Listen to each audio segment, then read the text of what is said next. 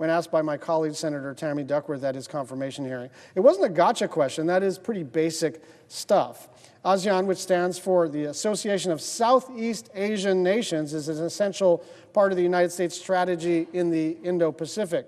These are key partners the Defense Secretary directly engages with. But Hegseth didn't even know the first thing about them and named a bunch of countries that don't even belong to the organization. Later, when he was asked by Senator Slotkin whether he would carry out an illegal order from Donald Trump, like using the military against civilians, he refused to give a straight answer.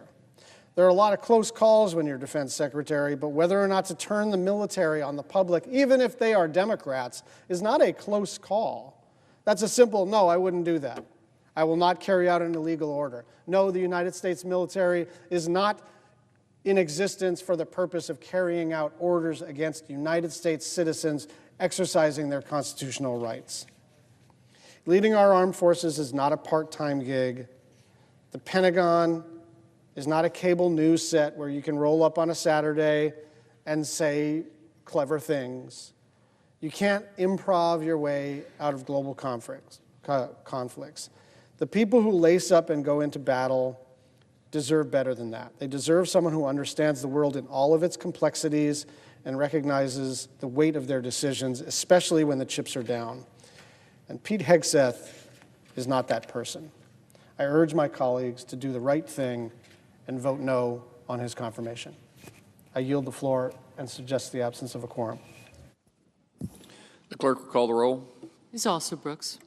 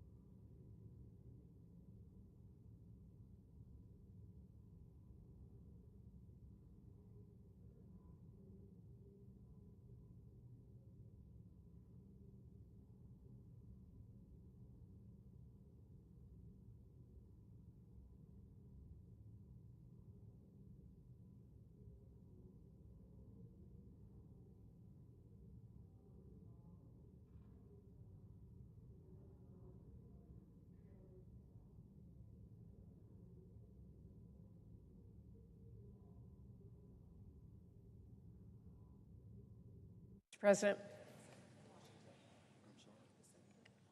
The senator from Washington.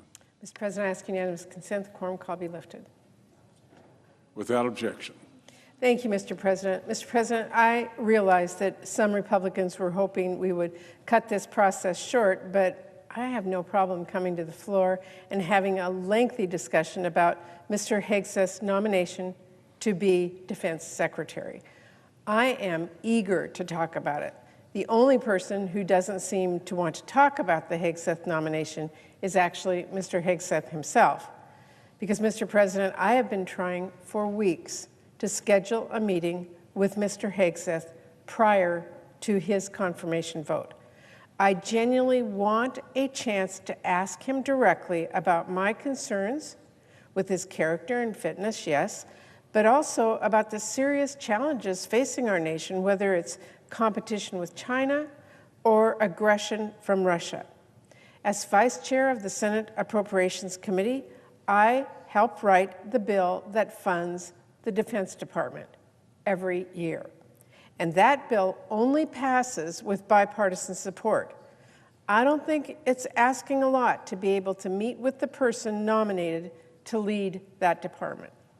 I've had the opportunity to meet with 10 of President Trump's cabinet nominees, and I look forward to meeting with more before they are confirmed by the Senate. Conducting these meetings is the absolute bare minimum given the role of each senator and the constituents they represent. But Mr. Hegseth refused to meet with me and has to refuse to meet with many of my Democratic colleagues. I think most Americans would agree you shouldn't get the job if you decide you can skip the job interview. Every nominee should be willing to meet with senators, regardless of their party, to answer basic questions about how they would approach their role if confirmed. It's honestly beneath the dignity of the role he aspires to for Mr. Hegseth to refuse to meet one-on-one with most Democrats. What is he afraid of? Are the questions we have to ask really that hard? I mean, if Mr. Hegseth is afraid of me, how is he going to stand up to China? Meeting with members on both sides isn't just some formality. If you are confirmed, it is part of the job. So this is a serious concern, and one of the many concerns I have now with Mr. Hegseth's qualifications, his positions, and his character. Let's be perfectly clear about the stakes here. We are talking about who we will put in command of the most powerful military in the world. There is nothing on Mr. Hegseth's resume that remotely suggests he has the experience for that role. I have deep appreciation for his service to our country. I do. But let's not kid ourselves here. I don't see how being a Fox TV host prepares you to lead 3 million service members and civilians. I don't see how bankrupting a veterans nonprofit through wasteful spending qualifies you to manage a budget of nearly $900 billion. Moreover, we really truly have no sense of what his understanding of military policy is or what his strategic priorities would be. Now, thanks to Senator Duckworth, we know he is someone who can't name a single country in ASEAN. I mean, that ignorance is alarming. Senators only had 7 minutes during his confirmation hearing to ask questions. Many asked the questions we knew our Republican colleagues would not, regarding Hegseth's questionable character and fitness. Important questions, absolutely. But because we had to spend so much time understanding if he even could do this job at the most basic level, we had precious little time to ask him about how he would do his job. How would Pete Hegseth ensure that our service members and their families have the resources they need at home and abroad? How does he plan to reduce costs and development times for key military capabilities that are critical to our national security? How would he invest in our defense industrial base and public shipyard like the one in my home state of Washington? How does he view the pacing threat in the Indo-Pacific? And how would he work with our partners and our allies to prepare for a potential conflict? Does he have any thoughts on that at all? This is just not a serious candidate who has thoughtful positions on the challenges that we face. You know what position he is serious about? What he has stated over and over again? And I quote, "I'm straight up just saying we should not have women in combat roles." He said that last November. Or quote, "We need moms, but not in the military, especially in combat units." Now, that is infuriating and disqualifying, and I don't have to try very hard to imagine how that kind of condescending attitude will go over with our women in uniform. And after decades of comments like this, denigrating the role of women in the military in ways that simply do not square with reality, Mr. Hegseth's recent about-face on this topic is just not convincing. He has also made clear he has little regard for the Geneva Conventions. Now, maybe this is a bit old-fashioned of me, but I think we should have a Secretary of Defense who is firmly against war crimes. Not one who has spoken in favor of torture, like waterboarding, in favor of people convicted of war crimes, and questioned whether we should follow the Geneva Conventions. And let's not forget, in addition to having no real qualifications and many alarming positions, Mr. Hegseth also has many red flags that raise serious concerns about his character and his conduct. There's the report that he and his management team pursued women on his staff. There is the report that he took his employees to a strip club and got drunk. There is the report that he got drunk in uniform and had to be carried out of a strip club. There is the report that he chanted, "Kill all Muslims," while he was drunk. And beyond reporting, there are the police records backing up the account of a woman who told a nurse she may have been drugged and then raped by Pete Hegseth. Now, we couldn't hear from that woman because Mr. Hegseth reached a financial settlement, and he has now threatened to sue her for speaking out. And we almost didn't hear about that incident at all, since he didn't even disclose it when he was vetted. But there are other people we have now heard from. We know his mother once wrote to her son directly criticizing him as an abuser of women.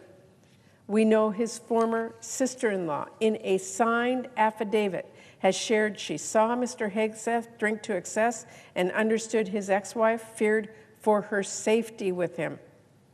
And we know that same ex-wife told the FBI, quote, "He drinks more than he doesn't." That is an awful lot of smoke for us to be ignoring the fire. There is absolutely no world where someone who has a history of running up debts at nonprofits should be responsible for overseeing half of our discretionary spending. There is no world where someone with a history of failing to address his irresponsible alcohol use should be given one of the most stressful jobs imaginable and should be making life and death decisions on a daily and an hourly basis. There is no world where we should have a predator running the Department of Defense that is responsible for the well-being of millions of women and men in uniform. I don't get how that is complicated. Mr. President, let me just end on this. There is no world where the person in charge of our military should see his fellow Americans as the enemy. But Mr. Hegseth has made clear that is his view. Regarding Democrats and Republicans, he has written, quote, and this is him, "The other side, the left, is not our friend. We are not esteemed colleagues nor mere political opponents. We are foes. Either we win or they win. We agree on nothing else." That is an especially dark view of our country. Our military uniforms do not say Democrat, they do not say Republican. They just don't. Mr. President, you cannot be an effective commander if your people don't trust you. But how are troops supposed to trust you to keep them safe in combat if you think half the nation is an enemy? How are Muslim service members supposed to trust you if you think their religion is a threat to our country? How are women's service members supposed to trust you if you think they should be at home? I don't have an answer to that. Maybe Mr. Hegseth doesn't either. Maybe that's why he won't meet with me. And then again, maybe it's because he thinks I'm his foe because I'm a Democrat. Or maybe he doesn't think I should have a say in the military issues because I'm a woman. Well, Mr. President, I do have a say. And I say someone like Mr. Hegseth is grossly unqualified to take on one of the most important jobs in the world, and I will be voting against him. And I urge my Republican colleagues to seriously consider the message it will send to confirm someone for Secretary of Defense who has failed time and again to meet the most basic standards of conduct our women and men in uniform are required to live up to. Thank you, Mr. President. I yield the floor. I suggest the absence of a quorum. The clerk will call the roll. Ms. Also Brooks.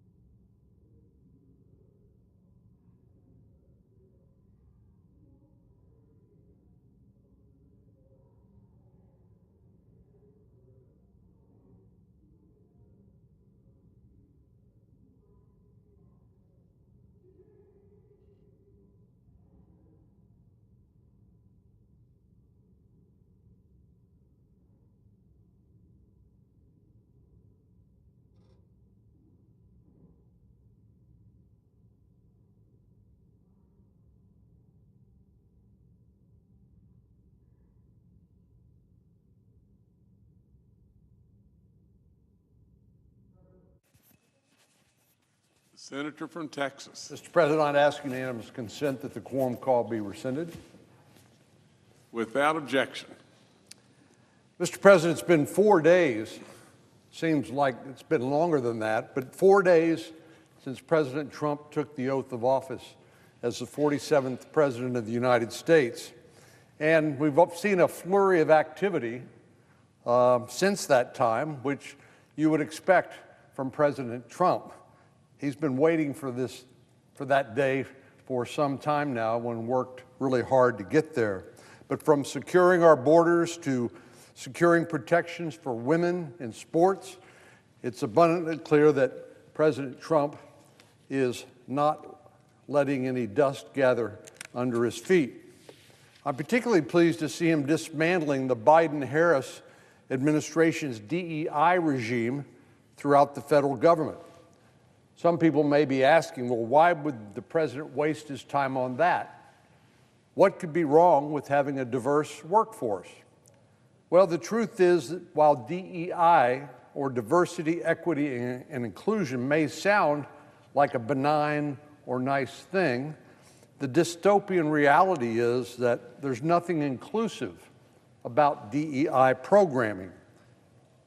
On the contrary, it's quite divisive. In practice, DEI initiatives do the exact opposite of what they purport to do, and they fly directly in the face of everything that America stands for. On Monday of this week, we celebrated Martin Luther King Jr.'s birthday, and what was perhaps Dr. King's most famous speech, the I Have a Dream speech, he said, "I have a dream that my 4 children will one day live in a nation where they will not be judged by the color of their skin, but rather by the content of their character." To me, that's the ideal. At the heart of the civil rights movement was a desire for everyone, regardless of race or gender, to compete on a level, merit-based playing field. What's so misguided about these DEI initiatives is that they do the exact opposite of what Martin Luther King spoke about. Instead of judging people on the content of their character, the DEI regime would have us assign points to people based on characteristics like skin color or gender, and give preferential treatment to people on that basis. These are immutable characteristics, not something any of us can control. And so it's profoundly unfair to decide that one person in a job candidate pool gets more weight put on their application because of something that was an accident of their birth. I think most people would, if they understand what DEI is all about, would agree that this amounts to an unfair hiring practice. It treats people differently based on gender or the color of their skin or some other immutable characteristic. But President Trump's executive order does not just affect federal hiring. It also directs agencies and department heads to eliminate DEI practices in grants and contracts as well. I think this would be a great opportunity for the Department on Government Efficiency to take a look at it as well, as there's a lot of room to eliminate waste and inefficiency in federal grants and contracts. According to the Government Accounting Office, GAO, the federal government spent $759 billion on federal contracts in 2023, which represents roughly 12.5% of federal government spending for that fiscal year. A significant number of these contracts are for the Department of Defense. With billions of dollars and our national security on the line, it's critical that these contracts are awarded to contractors on merit, not based on some DEI-centered criteria. So we owe it to the taxpayers to be selecting the best and the brightest and the most effective people for a job, not picking the consulting firm that simply racked up with the most DEI points. One of the downstream effects of DEI requirements in federal contracts is they create an incentive structure for these divisive practices to bleed into the corporate world. This goes all the way back to then President Richard Nixon, who implemented affirmative action requirements for private companies that contract with the federal government. Since that time, there have even been instances of companies committing outright fraud in order to qualify for contracts that were prioritized for minority-owned businesses by claiming that an employee is a 51% owner in order to qualify for a minority-owned status and thus get preferential treatment. Now, some of the folks in the media, not surprisingly, are framing this action by President Trump as a reversal of the progress that we've made in America in the civil rights era, but nothing could be farther from the truth. What we have to keep in mind is that the reforms of the civil rights era were enacted to address the particular problems that our nation was going through at that time, namely segregation and widespread racial discrimination. Of course, these practices of racial discrimination were so widespread during that time. This was far from our finest moments as a nation. And I'm thankful that our country has been able to move forward from that era.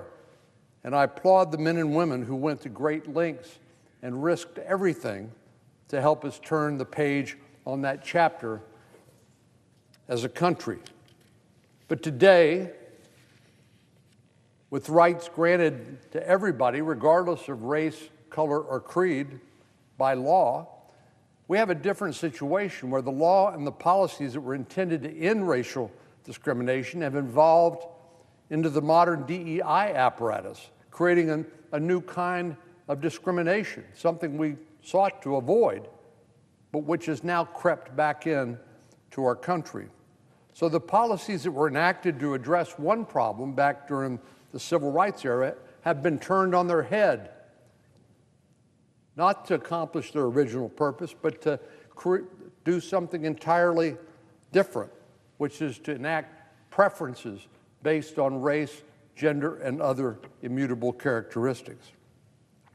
In fact, while the Civil Rights Act was being debated right here on the Senate floor, one of its architects, Senator Humphrey, expressed direct opposition to what is now part of the DEI bureaucracy. He said, if the senator can find in Title VII any language that provides that an employer will have to hire based on the percentage or quota related to race, color, religion, or national origin, I will start eating the pages one after another because it's not there. So I think it's fair to say that President Trump's actions earlier this week are not a reversal of the progress we've made since the civil rights movement. They are better understood as the righting of the ship, back to what Congress and the nation intended to accomplish, a nation where all people have a chance to succeed or fail based on their merit and not on race.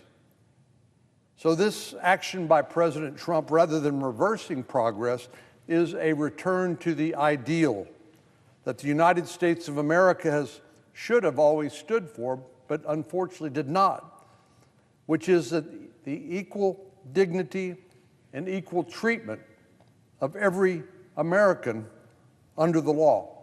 That's our goal, and I'm glad to see President Trump has returned us to that original idea since the civil rights era, rather than to somehow paper over this effort to treat people differently based on their race, gender, or other characteristics.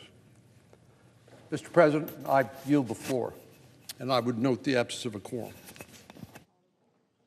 The clerk will call the roll. Ms. Also Brooks.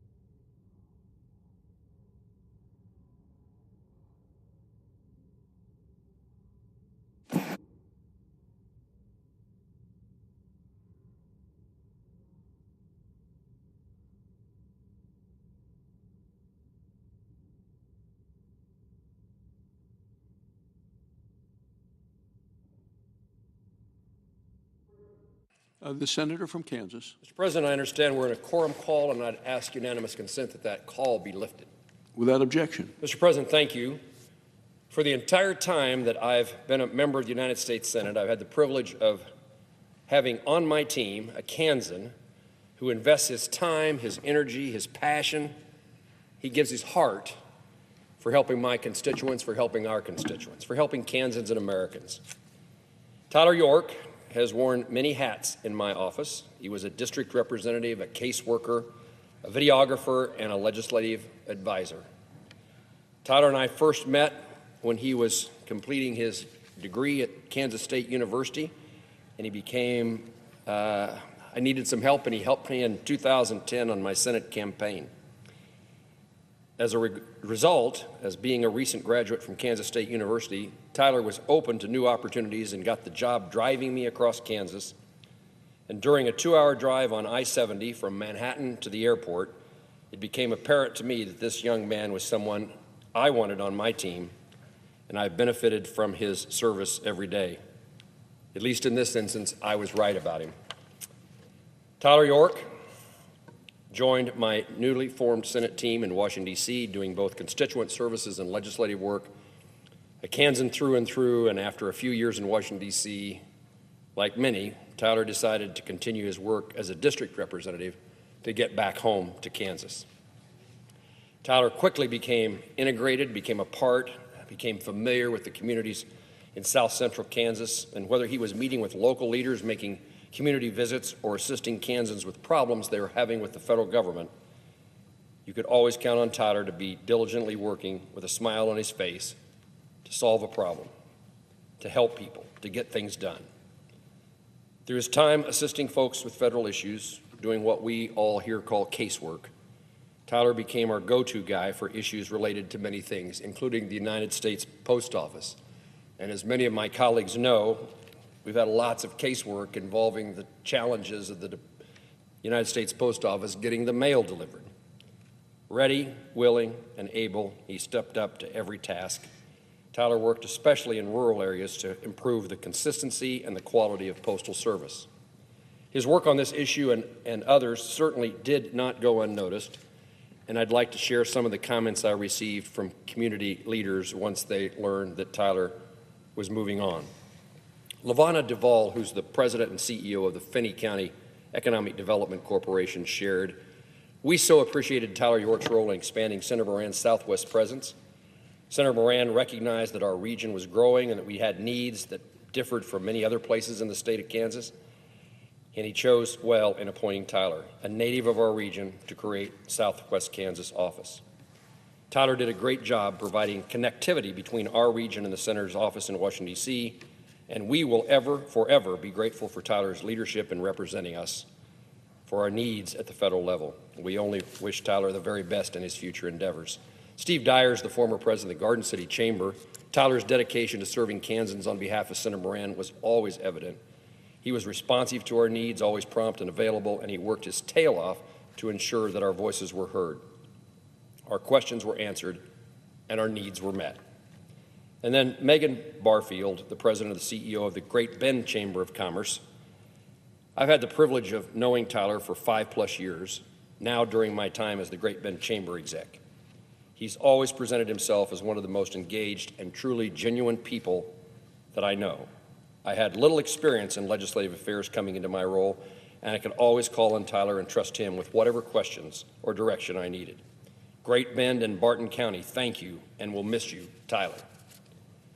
Much of Tyler's most important work happened during times of hardship and adversity. In March of 2017, a wildfire burned across western Kansas, stirred up by high winds and fueled by dry prairie grasses. The fire lasted nearly a week and burned more than 450,000 acres across Kansas. Farms, ranches, businesses, homes were lost to the fires. And this fire occurred around Ashland, Kansas, in the county that is Tyler's hometown and home county. And it was one of the main victims of that fire. So his hometown, his neighbors, the people he grew up with were in jeopardy. It was a devastating time for the community, but they had a great ally in Tyler. They knew him and they trusted him. In the weeks following the fire, Tyler worked nonstop connecting first responders, landowners, local leaders with federal emergency resources.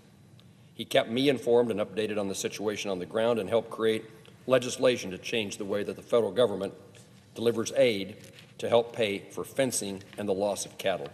That legislation became law and made a significant difference then and continuing. He took great care of the people of Ashland, not just because it was his job, but because he truly, truly cared about them. Tyler's help also extended beyond the borders of Kansas to the country of Afghanistan. Following the U.S. military's abrupt withdrawal from Afghanistan in 2021, we began receiving calls. As I recall, we received more than 1,000 inquiries from Kansas asking what we could do to help people who were stranded in Afghanistan, people who helped our soldiers, our interpreters, people who had a religion different than what the Taliban's beliefs are. 1,000+ Kansans said, we need your help to get somebody out of Afghanistan that we know. Tyler quickly became personally invested in these cases. This was a very difficult time for all of us, and Tyler working day and night, making phone calls, contacting embassies. He was one of those individuals who took the people's problems, which in this case were life and death, to heart. It was a difficult time for Tyler and for our office, as he wanted to have success in getting every individual that he learned about out of Afghanistan. He helped rescue 23 people, including children, from Kabul, Afghanistan in 2021. One set of Kansans Tyler's helped was the family of U.S. Army veteran Fatima Jakhori. She had this to share about Tyler. Tyler York truly embodies the American spirit, helping others see the vision of the American dream by building ties with community members, listening to Kansans, and working tirelessly for Americans. It was one of the most uncertain times in history. Tyler acted to ensure all Kansans were heard, welcomed, and supported. Words cannot express my gratitude for Tyler. Tyler is the compass pointing at the direction to be a great American and a greater man. Tyler became friends of those people he helped escape from Afghanistan. He became a part of their families. I know that this job often took Tyler on the road driving around Kansas and missing valuable time with his family, his wife, Alicia. I want to express my gratitude to Tyler's family for supporting him in his work and for being gracious when he had to miss dinner or an important event because he was pulled away to work. Tyler spent his entire career on Capitol Hill in my office, and for that I would like to express my gratefulness to him. While I'm saddened that his time working for me has concluded, I'm thankful to have had the opportunity to work with him, beside him, over the last 14 years. He kept good stats on the work that he did, and it's quite impressive. 4,191 meetings, 2,053 individuals, families, organizations that he assisted in casework, 761 reports or memos drafted, 105 counties visit, that's every county in Kansas, 11 years of working to pass legislation to reform the post office, 3 new USDA programs developed as a direct result of the 2017 fires in Clark County. In the next phase of his career, Tyler will still be helping Kansans as an executive officer with the Wichita Area Builders Association, supporting home builders, their customers, and the regional industry in South Central Kansas. Tyler, your invaluable experience, joyful attitude, your constant drive to improve not only yourself, but those around you, and I include me, as being improved by your presence in my personal and professional life. You are and will be dearly missed. I wish you all the best in your future endeavors, and I look forward to hearing of your continued service to our state and its people. Mr. President, I yield the floor. President. The senator from New Hampshire. Thank you, Mr. President, and I want to extend my thanks to my colleague from Kansas for sharing that wonderful reflection on Tyler's exceptional work for the people of Kansas and for the people of the United States. We are blessed to have wonderful people to work with in this job. Mr. President, I rise right now and today for the purpose of joining my colleagues from both sides of the aisle in opposing Mr. Hegseth's nomination as Secretary of Defense. I appreciate Mr. Hegseth's military service. Indeed, when evaluating his nomination, his service was what I appreciated most about his background. But unfortunately, it's clear that Mr. Hegseth does not have the skills, experience, record, or character to lead a department that has a budget of more than $800 billion and is the largest employer of men and women in our country, and is tasked with safeguarding our nation's security and freedom. We take pride as Americans in the fact that our military is the very best. The standard of excellence and professionalism set by the men and women of our armed forces is central to our military's success and to our country's success. This high standard of competency and character, of both unmatched ability and uncommon virtue, is why America's armed forces command the respect of our friends, the fear of our foes, and the abiding faith of freedom-loving people everywhere. America boasts the greatest fighting force in the history of the world. The heroes who serve in our armed forces deserve a leader who is worthy of that greatness. And Mr. Hegseth is plainly not up to that task. Like many of my colleagues, I have concerns regarding Mr. Hegseth's character, the documented accusations about his excessive and uncontrolled drinking, his sexual harassment, sexual assault, and now accusations of being abusive to his ex-wife.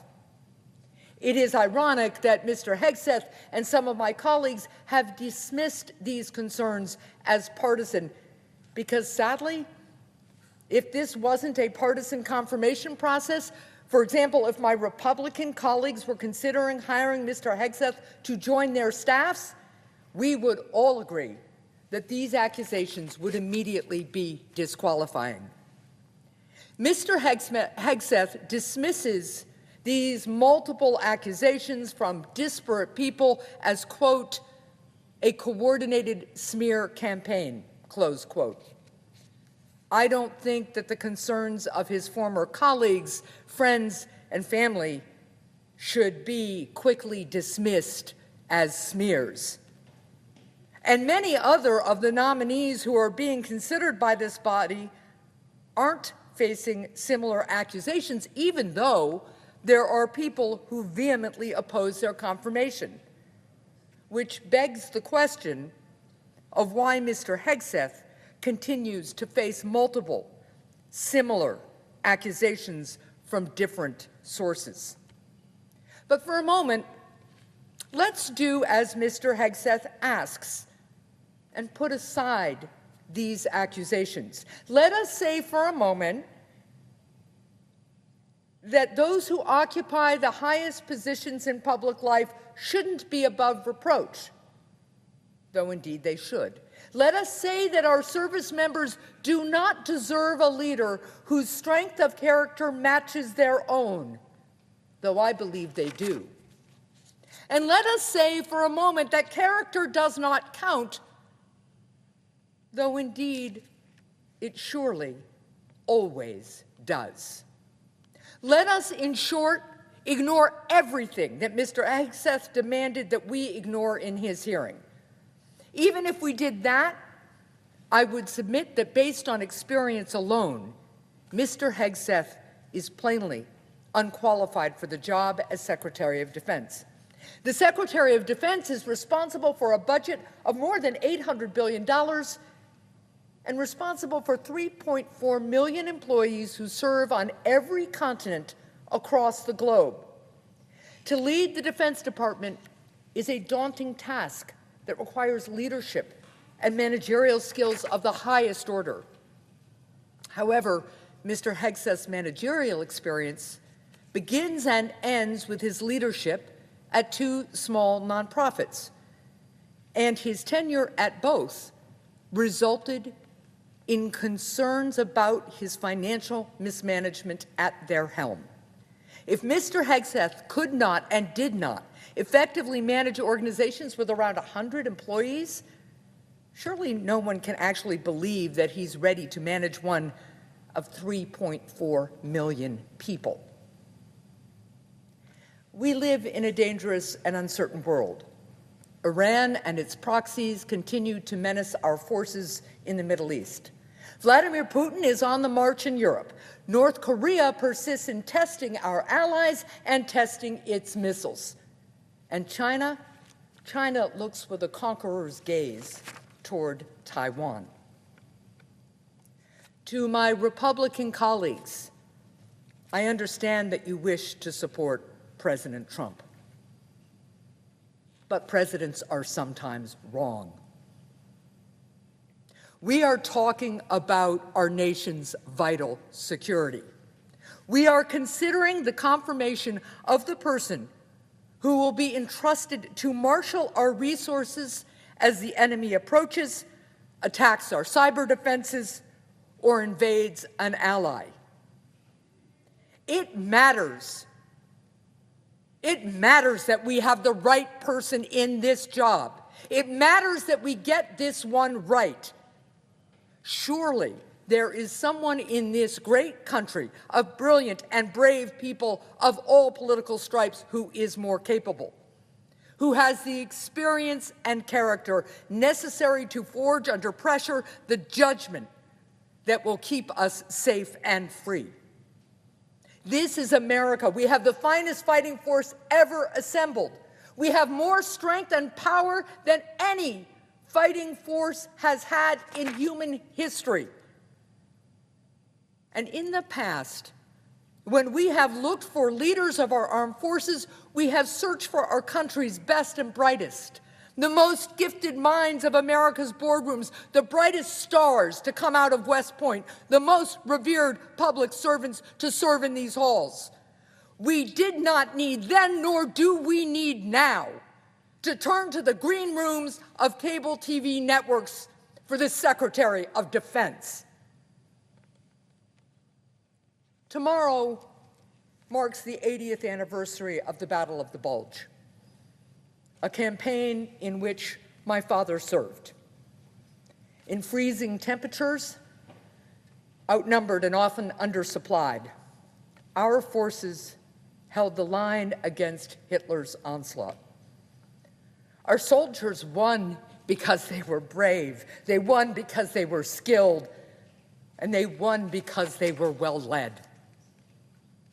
Surely, the armed forces of the United States of America, the victors of the Ardennes, of Gettysburg and Midway, and 1,000 places in between and since, surely they need a leader who they can have full faith in.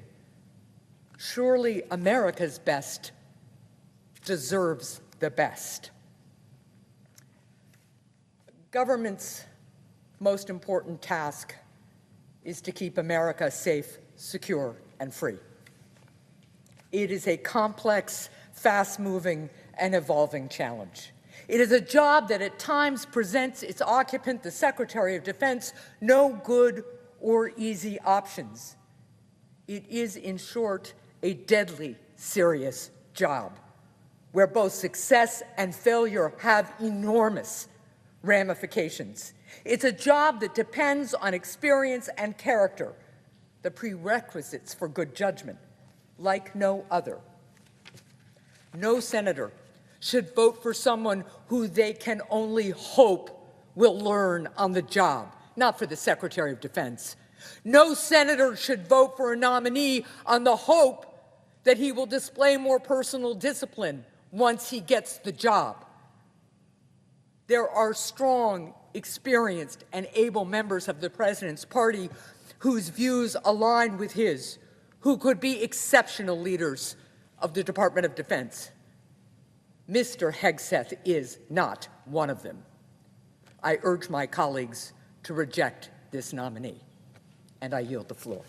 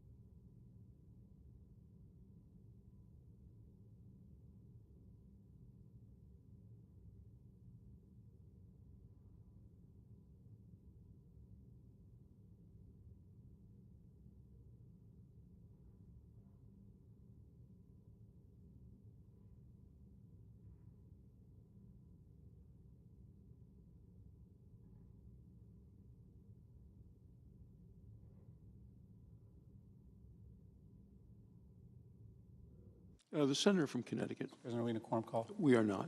Thank you, Mr. President.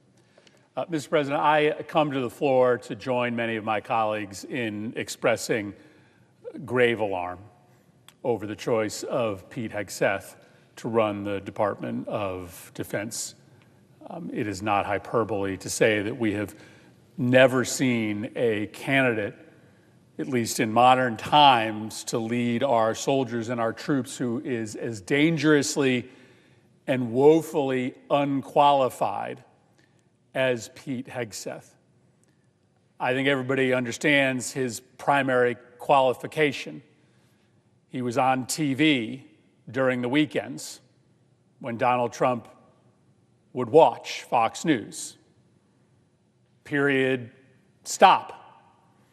Because as we have learned more about Pete Hegseth, his history of sexual misconduct, his history of public drunkenness, his history of financial mismanagement, it appears as if there must be thousands of other people who were easily more qualified. But I want to talk today about his qualifications, his views that he's made known on television, that he has expressed to the committee about how he would do the job. I think his history of personal misconduct in and of itself is disqualifying. It's just an embarrassment to the country at a moment when we want to win more friends and allies. It's just the wrong match for a department that oversees the moral and professional development of young men and women. To have somebody like that, with that kind of history, leading the agency. But it is also important, the views that he has expressed on how he would run the Department of Defense, because I fear he will run it into the ground. First, let me talk about the politicization of the Department of Defense. Listen, I don't like the fact that all across government, the design seems to be that if you don't agree with President Trump's political ideas, that if you don't pledge loyalty to President Trump, you don't have any future in the federal government. That's not how we've ever run the federal government. Yes, we've always had a class of political appointees. Yes, you want the people at the very top of each department to be broadly aligned with your view of the world. But this administration, most recently by reclassifying thousands of employees in the federal government to make them political, to make them immediately fireable, is a fundamental rewrite of the way that we traditionally view government. We want civil servants, people whose oath, whose loyalty is to the American public, is to the Constitution, is to the law, not simply to a political party or to a political ideology. Kash Patel has made it very clear he doesn't want anybody in the Department of Justice who doesn't line up with his particular political view of the world. And Pete Hegseth seems to be of the same mind. He seems to be proposing creating a Department of Defense that abandons its core values and its traditional review processes in favor of a new culture of paranoia and mistrust amidst unexplained firings for even being perceived as having the wrong political leanings. Now, this didn't happen inside the Department of Defense, but it's the highest profile firing in the national security chain of command. On Monday, on Trump's first day in office, he fired the head of the Coast Guard, Commandant Linda Fagan, without explanation, beyond anonymous statements to the press about vague concerns about Fagan's approach to programs aimed at improving diversity or opportunity within the Coast Guard. Many of us have had the opportunity to work with Admiral Fagan. She's a straight shooter. She improved morale at the Coast Guard. She has vigorously defended our shores. She has helped increase readiness. There's nothing political. There was nothing political about Linda Fagan and her career of service to this country to become the first woman to lead the Coast Guard. And yet she was fired on Monday without explanation, except for these anonymously sourced vague concerns about her focus on trying to bring more women into the Coast Guard and more cadets of color.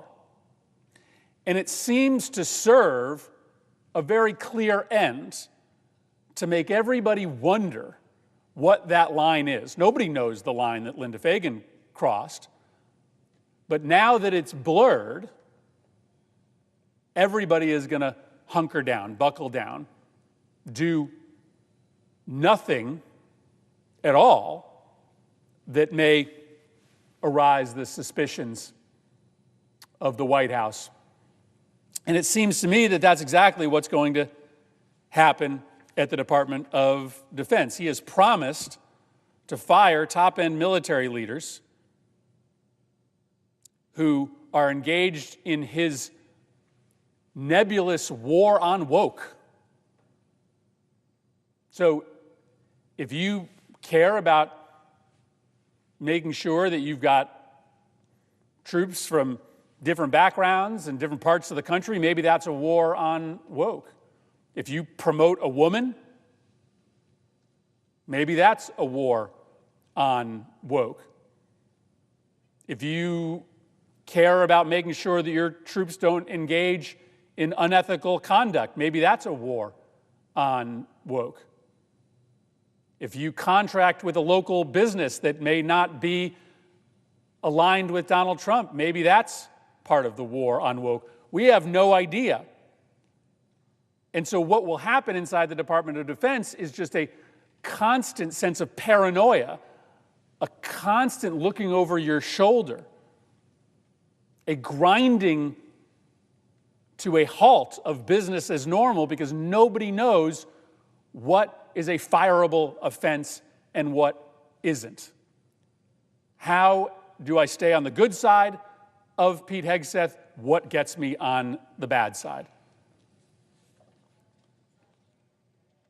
Second, I want to talk about his views on women in combat.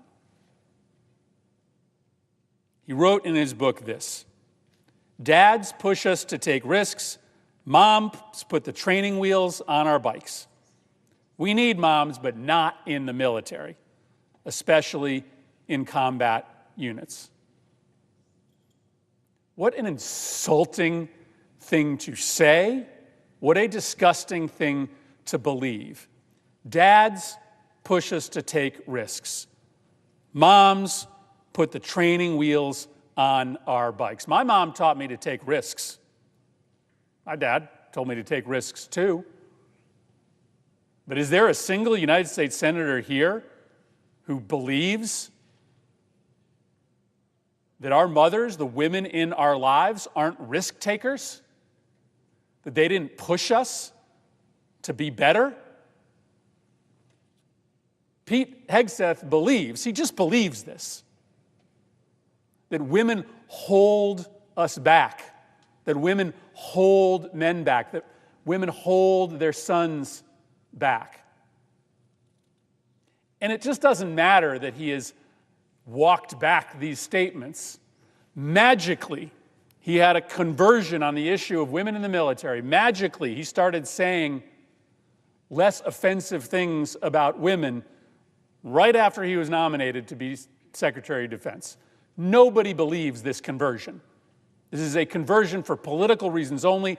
It does not mask the fact that this is what Pete Hegseth believes, that he believes that women are inferior to men. And again, not just that they shouldn't engage in combat.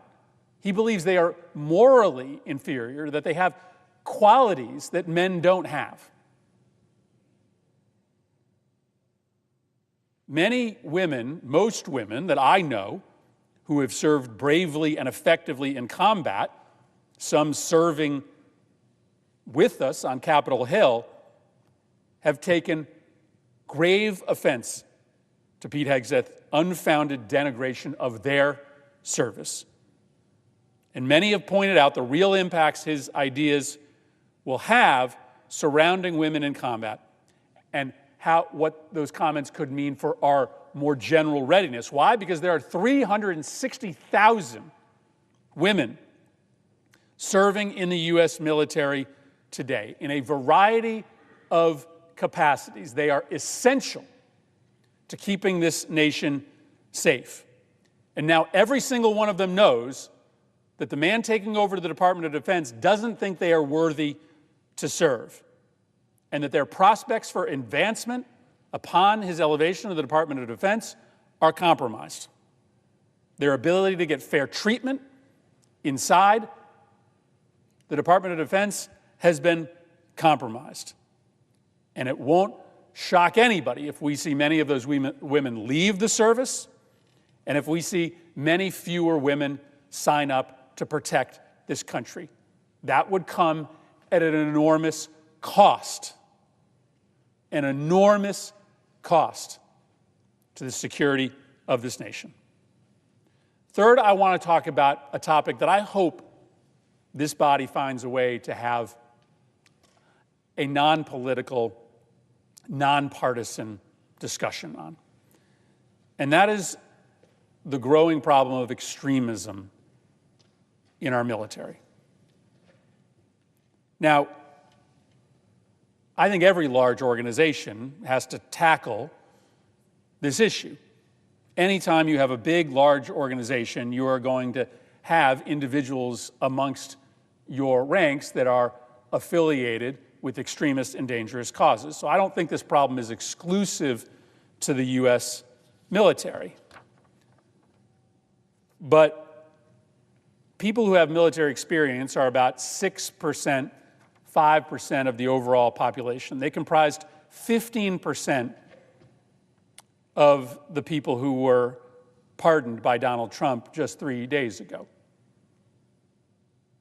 A share 3 times greater than that of the general population. We have watched as a disproportionate share of individuals who have engaged in mass shootings have had a military background. Now, a lot of that is connected to post-traumatic stress disorder and our failure to get services to those individuals. That's on us, and we should have that conversation as well. But Pete Hegseth has said that this issue of whether the Oath Keepers and the Proud Boys have influence inside the military, and there are plenty of reports that there are lots of active channels of communication and recruitment between these right-wing groups and the military. He says that that problem is fake. It's fake. Now, I don't know the extent of this problem, but I know it's something we should talk about. And I'm very, very worried to have a Secretary of Defense who doesn't believe it's a problem even worth mentioning. And then lastly, Madam President, I want to talk about what I maybe think is the most dangerous part of Pete Hegseth's views on the military, and that is his history of support for war criminals, his low regard for the Code of Military Justice, and his disbelief, his non-belief in the concept of international law and the laws of war. It's pretty shocking that we are even having a debate here about whether the United States military should engage in torture or adhere to the Geneva Conventions. For those of us that served with John McCain, I cannot believe what he would think about the decision of a Republican president to appoint a Secretary of Defense who does not believe in the Geneva Conventions and the basic laws of war, and claims that it is weak or unmanly to believe that there should be some common set of rules about how we engage in war.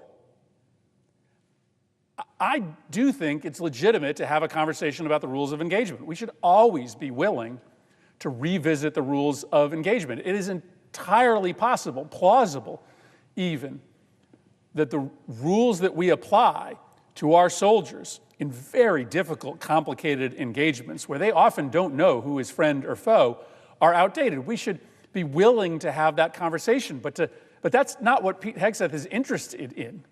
He is interested in obliterating the rules of engagement.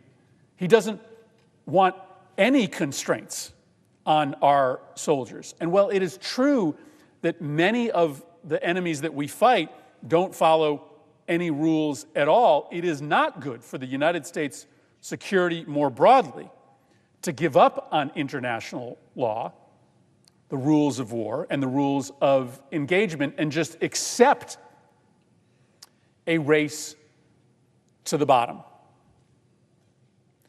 At the hearing, Ranking Member Reid asked Pete Hegseth about 3 instances of clemency granted by President Trump in 2019. Grants of clemency that the nominee supports. One soldier, a lieutenant in the Army, had been serving for 19 years in prison and was pardoned after being convicted of 2 counts of second-degree murder for ordering a soldier to fire on unarmed Afghan motorcyclists in 2012. Another was pardoned after being charged with murder, just murder, of an Afghan in 2010. Another pardon was for an individual who posed and took photos with a corpse during a 2017 deployment to Iraq. This problem is minuscule inside our armed forces. It really is, right? 99.9% of our soldiers, men and women who fight for us, are never, ever engaged in these kind of horrific crimes. But the reason for that is A, that we have good moral people fighting for us, but B, because we have a code of conduct. And that deterrent helps to make sure that the instances of misconduct are very, very small, are infinitesimal. If all of a sudden that code of conduct is obliterated, and it becomes harder for our military leadership to make sure that when we are in war, we are following those rules of engagement. And remember, our power in the world is our tanks and our soldiers, our airplanes and our aircraft carriers, but it has always been our moral authority. We have never been perfect. We have never had leadership that was perfect. But to voluntarily give up on our belief that U.S. troops are held to a higher standard than our enemies, that shrinks our power in the world. That makes enemies run away from us. And in a world today where there is just a descent from truth, right? That's what Putin wants. Putin wants to obliterate objectivism in this world, to believe that there is no right or wrong, that everything is just an individual's viewpoint. When we retreat from those long-held and consensus-developed ideas about, for instance, not torturing our enemies during times of war, it provides a lift and assist to people like Putin, who are trying to make us believe that there is no such thing as right or wrong in the world, that it is all just different shades of gray. So I understand that much of the debate here will be about this litany of really ugly personal misconduct. And I think that is reason alone to say, you know what, find somebody else. it's not as if Pete Hegseth is the only person qualified to run the Department of Defense. There are other people who are loyal to Donald Trump, who are conservative, maybe even believe in this campaign against wokeism, but don't have the history of personal misconduct.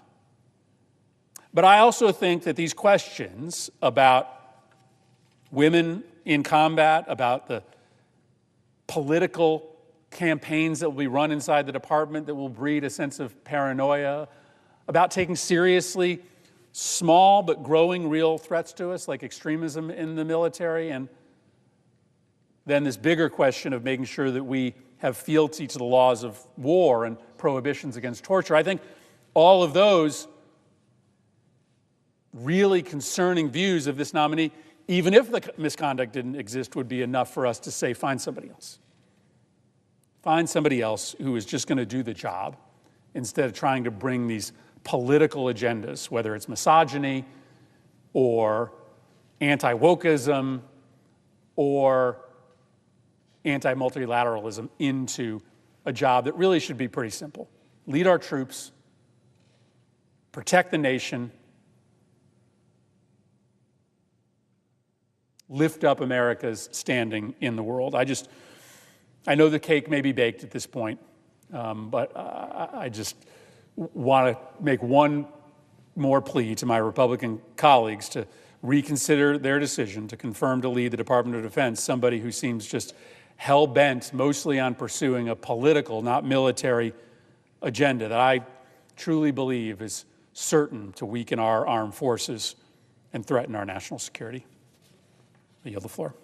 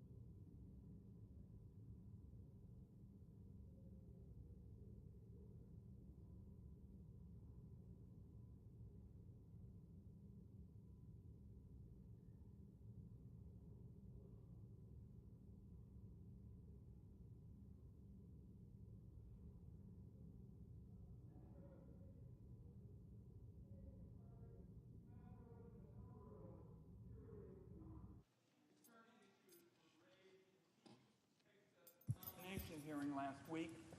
And in the Hegseth nomination hearing last week, there were a number of important issues, and I'd like to speak to one that is central to both America's national security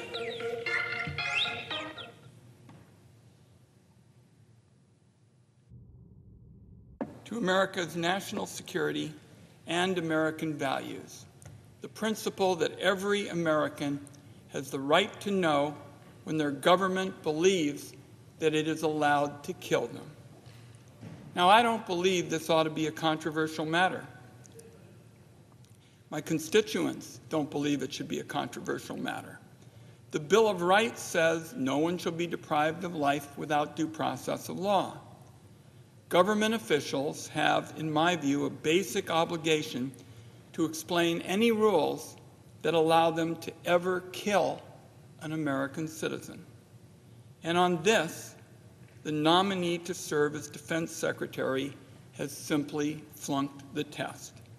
His refusal to answer basic questions before the Senate Committee on Armed Services ought to trouble every single American. Now, I want to focus on that fundamental question concerning the government's power to kill Americans and why Americans have to keep fighting, and senators, for transparency. Over a decade ago, the Obama administration took the position that their analysis of the president's legal authority to deliberately kill Americans was secret, and they refused to share that. As I said at the time, I believe that position was just unacceptable. And I told the Obama administration if an American takes up arms against the United States as part of a foreign army or a terrorist group, there are indeed circumstances where it is legal to use lethal force against that American. But the limits and the boundaries of the president's authority to kill Americans must be available to the public so that voters can decide whether that authority has sufficient safeguards. Now, the Obama administration initially disagreed with me. They were clearly reluctant to acknowledge specific limits on the president's power. To be candid, we had a pretty big public argument about that over a number of weeks. Many other senators got involved. In fact, Senator Paul, our colleague from Kentucky, brought the debate to a head with a 13-hour standing filibuster. I remember, Madam President, coming to the Senate floor to join Senator Paul, and there were a number of Republican colleagues who were there as well. I think one of the reasons it became such a significant debate and a viral moment is that it was literally exactly what our founding fathers envisioned. Members of the Senate coming together to check the power of the presidency. In response to this filibuster that Senator Paul and others were part of, the Obama administration came around to doing the right thing. Attorney General Holder sent Senator Paul a letter stating clearly that if an American is standing on U.S. soil, not engaged in combat, then the President of the United States does not have the authority to use military force against them. Now, obviously, there are a host of other important questions about the limits of the President's war powers. But I thought that letter from Attorney General Holder was an important concession. And I'm proud, Madam President, that Democrats and Republicans worked together on a bipartisan basis for it. So I was very troubled last week by the answers that Pete Hegseth gave in his nomination hearing before the Armed Services Committee. For example, our colleague, Senator Hirono, asked the nominee directly if he would carry out an order to shoot American citizens. Mr. Hegseth could have given the same answer that Attorney General Holder gave us a decade ago, but this nominee just refused to answer the question. Now, Madam President, it's even more troubling. Our colleague, Senator Slotkin, asked an even easier question. Senator Slotkin asked, is there such a thing as an illegal order? The answer to that question should very obviously be yes. If a president orders a Secretary of Defense to violate the law or the Constitution, that order is illegal. And it is, in my view, stunning that the nominee refused to answer this very straightforward question. Even our youngest soldiers, Madam President, in basic training know that it is their duty to refuse illegal orders. We should at least expect that much from our Secretary of Defense. So I say to my colleagues, in closing, that it comes down to this. I thought we agreed, Democrats and Republicans, people of a variety of different political philosophies, believe that what I've discussed are fundamentally important principles to America. We have fought hard in America to uphold them, and we did it together. I, for the life of me, don't understand why we're voting today to confirm a nominee who can't tell us point blank that he will oppose illegal orders and that he will uphold the Constitution of the United States. So for that reason, Madam President, I haven't spoken on the matter till just now. I intend to vote no on Mr. Hegseth's nomination, and frankly, I wish more of my colleagues across the aisle, for the reasons that have been outlined here, were joining me in voting no. I yield the floor.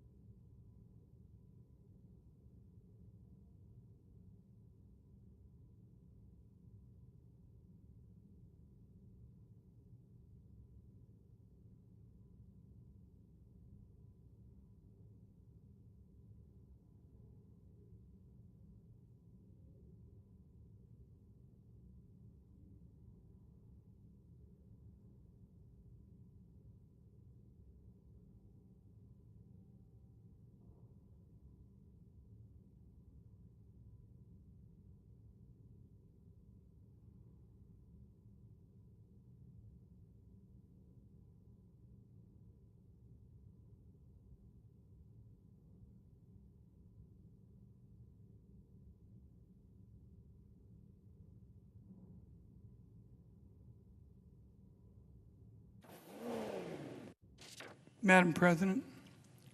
Senator from Oregon. Madam President, I ask unanimous consent that the following members of my team be granted floor privileges for the remainder of the Congress.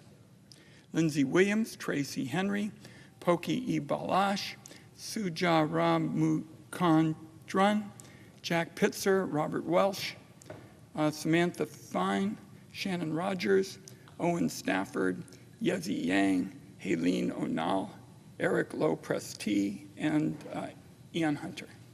Without objection. Thank you, Madam President.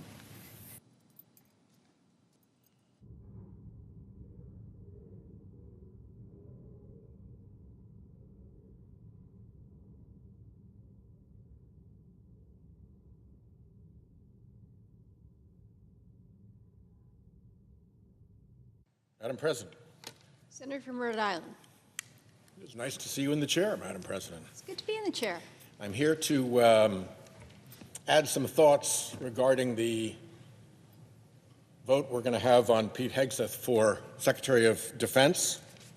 Of course, in this, as a Rhode Island junior senator, I am very cognizant of the important role that my senior senator, Jack Reed, has had on the Committee of Jurisdiction, the Senate Armed Services Committee, and I want to give him tribute for the way he has conducted himself. What I can bring to this conversation is a little bit about background investigations.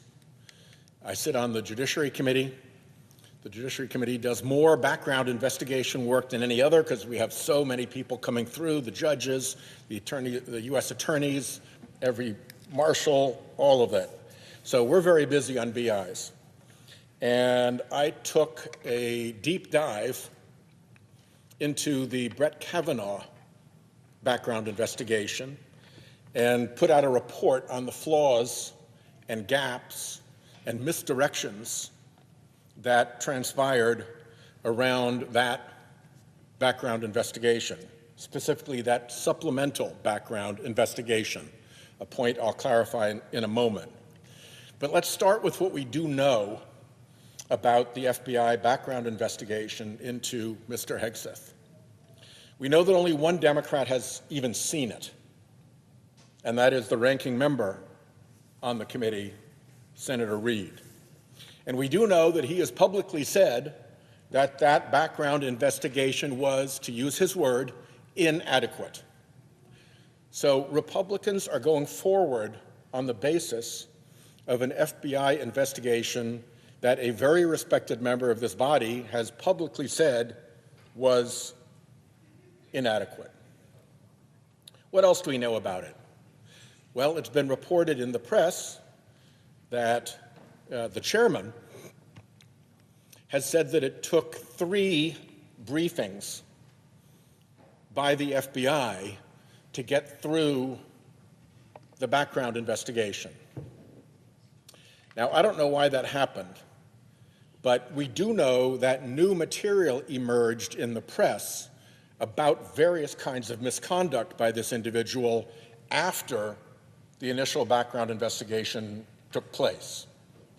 So the likeliest scenario to explain why there were 3 background investigations in the light of the recurring release of further information about his repeated misconduct is that there were supplemental background investigations after the original full-field FBI background investigation was completed. So let's presume that to be true. Again, we can't know this because this is all tied up in so much unnecessary secrecy, in my view. But let's presume that that's the case. What does that mean?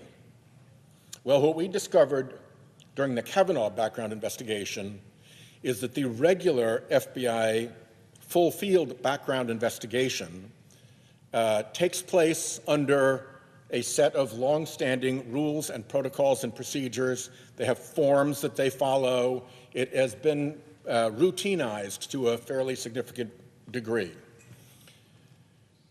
It's different than a proper FBI investigation. A proper FBI investigation in the criminal law enforcement front has a whole different set of controls and protocols and supervisory roles over that.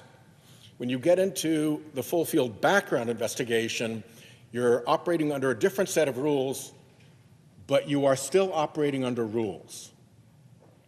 And you can ask the question to the FBI, was this background investigation conducted fully within the rules and the protocols for background investigations?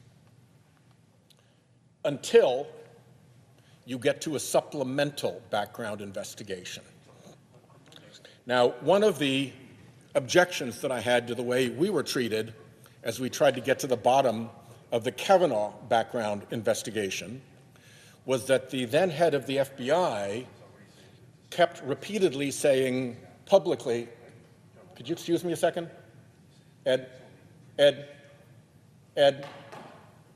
if you please. We were repeatedly told that the supplemental background investigation was done consistent with all of the FBI standard protocols and procedures. What was misleading about that, as we later discovered, is that for a supplemental background investigation, there are no operating procedures and protocols. Ray said that they comported with all of their procedures, didn't disclose that, in fact, there are no procedures to comport with. What is the FBI doing in a supplemental background investigation? They are doing only and exactly what the White House has instructed them to do, period. No more, no less, no procedure, no protocol. Which raises a huge question about the adequacy of this background investigation to the extent that in its later stages, it was a supplemental background investigation. We know that when the Kavanaugh investigation was going on, Republican senators were told that there was no corroboration being kind of an important legal term here, no corroboration of the charges that have been brought by Dr. Blasey Ford of his attack on her those many years ago. No corroboration. What we found out later on is that the instructions from the White House to the FBI for that supplemental background investigation related to her charges were don't look for, don't find, and don't report to us any corroborating information. We also found out that they never interviewed either Dr. Blasey Ford about her allegations or Brett Kavanaugh about his conduct.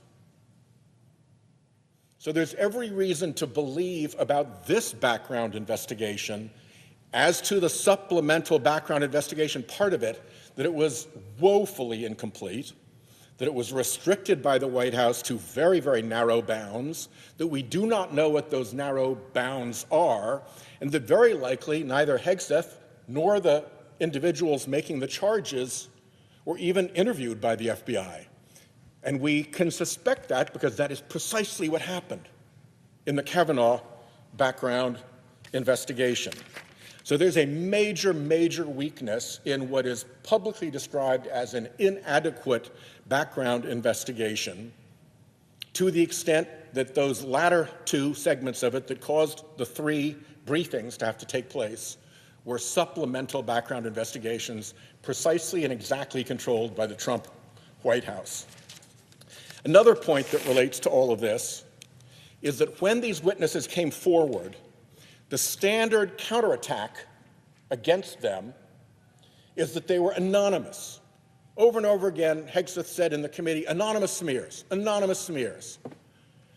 Madam Chair, these accusers were not anonymous. Not only were they not anonymous, they were willing and presented themselves as willing to be able to come over here and personally brief in their offices any Republican senator. It's not anonymous when you're willing to show up in a senator's office and give a personal briefing. What they weren't willing to do was to put their names out there publicly. Now, why would they want to steer away from that?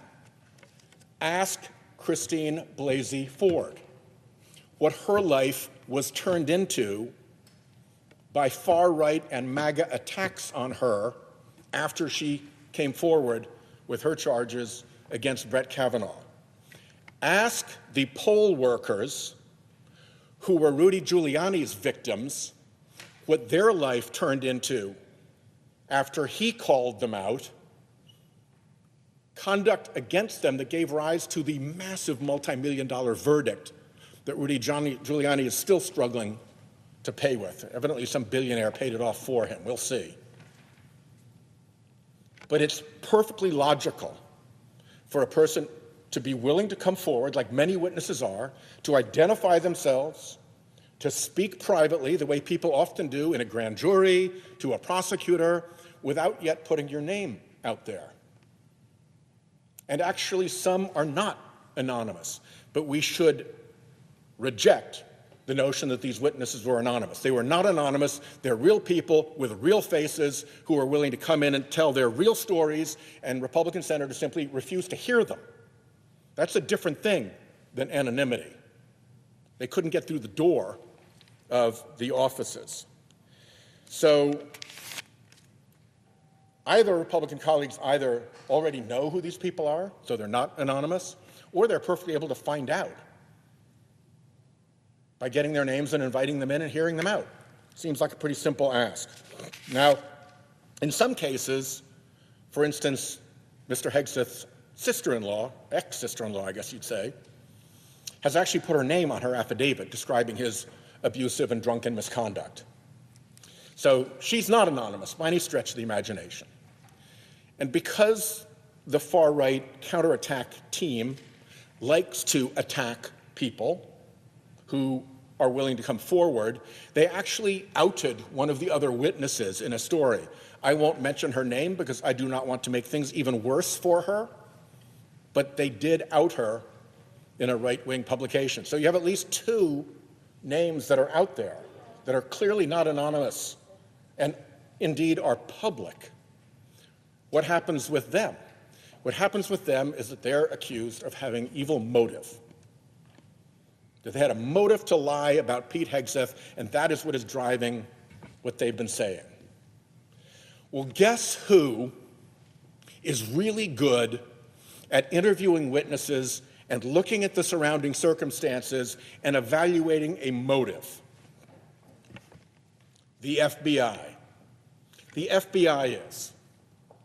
And so if the FBI, in this supplemental background investigation, was instructed not to evaluate motive, just to let that be a political hand grenade to throw with no foundation, then we have an extra layer of problems with this background investigation. So there's every reason to believe that the background investigation was inadequate and specifically directed by the White House away from relevant evidence, the way the Kavanaugh investigation was directed away from corroborating evidence. Here it would have been directed away from evidence of motive. And you got a real problem on your hands. And I urge my Republican colleagues, this is kind of last call. This guy gets in and starts to behave the way reasonable people could expect him to behave. You're going to own that. And when you say, oh, the background investigation should have brought that up, not if you didn't ask about the background investigation, not if you didn't get a real one, not if you didn't bring the actual witnesses in to hear from themselves. Now, we've had another little event recently, which is the pardons of the violent January 6 rioters. Before that pardon took place, our Republican colleagues said over and over again, that will never happen. This is a weird Democrat pipe dream. The very notion of pardoning these violent rioters who hurt police officers, who attacked and harmed police officers, is absurd, said one colleague. The vice president said it wasn't going to happen, it would be wrong. And after all that talk, all that reassurance, what happened? Donald Trump went right out and did it. So if you think there are guardrails around this individual, You've already been proven that they're not there. The thing you thought was absurd, the thing you thought would never happen, the thing you said was wrong, was done. And if that's not a lesson as we go forward into these other defective nominees, I can't help you. I can't make you vote any other way, but it ought to be clear that future misconduct by this guy, whether he's being drunk on duty or erratic or abusive or inappropriate with female staff and officers, or even abusing the power of our military to accomplish political purposes for President Trump, there's really no sign of guardrails to prevent that. And an inadequate FBI report is something that should be cleared up before Republicans are forced to vote on this. And it's in your power to look into these things and get it done. It's not in our power in the minority. We're doing the best we can. So I urge you to consider those dangers as we move forward towards this vote. And I thank the presiding officer, and I yield the floor.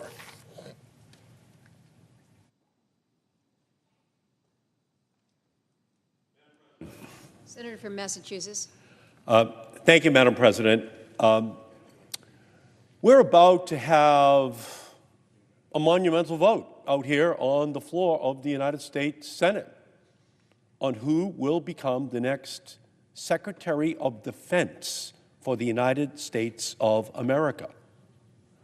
The defense budget in the United States is $900 billion. The person who is given that responsibility has to be exceptionally well qualified in order to deal with all of the responsibilities that are tied to those military and personnel decisions which have to be made, because there are 3.5 million service members, and there are hundreds of thousands of aircraft, of ships, of submarines, of combat vehicles, satellites, and the nuclear arsenal.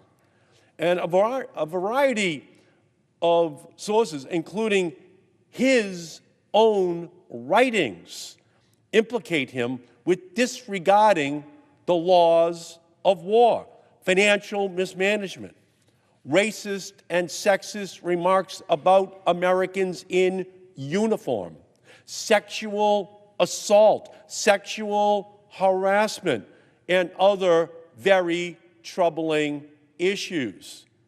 These are perilous times, and the position of Secretary of Defense demands a leader of unparalleled experience, wisdom, and above all else, character. The Secretary of Defense carries an immense responsibility, not only to the American people, but to the service members who they lead. If confirmed, Mr. Hegseth will have a responsibility to serve our service members in a manner that is fair and nonpartisan and responsible. And yet, Mr. Hegseth has demonstrated that he is incapable of doing so. He has said, this is a quote, "I'm straight up just saying we should not have women in combat roles," and he's opposed to transgender people serving in the military despite their willingness to serve and sacrifice for our country right now. He called reproductive justice absolutely and utterly meaningless in the military. He opposed Pentagon policies to help service members get reproductive care, including IVF, to start a family. These are American service members. I find Hegseth's record extremely alarming. He is nominated to lead an agency charged with defending American freedom abroad, yet he does not stand for freedom and dignity and respect for the service members of the United States of America in the military. Indeed, Mr. Hegseth's own writings and alleged conduct should disqualify him from holding any leadership position in the military, much less being confirmed as the Secretary of Defense for our nation. Donald Trump dared to impugn the legacy of the late Honorable Congressman John Lewis by saying, quote, "John Lewis was all talk and no action."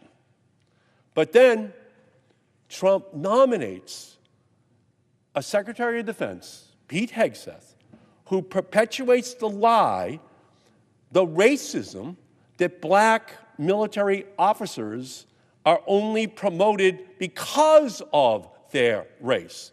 Tell that to Colin Powell. Tell that to Lloyd Austin, that they were only promoted because of their color. This is not just a failure of leadership. It is a moral crisis that strikes at the heart of who we are as a people. It is not enough to just oppose Trump's vision. And there are hundreds of thousands of women in the military right now. 19% of our military is African American. These are Hegseth's own words about this very high percentage of the members of our military right now. So the criticism of Hegseth is bipartisan. Senators from both sides of the aisle are opposed to this nomination. And if you didn't know anything else about him, if we didn't have any more hearings, if we didn't have any more documents, if we didn't have any other people coming forward, we already have enough evidence. Eye-watering detail sufficient to cast a no vote on the floor of the United States Senate on this nomination.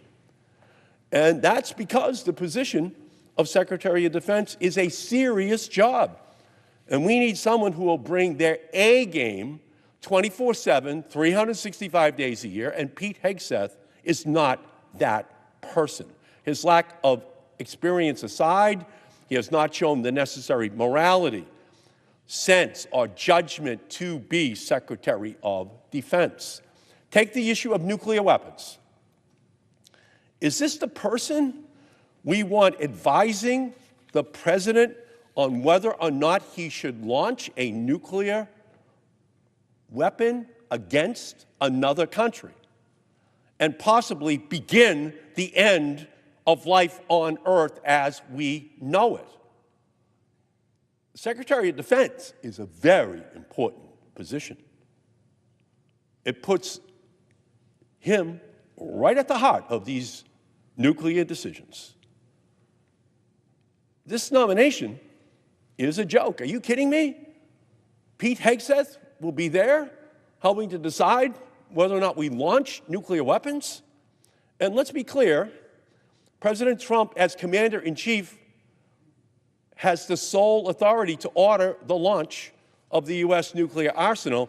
This is crazy on its face that one person can determine whether or not we start a nuclear war with no consultation with anyone else. That is just absolutely absurd on its face, because no one person, particularly not President Trump, should have that unilateral power to start nuclear war.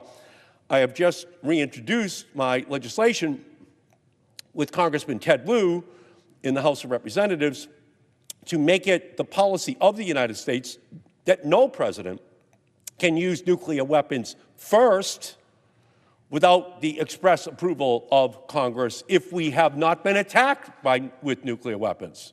You've got to come to Congress. But that's not the law right now. It's just the president. And under the Constitution, Congress gets to declare war, not the president. But for now, President Trump has that power exclusively. At any time, for any reason, he can call over the military attaché with the nuclear football and call the war room at the Pentagon and give the order to launch. Trump does not have to consult with anyone, not Congress, not the Joint Chiefs of Staff, not the Secretary of Defense. But if President Trump did want to get a second opinion before starting a nuclear war which could end humanity, calling the Secretary of Defense would usually be a pretty good option in order to make that decision. Do we have any reason to believe that Pete Hegseth has any clue about nuclear weapons, on nuclear policy, on nuclear strategy? No, we do not. In fact, Mr. Hegseth's only qualification for this job that I can see is whether he will do whatever the president asks him to do. Pete Hegseth is a yes man. If President Trump calls Pete Hegseth at 2 a.m. in the morning and says, Pete, I'm about to start a nuclear war, even though we haven't been attacked with nuclear weapons, what will Pete Hegseth say? He will say, yes, sir. And so from this perspective, Mr. Hegseth is the worst possible choice to lead the Department of Defense. We need someone who can challenge the president's thinking, slow him down, curb his worst impulses, and give him sober, reasoned advice. And with Hegseth, that's not going to happen. There are other monumental decisions on nuclear policy that President Trump will need reasoned advice on that he is not likely to get from Pete Hegseth. During the campaign, Trump had just one clear proposal related to nuclear policy: to build an Iron Dome missile defense system to ensure that no enemy can strike our homeland. Now, this is a throwback to former President Ronald Reagan's 1983 proposal called the Strategic Defense Initiative, also called Star Wars, to build a system of space and ground-based interceptors to make nuclear weapons impotent and obsolete. It made for great slogans, but after 40 years and some $400 billion, the technology is still not up to the challenge. If you try to scale up Iron Dome and cover a country the size of the United States against hundreds of Russian or Chinese long-range missiles, it just won't work. Trump could provoke a new arms race even without his Iron Dome on steroids. Trump's allies have called for the United States to build more nuclear weapons than Moscow and Beijing combined. This idea is popular among conservatives at the Heritage Foundation and Project 2025, but let's be clear, expanding the U.S. nuclear arsenal is a terrible idea. We need treaties that end the nuclear arms race. We don't need a nuclear arms race with AI making these weapons even more deadly, even more accurate. We need treaties. We need negotiations. We need to come together on the planet. That's what we should be talking about. Building more than we need is a waste of money, but it also makes the world more dangerous, not less dangerous, because it provokes a response from the other side. Second, guess what Moscow and Beijing will do if Washington suddenly builds more bombs? They will do the same. Third, a U.S. buildup would doom any chances of saving the U.S.-Russian arms reduction process. The last remaining treaty, New START, expires 1 year from now. And unless we replace that treaty, there will no longer be any legal limits on the United States or Russian warheads for the first time in 50 years. You hear what I said? No limits. We're in a new world now. For 50 years we've had limits on nuclear weapons. They'll all be gone in a year. And Trump's allies are also calling for the United States to resume the testing of nuclear weapons for the first time since 1992. We ended nuclear testing 3 decades ago and then signed the Comprehensive Test Ban Treaty in 1996, banning all nuclear tests. We have conducted more nuclear tests, over 1,000, than all other nations combined. We have no need to test, but if we do, other nations will too, like Russia and China. And Beijing has only conducted 45 nuclear tests. We have conducted 1,000. Imagine how much China could learn if Trump gives it an excuse to resume testing, which China is not doing. The only state in the world today that is still conducting nuclear tests is North Korea. We should be pressuring Pyongyang to stop, not reopening this Pandora's box. So under Trump, we could see billions of dollars spent on long-range missile defenses that don't work, the end of arms control, and the start of a new nuclear arms race with Russia and China, and new nuclear testing, and all of this would make the world a more dangerous place and increase the risk of nuclear conflict. And if Trump asks Hegseth if he should do these dangerous things, the answer will be yes, and yes, and yes. That's where we're going to be. Now, there is some possible good news, too. Trump, not surprisingly, gets along well with Russian President Putin. They might end the war in Ukraine. If they do, that could open up a path to negotiate a treaty, to follow New START. And as President Trump said just this week, we want to see if we can denuclearize. And I think it's very possible. And I can tell you that President Putin, if he wanted to do it, we should take him up on it. We should see. We should move in that direction. And as for Mr. Hegseth, the last thing President Trump needs is a yes man for Secretary of Defense. And I'll just add one final issue as a national security threat. Climate change, which the Pentagon, which the Joint Chiefs of Staff have said over and over and over again, is a threat multiplier to our military and our ability to protect the world. It is a threat multiplier. Having a president who's a climate denier, coupled with a Secretary of Defense who is a climate denier, just ignores the reality of the world as it is unfolding in this climate era. The whole defense budget, $900 billion. Hurricane Milton and Helene in October and November, combined with the fires in Los Angeles right now, $500 billion of damage in 3 storms. That's half the entire defense budget for our country. We can't have a Secretary of Defense who doesn't believe that climate change is a threat multiplier to our military and to the security of the planet. We need someone there who can speak truth to power, the President of the United States. So I can't more strongly recommend a no vote on the floor of the Senate on this nomination. He is unqualified. His confirmation could be very dangerous to our nation. We need military personnel who respect the Secretary of Defense. We will have none of that with Pete Hegseth.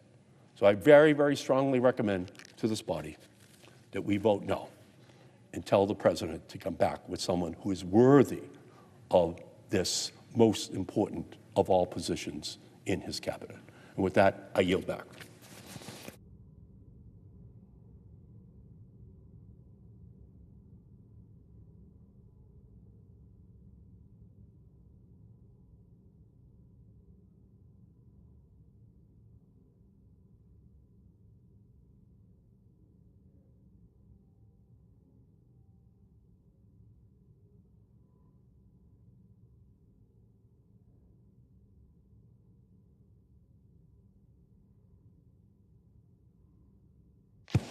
Mr. President? Senator from Massachusetts. Mr. President, I doubt the presence of a quorum. The clerk will call the roll. Ms. Also Brooks.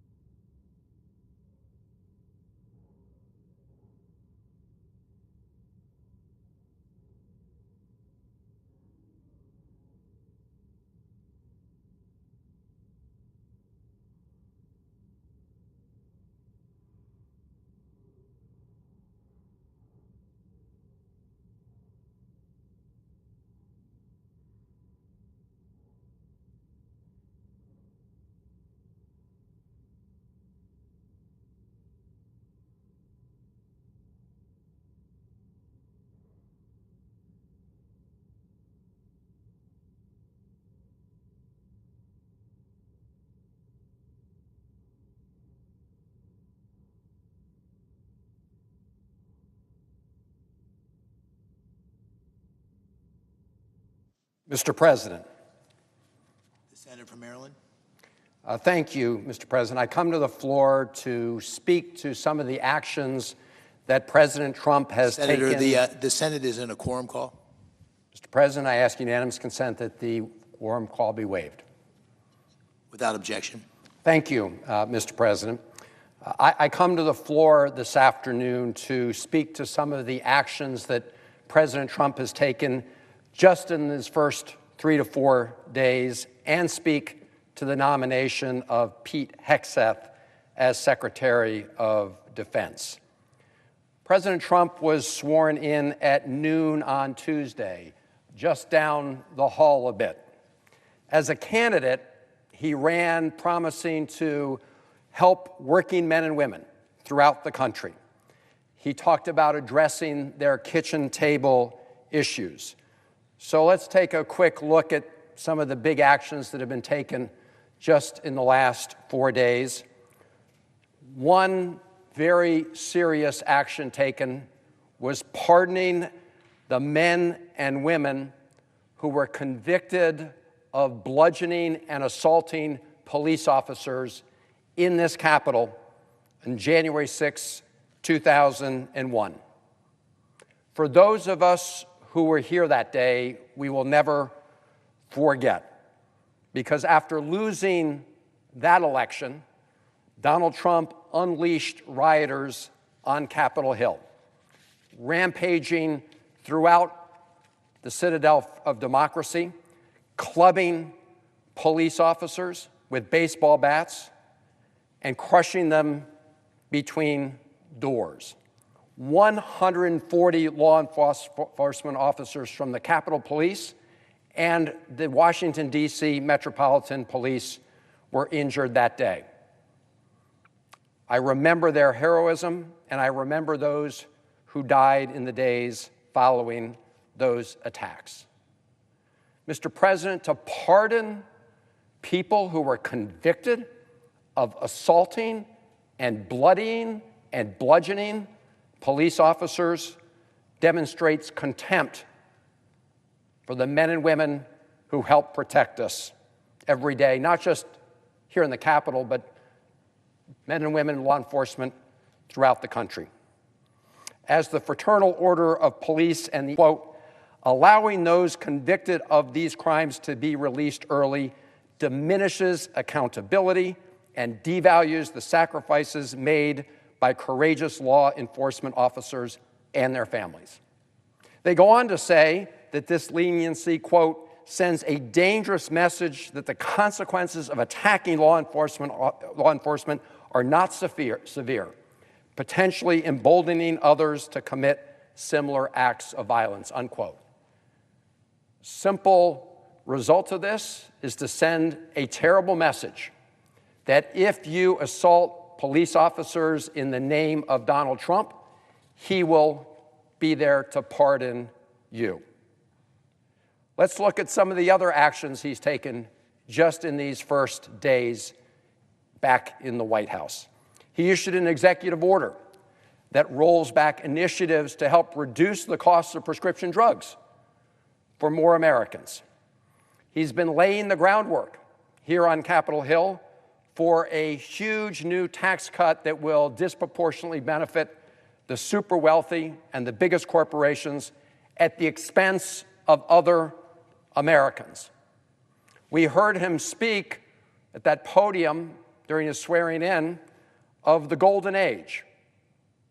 And sitting right behind him were the billionaire titans from the tech industry.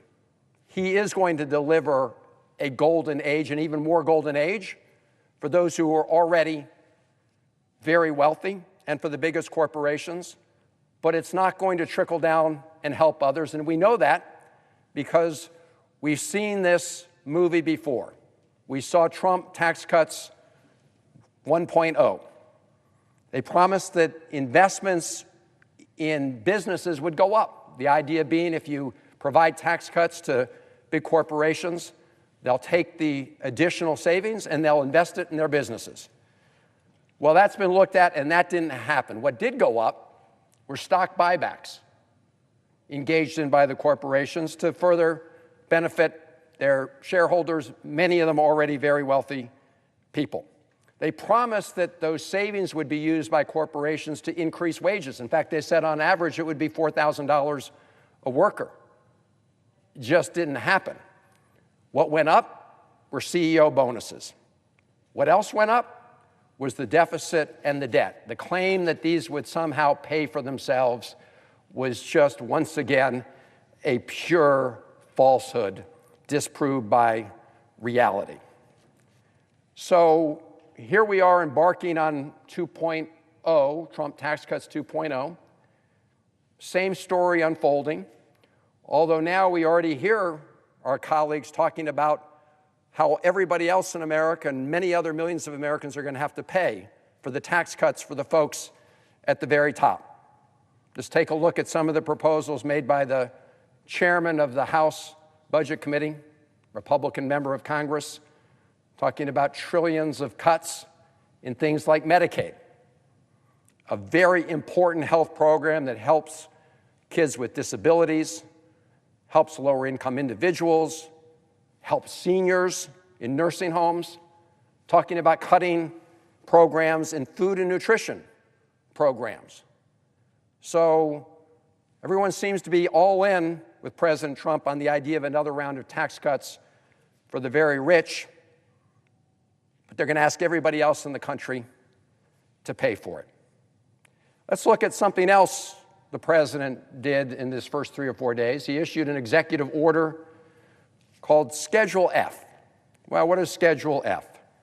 In a nutshell, Schedule F is an attempt to convert our merit-based civil service into a political cronyism-based civil service. Since the late 1800s and the Pendleton Act, we've had a civil service based on merit. Civil servants, people who work for the federal government in regular ongoing positions, they have to pass the test, show they're qualified, that they're experienced, that they've got the know-how. It's what you know, not who you know. And what President Trump and his team are proposing in Schedule F is to convert that merit-based system into a politics-based system where you have a political litmus test, not for competence, but for your politics. I should point out that, of course, presidents are entitled to lots of people in their administration as political appointments. In fact, there are about 4,000 political appointments in our current system. Obviously, you have the secretaries of various departments. I'm going to talk about one of those in a minute. But you have the deputy secretaries, you have many assistant secretaries. So you have 4,000 political appointments already available to be made by President Trump. But that's not enough, apparently. They're talking about converting approximately a number, about 16,000 additional positions that are currently merit-based systems, based on your qualifications, to political cronyism-based systems. That is a recipe for corruption. It's a recipe for reducing the quality of services to the American people from coast to coast. You do not want somebody who's chosen just because of who they know and who their politics are to be the people doing your food inspection or working on policy on all sorts of important things that impact the American people. And a lot of those positions will be at the Department of Defense. So I want to turn now to the nomination of Pete Hegseth to be the Secretary of Defense. Now, I mentioned that presidents have the flexibility to appoint many political folks to positions in the U.S. government. But for the top ones, for the Secretary of Defense, for example, the founders of this country, those who wrote the Constitution, put a little bit of check and balance in that. They said the Senate has the right to advise and consent on those very top positions because of those are incredibly consequential decisions, and we want people of good judgment and good character in those positions. And so that's what the Senate is engaged in right now, is a debate under the Advise and Consent Clause of the United States Constitution. And I think we all recognize that we're here at a very perilous moment in the world. We have Putin's war of aggression against Ukraine. Our allies are watching closely to know whether we're going to stand with the people of Ukraine. Other people are watching too. President Xi of China, he has one eye on what's happening in Ukraine as he has another eye on Taiwan. And we have huge challenges in the Indo-Pacific region. We have a very combustible Middle East with the malign actions that Iran continues to take. We have a very fragile ceasefire in Gaza with the return of hostages. If you look around the world, it is in a very, very sensitive and explosive moment. And we should keep that in mind as we decide whether we're going to provide advice and consent to Pete Hegseth for Secretary of Defense, somebody who will be overseeing 3.4 million service members and employees, someone who will be second to the president in making decisions on the operation of our nuclear forces, someone who will oversee what represents over half of the entire discretionary budget of the United States of America, $850 billion. So in this moment, it's especially important that we look at his qualifications, because what we don't want is somebody who's untested and incompetent and someone of low character running the Defense Department in the highest position of that department. And yet, as we've heard from ample testimony, that's exactly what will happen if Pete Hegseth is confirmed to be Secretary of Defense. As our colleague, Senator Reid of Rhode Island, the ranking member of the Senate Armed Services Committee, someone who served in the 82nd Airborne, has said, service members with Mr. Hegseth's record would be disqualified, not just from the highest position of the Defense Department, but any position in the military. And yet, this Secretary of Defense would be overseeing all of those men and women who we ask to uphold the highest tradition and values of our country. And yet the person who would be in charge, if confirmed, would be somebody who would be disqualified from being one of them. That is a terrible message to send.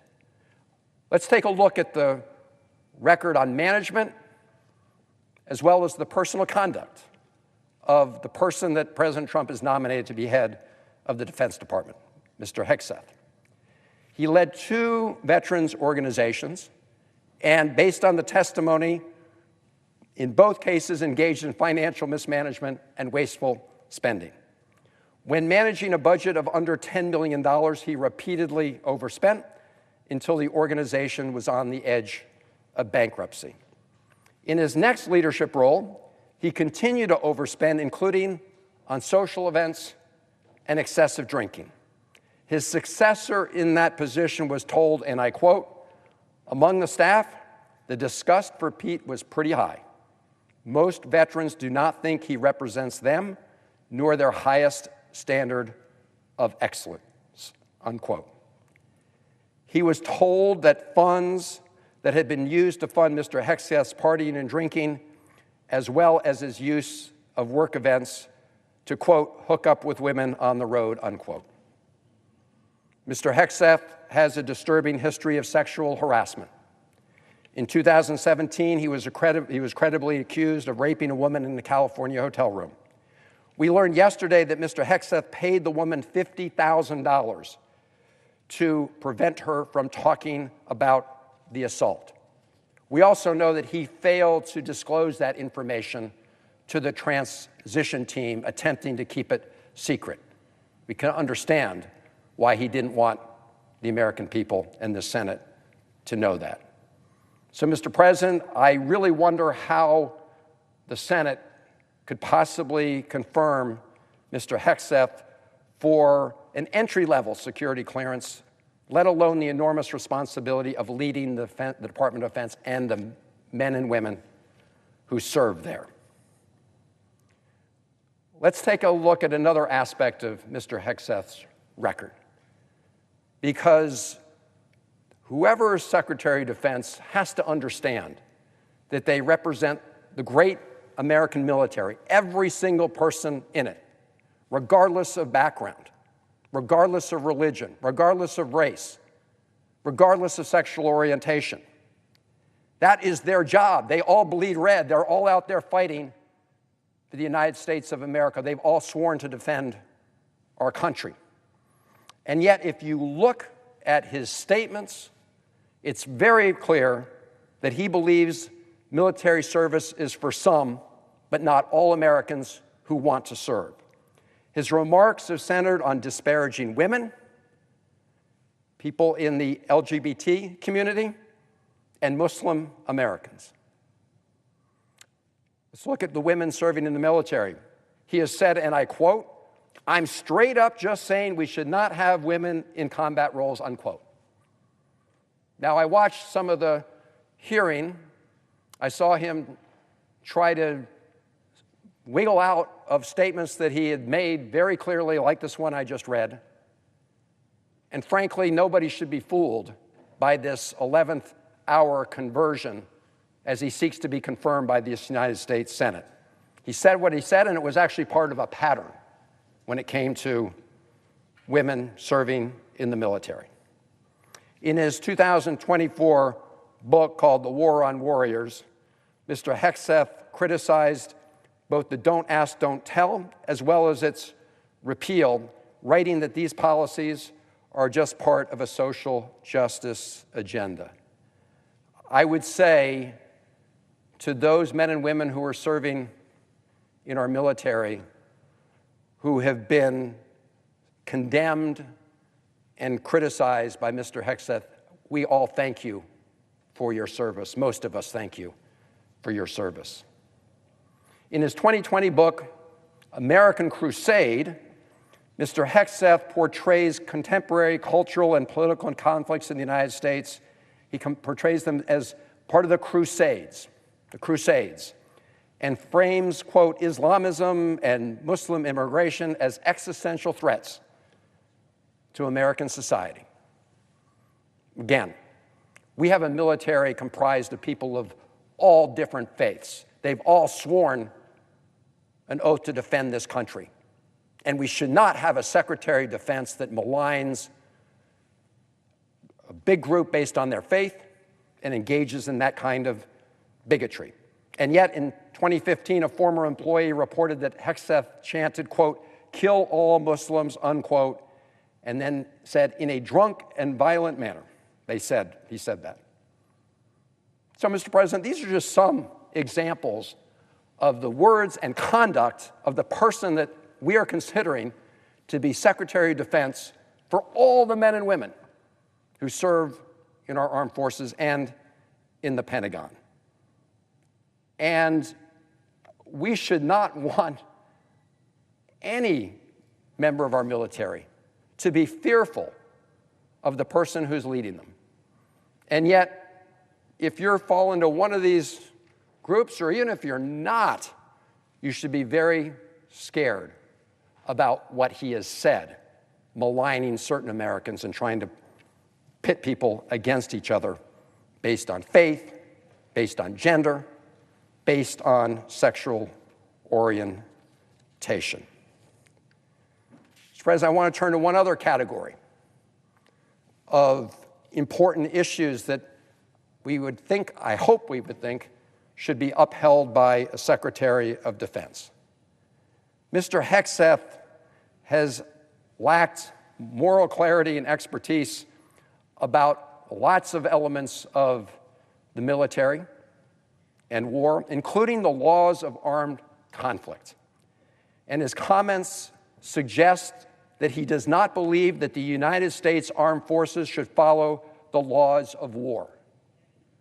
One of the very important principles we instill in our professional U.S. military is the importance of following the laws of war. And yet Mr. Hegseth has lobbied for pardons of military members who were turned in based on testimony of their peers for illegal behavior and convicted by military courts. He defended military contractors convicted of war crimes, including killing 14 unarmed Iraqi citizens without cause, just for fun, just because they thought they could get away with it. He has repeatedly mocked the laws of armed conflict and expressed unequivocal support for service members who have been convicted of war crimes. In his book, so-called The War on Warriors, he writes, and I quote, "Should we follow the Geneva Conventions? Aren't we just better off in winning our wars according to our own rules?" Mr. President, former colleague of ours, and a great American hero, Senator McCain, would be turning in his grave to hear these kind of comments. I want to read what Senator McCain said about the importance of the laws of war. Quote, "War is wretched beyond description, and only a fool or a fraud could sentimentalize its cruel reality. The Geneva Conventions and the Red Cross were created in response to the stark recognition of the true horrors of unbounded war, and I thank God for that. I am thankful for those whose dignity, health, and lives have been protected by the conventions." Senator John McCain in 1999. Hegseth, 2025. Let's just get rid of those rules of war, put in place because of the hard-earned lessons of, as Senator McCain said, the wretchedness of war. Mr. Hegseth has also talked about going back to days of illegal waterboarding and ignoring the Geneva Convention and other rules when it comes to torture and interrogation, saying that we should, again, as he said, just sort of ignore those rules, do our own thing. Here's what Senator McCain said about that when it was debated here in the United States Senate. "I know from personal experience," Senator McCain said, "that the abuse of prisoners will produce more bad than good intelligence. I know that victims of torture will offer intentionally misleading information if they think their captors will believe it. I know they will say whatever they think their torturers want them to say if they believe it will stop their suffering. Most of all, I know the use of torture compromises that which most distinguishes us from our enemies, our belief that all people, even captured enemies, possess basic human rights, which are protected by international conventions the United States not only joined, but for the most part authored," unquote, Senator McCain. Now, I know that President Trump disdains that great American hero, Senator McCain. In fact, here's what candidate Trump said back in 2015, quote, "He's not a war hero. He was a war hero because he was captured. I like people who weren't captured," unquote, says somebody who never served in the military. Colleagues, I urge us to apply the standards that Senator McCain would apply. I urge us to listen to our colleague Jack Reed, who served in the 82nd Airborne and has with great diligence, serves as the ranking member of the Senate Armed Services Committee.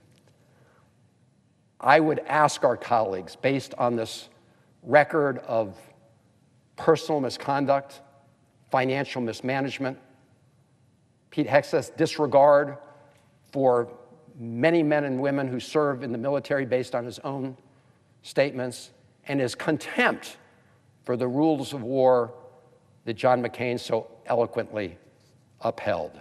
So when it comes to this senator, I hope other senators, when it comes to providing advice and consent as part of our constitutional duty under the Constitution and balance of powers, I will withhold my consent, and I urge my colleagues to vote no on the nomination of Pete Hegseth to serve as the Secretary of Defense. And I yield the floor.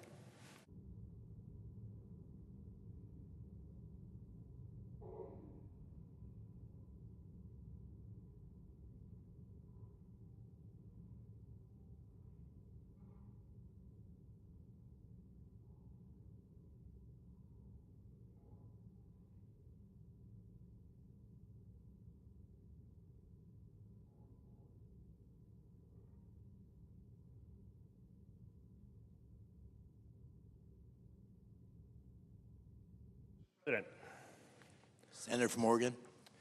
Mr. President, when I came out of graduate school, I was hired by Secretary Weinberger as a presidential management intern, now called PMFs, Presidential Management Fellows. 5 of us who were brought in to do a series of rotations to bring, well, an injection of policy determination to the conversation in the Secretary of Defense's office. And it was really quite an enlightening experience. My first assignment involved being desk officer for Jordan at the Defense Security Assistance Agency, because the desk officer who worked for both Jordan and Lebanon had to pay a lot more attention to Lebanon because we had the horrific bombing of the Marines in the tower. And then there was an argument inside the defense establishment about how to keep Russia from going forward at a faster pace technologically. And the research and development side said, if you classify everything, you will slow us down and Russia will catch up. And the policy said, unless we classify everything, the Russians will steal so much, they'll speed up and catch up. And there's this fundamental difference of opinion about how to control technology in order to maintain our technological lead over Russia. And I was asked to set up a steering committee and bring both parties to the table to try to work out where they could work together and try to resolve their differences. And in the course of things, I was drafted to become a programmer, to do computer studies of survivability related to what strategies with our strategic forces would decrease the risk of nuclear war happening, what would strengthen deterrence, and then on to a service at NATO, and then to R&D budgeting cycle, where I learned many of the budget games the Defense Department employs in order to get a whole lot of money that seems to be never accounted for. In fact, it's become universally recognized the Defense Department can never pass a budget, can never pass a budget test, that is an audit, because they don't track anything very closely, and there's just all kinds of loose ends left. And year after year, Democrats and Republicans have set up and said, audit the Secretary of Defense, audit the Defense Department, we want to know where our funds go. And here we are decades and decades later, and we still have that same problem. No, it was a valuable several years that led then to me working for Congress on strategic nuclear issues. And the decade of '80s, we saw some real advances in our security. We saw some real advances in terms of the stability of the nuclear dynamic within the Soviet Union. And in fact, the folks who put together the doomsday clock, which was very close to midnight when I started working on defense issues, was turned back some 13 or 15 minutes from midnight by the late 1980s because of a series of agreements and policies and force changes that had been worked out over the 80s. The Defense Department is massive. It's massive. an annual budget of about $850 billion, 3.4 million people working for it, 2.5 million service members, 900,000 civilians. It's massive, it's complicated. But what experience does Mr. Hegseth bring? He ran 2 little micro nonprofits, and he ran them into the ground. He had documented problems with drinking on the job.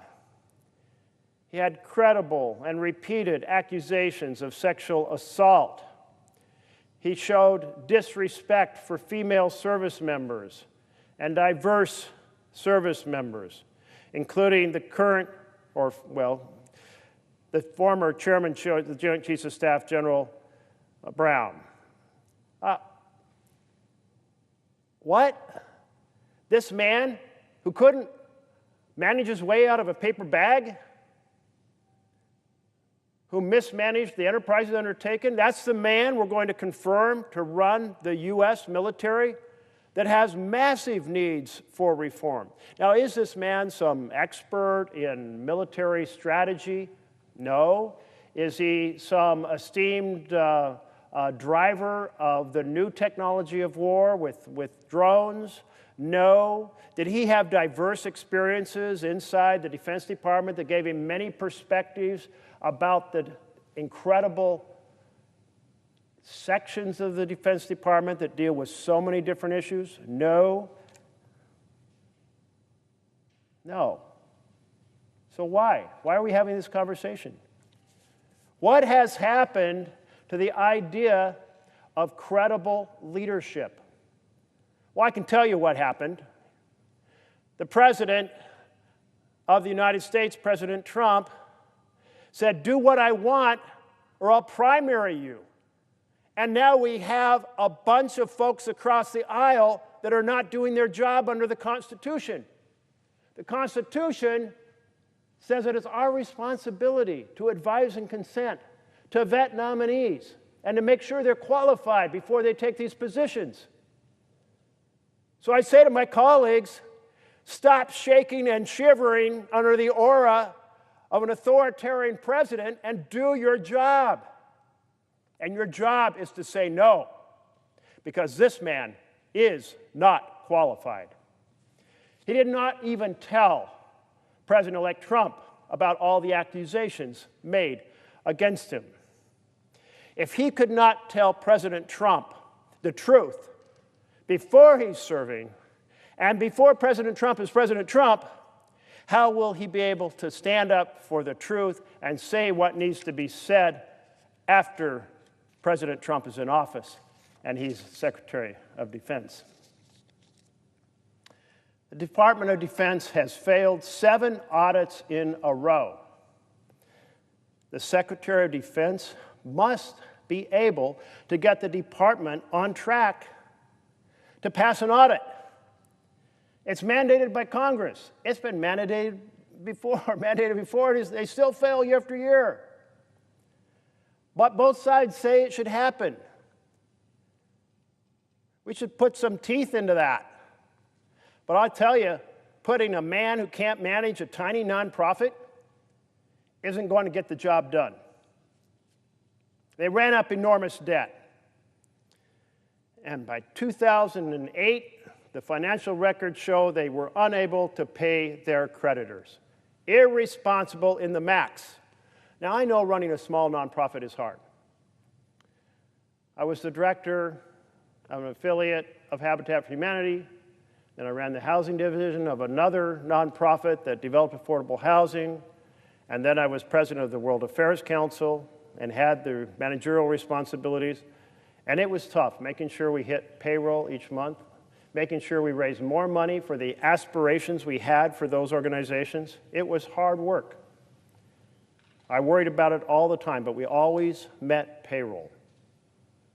We always advanced in our mission. Maybe if we're going to hire somebody from a small nonprofit to run a gigantic organization, we ought to at least know that they could run the small organization before they get promoted to running an organization with millions of people and the better part of $1 trillion in its budget.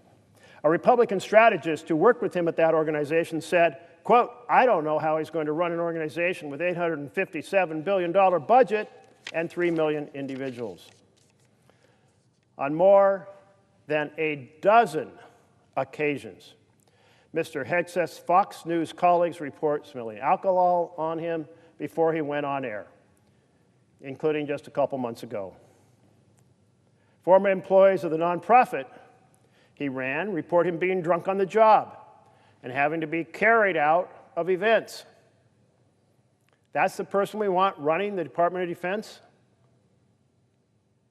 A former employee noted in a letter of complaint that after Mr. Hegseth was drunkenly chanting, kill all Muslims," at a bar while on a work trip. You know, we have many faiths serving us in the defense of this country because we are a multi-faith nation. Having a person who advocates for killing people of a particular religious faith is not acceptable to run the Department of Defense. No, he said, "Oh, well, I'll reform. I've broken the rules on drinking before, but I'll reform." How many times have you heard that from people who are, well, they have an addiction. They try to reform. Maybe they make it for a little while, but in the end, they relapse. Shall we put that risk upon the security of the United States of America? You know, we used to have a more responsible attitude here in the Senate. In 1989, when President George H.W. Bush nominated John Tower, an FBI investigation revealed that he was a drunk and a womanizer. And Mr. Tower pledged not to drink any alcoholic beverages during his time as Secretary of Defense, just as Mr. Hegseth has. And then the Senate weighed the risk of putting somebody with an addiction in charge of the Department of Defense and rejected his nomination. It is an insult to the service members of the United States of America to put a man with an addiction in charge of them. It is irresponsible to the security of the nation and all civilians of this nation. The Department of Defense struggles with high levels of sexual assault of female service members. So a person who has been involved in numerous incidents of misbehavior on the issue of treating women isn't the right person to have at the Secretary of Defense. In 2023, the year I have numbers for, 29,000 active duty troops reported experiencing unwanted sexual contact. Now, Mr. Hegseth has been accused of sexual assault. He paid the accuser $50,000 in a settlement. It took place in 2017 after a speaking appearance at a Republican women's event in Monterey, California. No charges were filed. But this, in combination with multiple other reports of his treatment, accusations of mistreatment of women, means he is the wrong person to have at an organization in which women provide enormously valuable contributions. During his time at the head of a veterans organization, the employees report that Mr. Hegseth sexually, I quote, sexually pursued the organization's female staffers. It's not like this was one misunderstood event somewhere in his way past life. Women are 18% of our active duty service members, but Mr. Hegseth dismisses them. We need moms, but not in the military, especially not in combat units. And went on to say, I'm straight up just saying we should not have women in combat roles. It hasn't made us more effective, hasn't made us more lethal, it has made fighting more complicated. And he's wrong on every point. Women in combat roles have helped fill out ranks. We do have a volunteer army. We do recruit to get the staff we need in the military. in order to be able to operate the weapon systems and the communication systems and the supply systems and the repair systems, all of it. They work in every role, valuable, valuable contributors. We should not put a person at the head of our Department of Defense who somehow thinks half the jobs in the world can only be done by men, because it's wrong and because it undermines the effectiveness of the military providing security. He also doesn't like minorities. Well, minority groups comprise 30% of service members. I don't care what color of skin you have. I do care if you work hard as a member of the military to support the security of this nation, and people of every race are a valuable part of our military. And a man who thinks the color of your skin controls the content of your character and the ability and talents that you possess doesn't belong as the head of the military. He has said the dumbest phrase on planet Earth is that diversity is our strength. Well, you take away the diversity in our service, and you'll soon see that our diverse service members are invaluable, and a person who doesn't understand that should never be confirmed. That is our job. Our job under the Constitution is to say, Mr. President, sometimes presidents get it wrong. Maybe it's for political reasons. Maybe you woke up and didn't know all the background of the person. But we have to vet them, and we have to help make sure your executive branch is successful. That's our job. You're not helping President Trump by voting for a man totally unqualified, the most unqualified man who could be found in America to head the Department of Defense. Mr. Hegseth says, I told my platoon they could ignore directives limiting when they can shoot. A person who violates the directives in the military doesn't belong running the military. There is a strong command structure in the military, and it includes how you behave in certain situations that are crucial to the security of this nation. But he did not understand that. He has argued that U.S. forces should ignore the Geneva Conventions and other elements of international law governing the conduct of war. As my colleague from Maryland was just talking about and reciting the wisdom of John McCain, saying how the Geneva Conventions and the rules on torture serve us well because you get misinformation when you torture people, and you get Americans tortured when they're captured if we're torturing people. So a man who believes in torturing people doesn't understand how to get accurate information and is putting our own service members at risk when they are captured. Why would any member of this body so disrespect the service members of the United States of America as to put this man in charge? I was honored to work for Secretary Weinberger. I believed that the world was at great risk of the possibility of nuclear war, and that's the issue I focused on in my time there and then my time working for Congress. There is nothing I saw during my time in the Pentagon that equals this level of failure to protect and defend the United States of America. I did not see people put into command who talked about killing members who were of a different religion than they were. I did not hear people talking about how women should not even be there, or how diversity was a problem rather than a strength. I saw earnest people working hard together, people who had served in Vietnam together. Many of the folks that I served with during those 2 years in my role as a civilian being hired in to work with Secretary Weinberger, they had served in Vietnam. The war had ended by the time I reached draft age. I so respected the service that they had given and their dedication to the security of this country. And if you are dedicated to the security of this country, if you respect the service members in the United States of America, then do not give them a boss who is the wrong fit in every way possible. Thank you, Mr. President.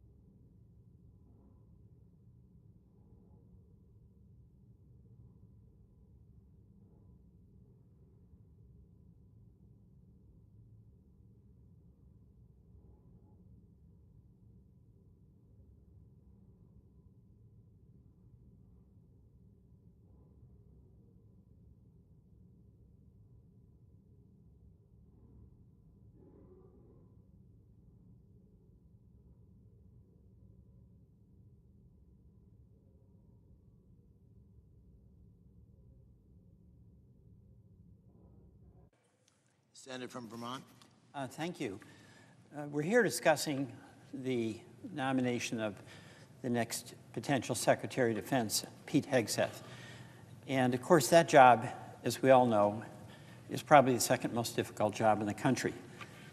He presides over the welfare of 3.4 million people in active service, in active reserve, all around the world. He presides over a budget of $850 billion. The person who has that position has to be a preeminent strategic thinker. How do we modernize our Navy? How do we recruit in the modern world? How do we maintain force preparedness? How do we cement strategic alliances? It's a job that you can't just show up and start doing. There has to be behind it a lifetime experience that gives you some capacity to be able to do all these things and respond to the emergencies that inevitably arise when you get that phone call at 3 in the morning. There's been a lot of discussion by my colleagues about the lack of experience of Mr. Hegseth. I share that concern. There's been a lot of discussion about his views on women in the military. Our own distinguished Senator Tammy Duckworth is the most preeminent example of the capacity of women to serve effectively and bravely. Mr. Hegseth is repudiated his well-founded and long-standing view that he's against women in the military. Frankly, it sounds to me like a nomination eve consideration. I'm speaking, of course, to you, Mr. President. I really respect the military service that you've provided to our country. But the big concern I have about him, in addition to the character issues, the experience issues, the drinking issues, and by the way, I'm puzzled at his assertion that if he gets the job, he'll stop drinking. Why wait? But here's the concern I have. Unlike you, Mr. President, I did not serve in the military. My draft lottery number was high. This is during Vietnam, and I wasn't drafted. Many of my college classmates were. They served in Vietnam. Some of them came home injured. Some did not come home. And I think about them every day and how it is that they served. Some were badly injured. and some died. But when I think about the situation most Americans are in, most of us didn't serve. But all of us who didn't serve are so indebted to those who did. My high school classmates, the young people I see now volunteering to go into the military. So we, as Americans, have a profound obligation to honor the service of those who volunteer to respond to the call of the commander-in-chief who says, you're going to be deployed.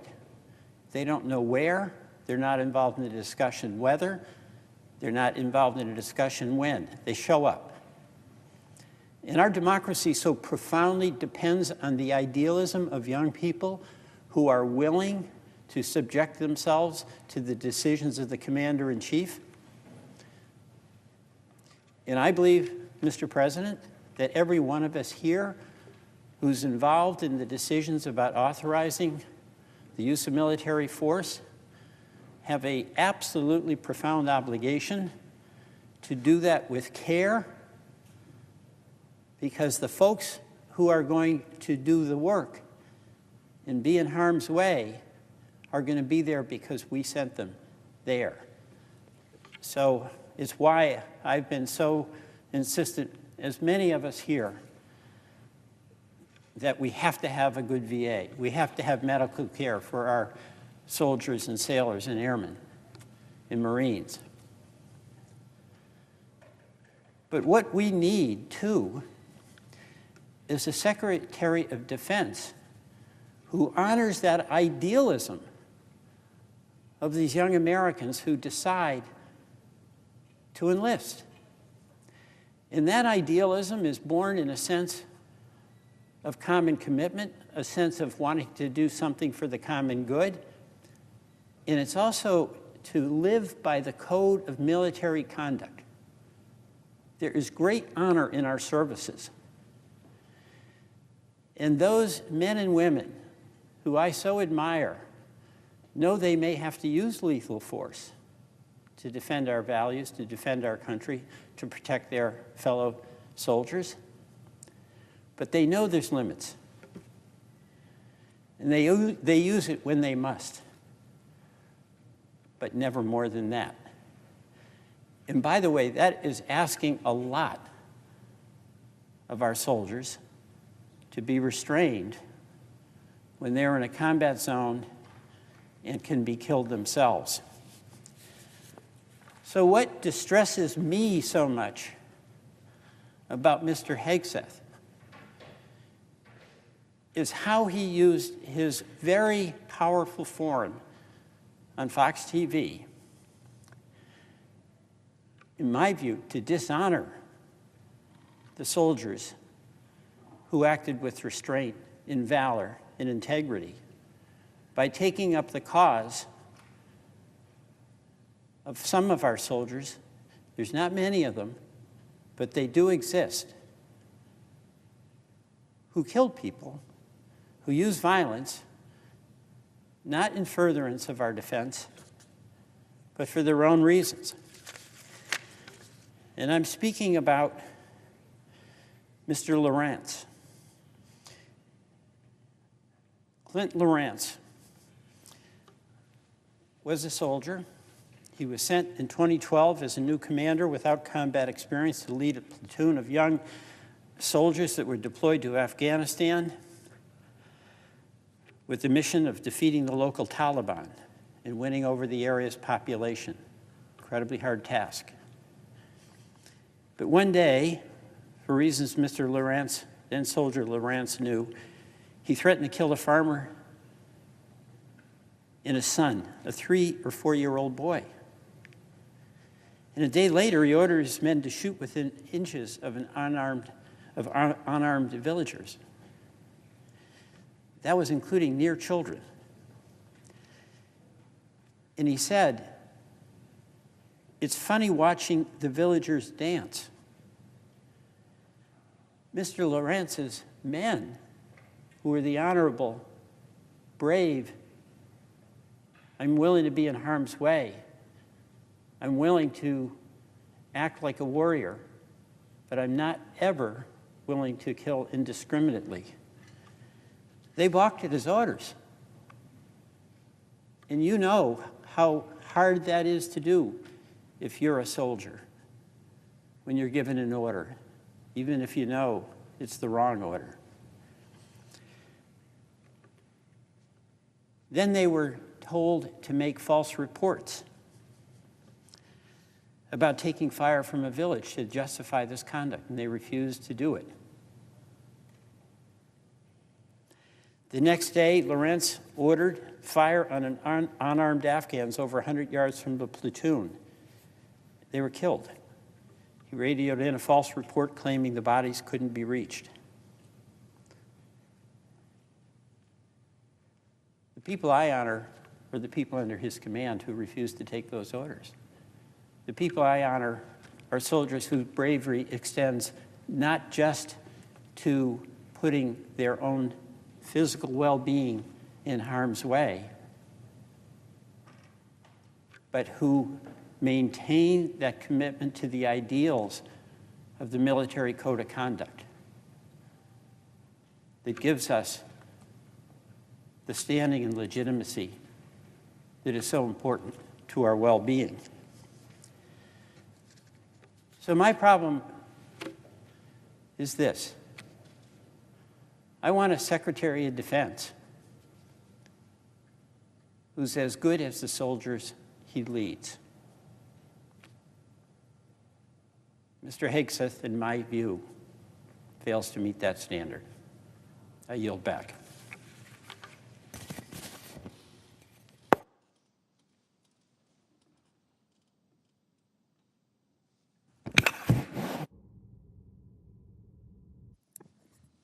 Senator from New Jersey. Mr. President, I rise today because it's inevitable that at some point in the near future, President Trump will have to convene his national security team in the Situation Room at the White House in response to a global crisis, whether in Ukraine or the Taiwan Strait or some other hotspot. The Situation Room is a room that I've had the privilege of working in as a staff on the White House National Security Council. It's a room where the most consequential decisions are made, where the safety and security of our country is decided, where the lives of people are determined. But who will be in the room with the president, advising the president during these difficult and stressful times? As the president sits at the end of the table, flanking him are some of the most senior advisors. One of them closest to him will be the Secretary of Defense. Mr. President, I rise today because I know the importance of that role in that room. I've seen what it means for the president to turn to the Secretary of Defense for counsel. In fact, I even worked at the Pentagon in the office of the Secretary of Defense. I've seen the massive operation that the Secretary needs to lead every day and what it takes. And I've seen the readiness necessary for the Secretary of Defense to turn to the president and provide the right recommendations for America's national security. Now, I have seen Mr. Pete Hegseth make his case. I've seen his answers in front of the Senate Armed Services Committee. I've seen the reports. I can say from my experience in the Secretary of Defense's office, as well as in the Situation Room, that Mr. Hegseth's appointment is an unnecessary risk in a dangerous global moment. Now, I get it. President Trump wants to be a disruptor. He wants to bring in people who are going to shake up the system. He wants people who represent a change from the status quo. I'm sure a number of us here in the Senate would like to see some changes at the Pentagon, changes on how things have done, understanding that the status quo is not something we can lean on. We certainly have disagreements on how best to add certainty and stability to the world that seems to be off the rails in this moment. But there is talking about change, and there is actually having the skills and the capacity to implement change. The Department of Defense is our largest employer in our government, and one that requires critical leadership.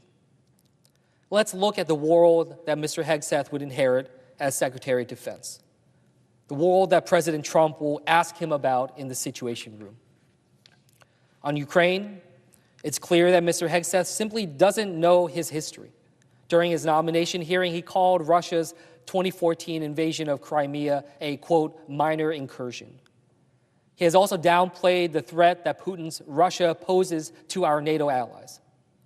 On China, Mr. Hegseth demonstrated a lack of depth of knowledge when asked by Senator Duckworth to name the importance of at least one of the ASEAN countries and the type of agreement we have with them. He could not name one. These countries include multiple treaty allies, are on the front lines of our competition with China. Multiple ASEAN members are locked in territorial disputes with China. This is a critical partner, so much that the Department of Defense 2 months ago released a strategic document called, quote, U.S. Department of Defense Vision Statement for a Prosperous and Secure Southeast Asia that was centered on ASEAN and even mentioned that, quote, the United States has worked closely with ASEAN on defense and security in the Indo-Pacific region since former Defense Secretary Robert Gates attended the inaugural ASEAN Defense Ministers meeting in 2010. And it goes on to say that the U.S. Secretary of Defense has attended and supported ASEAN at every single one of those gatherings ever since.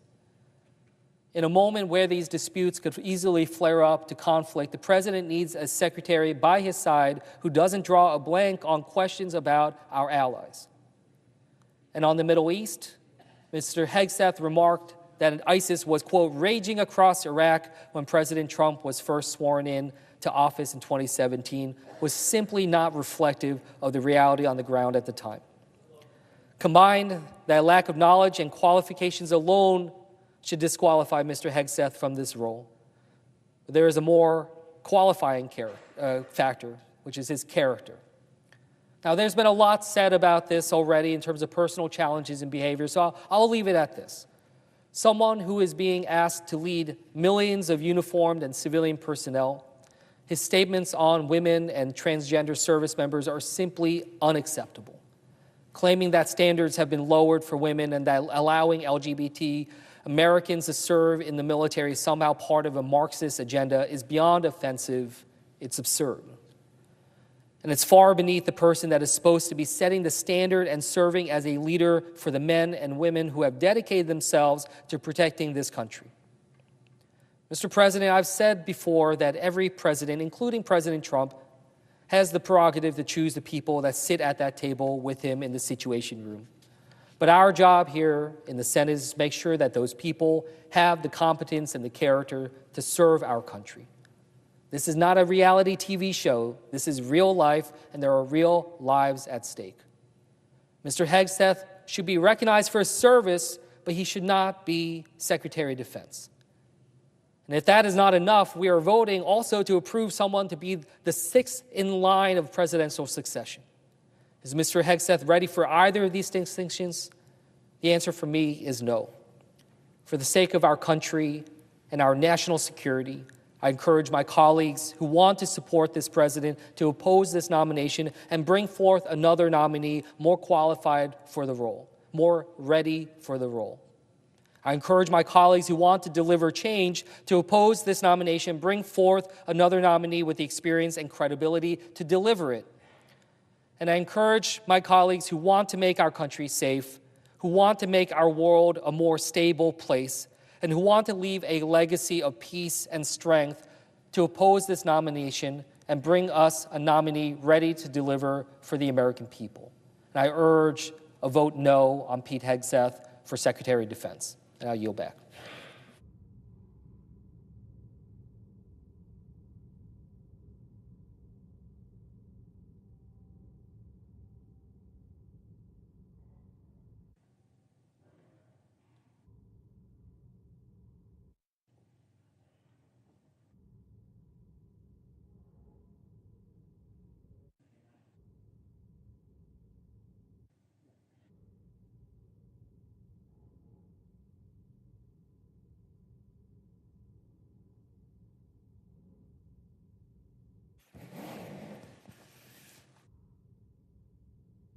Mr. President?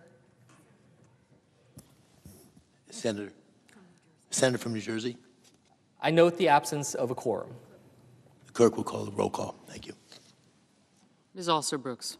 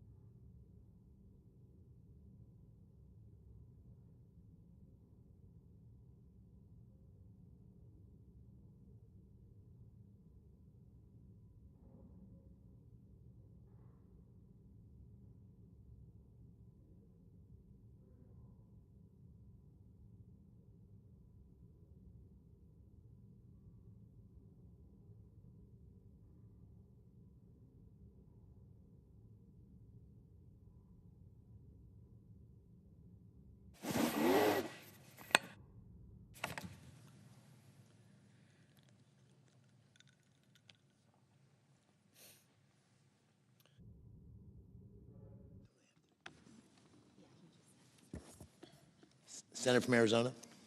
Mr. President, I request we suspend the quorum call. Without objection.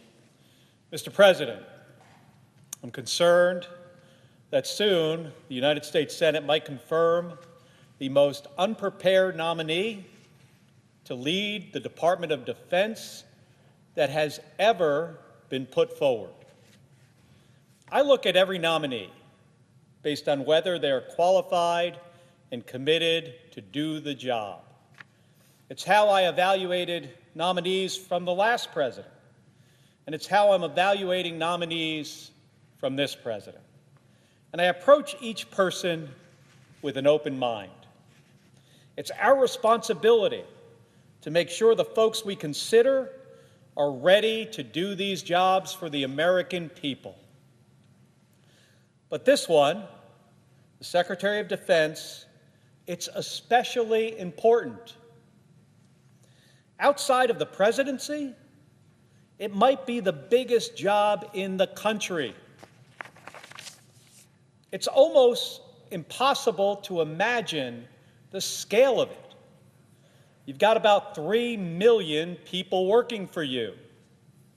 You're the civilian leader at the top of a massive operation that includes every single soldier, sailor, guardian, airman, Marine, and civilian contractor and employee.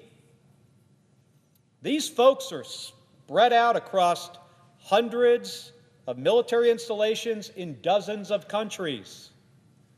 So it's basically the toughest management job in the world.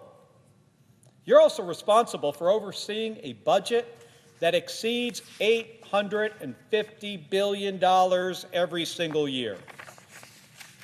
So it's one of the most complicated budget management jobs in the world as well. You're overseeing some of the most complicated weapon systems and defense programs that exist. Some of these are multi-billion-dollar projects that happen over the course of years to develop, test, and field. It's also one of the most demanding policy and program implementation jobs.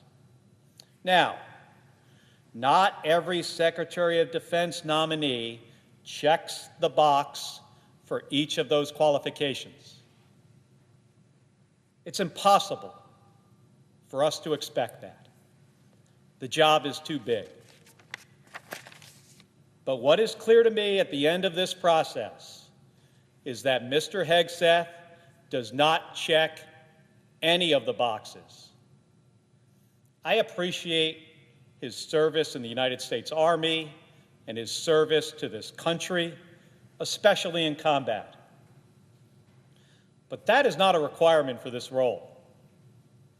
During his career in the Guard and Reserve, Mr. Hegseth did not rise to a command position where he would learn the management, joint forces operations, logistics, and other skills that are relevant to fill this job.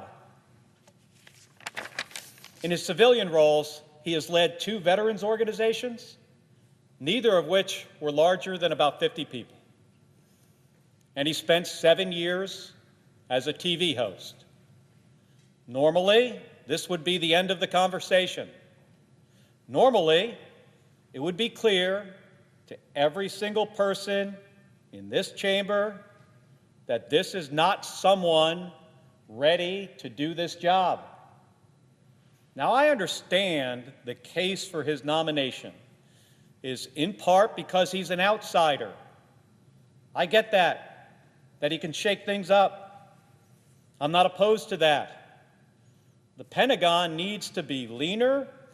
It needs to move more quickly and be willing to lose things that aren't working and adopt things that will work. Having someone who isn't beholden to the current way of doing things, that's exciting. My concern is not that Mr. Hegseth is going to succeed in whipping the Pentagon into shape. My concern is that he'd fail. Given his lack of experience, it's much more likely that the bureaucracy is going to crush Mr. Hegseth then he is going to crush the bureaucracy. Because it's not just that Mr. Hegseth is unprepared for this role. The experience he does have is riddled with serious issues that should concern us all. During his time leading two veterans organizations, he was accused of financial mismanagement. In 2009, after just about 2 years leading a group called Vets for Freedom, it's been reported that forensic accountants found the organization had about $1,000 in the bank, more than $400,000 in unpaid bills, and $75,000 in credit card debt. Mr. Hegseth wants to get the Pentagon to finally pass an audit, yet the much smaller organization he led could not do the same. During his time leading Concerned Veterans for America, the organization was forced to reach a financial settlement with a female employee who accused a male colleague of trying to sexually assault her. The woman was reportedly ostracized and faced reprisals in the workplace after that settlement. For a department that is working to address sexual assault and harassment, what would it say to confirm someone who has already fostered environments where these are an issue? It's also been reported that he frequently abused alcohol, getting drunk in front of his staff and in public. I want to remind folks of some of these incidents. Memorial Day 2014, CVA event in Virginia Beach. Hegseth needed to be carried out of the event. Summer 2014 in Cleveland, drunk in public with the CVA team. November 2014, Get Out the Vote event in North Carolina. Hegseth got drunk with 3 young female staff members. CVA had instituted a no alcohol policy at its events in October. This was 1 month later. But Mr. Hegseth and another manager lifted the policy. December 2014, at the CVA Christmas party at the Grand Hyatt in this city, Washington, D.C., Hegseth was noticeably intoxicated and had to be carried up to his room. Another time, a CVA staffer stated that Hegseth passed out in the back of a party bus. On May 29, 2015, a now former CVA employee sent a complaint letter to management that Hegseth was chanting, this is a quote, his quote, "kill all Muslims," at a bar in Cuyahoga Falls, Ohio, in a drunk and violent manner. While at Fox News, October 2017, following his dinner speech at the California Federation of Republican Women's 40th Biennial Convention in Monterey, California, Hegseth was reportedly engaged in a loud argument by the pool and was very intoxicated. Fox News employees have reported that after a St. Patrick's Day segment on St. Patrick's Day, after being on TV, Hegseth drank several beers that had been sitting out for hours. These employees also noted that the segment finished before 10 a.m., and they were shocked at Hegseth's behavior. One current and 2 former Fox News employees told NBC News that they felt that they had to babysit Hegseth to mitigate the effects of his drinking. This is a quote, "We'd have to call him to make sure he didn't oversleep because we knew that he would be out partying the night before." 2 Fox employees, current or former, said that on more than a dozen occasions during Hegseth's time as a co-host on Fox and Friends Weekend, which began in 2017, they smelled alcohol on him before he went on air. That was in the morning. Those same 2 people, plus another, said that during his time there, he appeared on television after they'd heard him talk about being hungover as he was getting ready or on set. Fall of 2024, one Fox employee said they heard him complain about being hungover. November 2024, one Fox employee said they smelled alcohol on him as recently as this past November, 3 months ago. During his confirmation hearing, I gave Mr. Hegseth the opportunity to answer for a number of these incidents. I asked him point blank, are these true or false?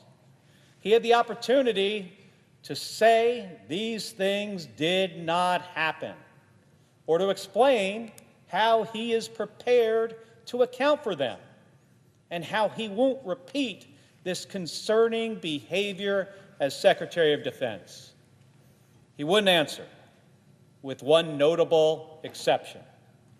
I asked him about reports that in 2014 he was drunk at a strip club with staff in Louisiana.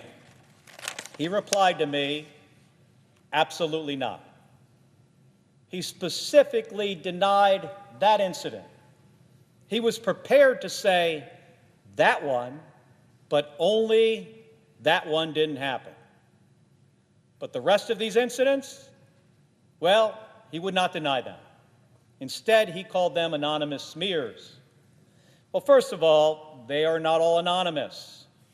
The committee has had access to sworn affidavits from individuals who witnessed this behavior firsthand.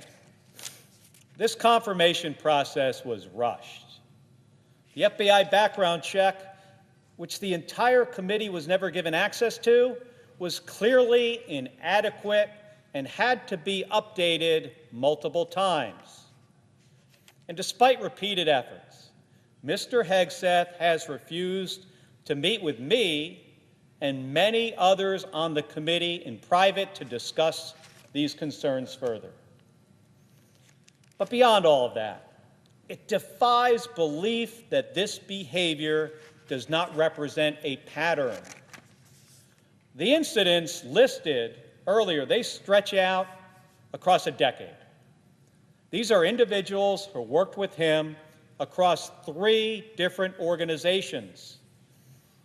And in each place, these people witnessed him abuse alcohol. It is obvious to anyone willing to see it that this is a pattern. And let us be clear, these are not smears. If Mr. Hegseth were a private citizen, these issues with alcohol would only be a concern for those around him. But when you're nominated to be Secretary of Defense, it's a concern for all of us, each and every American. This is not a job where you clock in at the beginning of the day and clock out at the end of the day. You have to be able to move seamlessly between advising the President on matters of national security, sitting with foreign leaders to hammer out agreements, and discussing complex weapons systems with your staff. And that might just be in the afternoon. Some of these things might happen on a plane across an ocean on a week-long trip, or during a phone call that comes late at night with quick decisions that affect the lives of our service members. During the Cuban Missile Crisis, Robert McNamara was briefed at midnight about the first photographs from U-2 spy planes showing the likelihood of Soviet ballistic missile sites in Cuba. The same has likely happened when North Korea has tested ballistic missiles that could threaten Guam or our allies. This is a demanding job for anyone. It is a concerning job for someone with Mr. Hegseth's track record. So as the Senate moves towards a final confirmation vote on this nominee, Mr. Hegseth, here is what I want to ask my colleagues. Are you sure? Are you sure that you trust him with this job?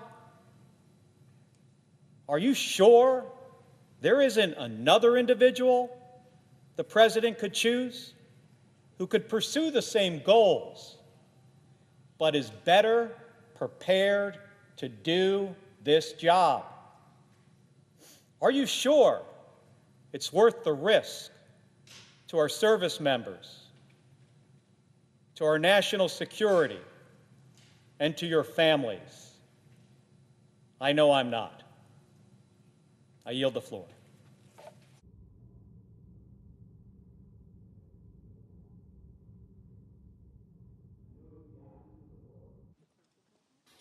The clerk will call the roll. Ms. Also Brooks.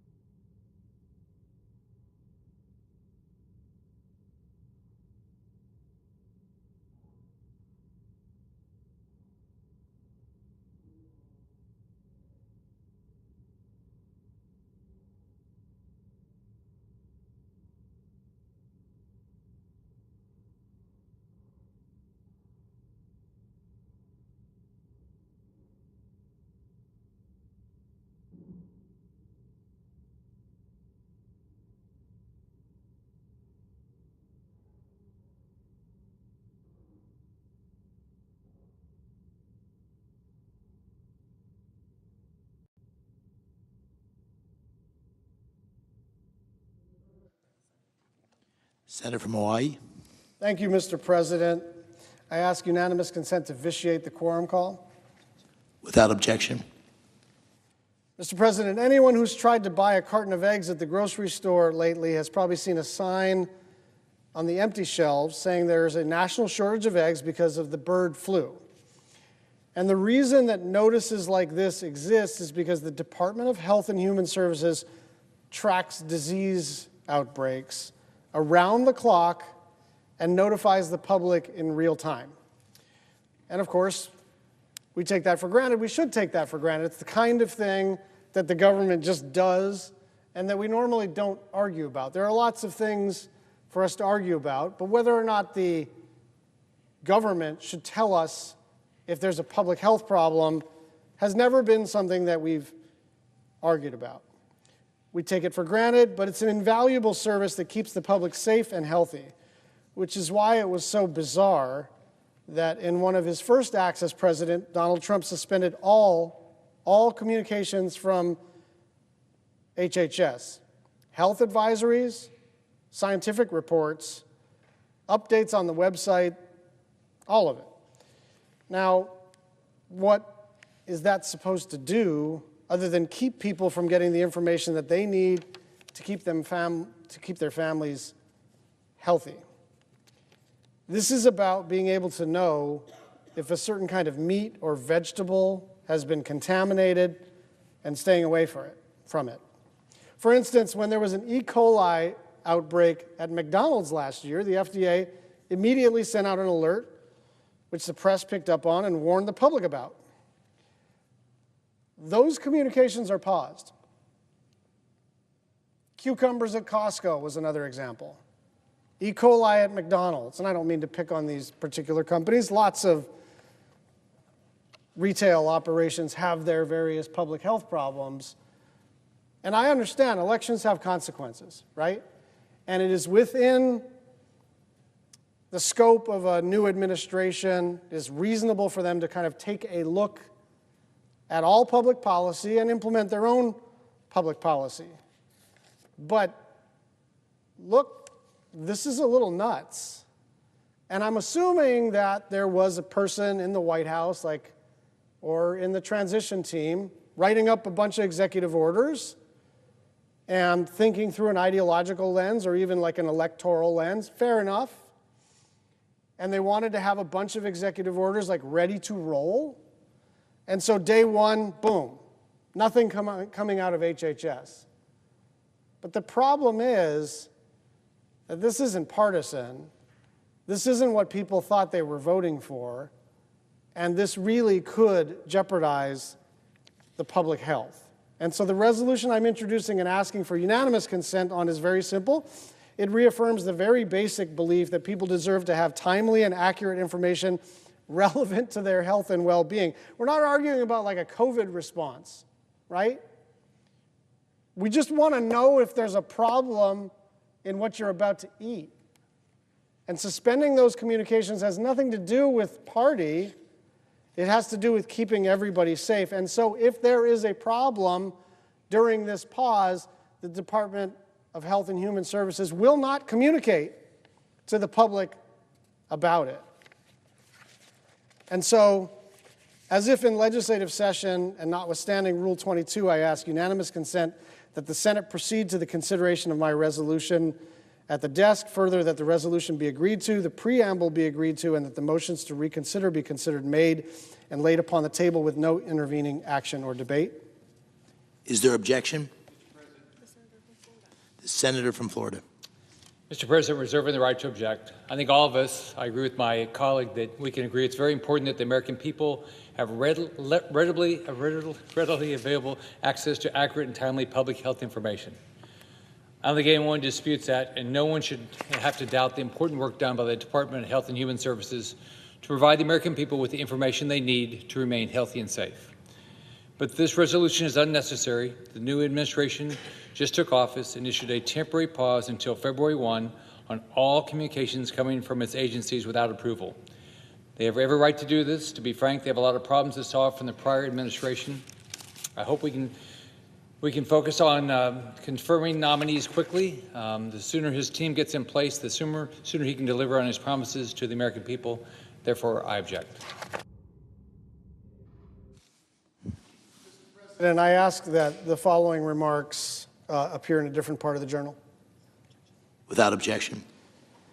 Thank you, Mr. President. A new story was published today about the extent of Mr. Robert F. Kennedy's involvement in the 2019 measles outbreak in Samoa, and it shot a chill down my spine. And I am not, that's not a rhetorical flourish. I read it and I felt hot. I felt angry. I felt worried. We already know that he flew halfway across the world to Samoa to spread lies about the measles vaccine and discourage people from taking it. We already know that as a result, there was a measles outbreak. 5,000 people got measles. 83 people died. 79 of them were children. But I think there is a new fact here that is worth lingering on. He saw it as a great research opportunity. He saw it as a great research opportunity. He literally took an informatics expert, someone who studies how people receive information, and he took him with him, studying what would happen to kids if they weren't vaccinated. And let me tell you why this is personal to me. My dad is my hero. May his memory be a blessing. And he's my hero for a number of reasons, but among them, he was a young doctor and he was reading the New England Journal of Medicine. He was right out of medical school. And he read about something called the Tuskegee experiments. And what happened in the Tuskegee experiments is that the United States Public Health Service withheld life-saving medication from African American men to, quote, observe the disease process. They considered these men expendable. They provided half of the cohort with penicillin, which they knew would cure syphilis, and half of the men with a placebo without telling them to, again, observe the disease process. And so my dad went on the record, and Congress actually intervened many years later with Tom Harkin and on a bipartisan basis, making it explicit that the United States Public Health Service has to observe the Hippocratic Oath, do no harm. Do no harm. And it's a dark history for America, but a proud moment as I think of my father and his legacy. But the one thing I never thought would ever occur is that more than 50 years later, we would be at the precipice of confirming a person to run the Department of Health and Human Services who, in this era, 50 years after the Tuskegee experiments, flew to Samoa, encouraged people not to take the measles vaccine, watched 5,000 people get sick, watched 83 people die, watched 79 kids die, and said, this is a real opportunity for data collection so we can see how this plays out. I'm still a little shocked that this person isn't going to be rejected 100-0. I understand partisanship. I understand loyalty. I'm not immune to partisan pressures on my own side. But this guy's different. This guy is about to run a Department of Health and Human Services. And he doesn't have just like one weird idea about one certain aspect of public health. He's a person who has flown across the planet to cause outbreaks of diseases that are generations in our past. And to add insult to injury, he is repeating the moral mistakes of the Tuskegee experiment that has been actually outlawed by the United States Congress. And so I'll be talking about this more, but I'm just hoping that we fight about a lot of stuff in this building. But I know that there are a lot of people on both sides of the aisle that take their obligation seriously to provide advice and consent to the President of the United States, whether you voted for him or not, whether your state voted for him or not, that this is an opportunity to say we're a separate and co-equal branch of government, and if you're a Republican, say, listen, I support this president, but I don't support this nominee because I don't want measles or mumps or rubella or polio to make a comeback. I yield the floor.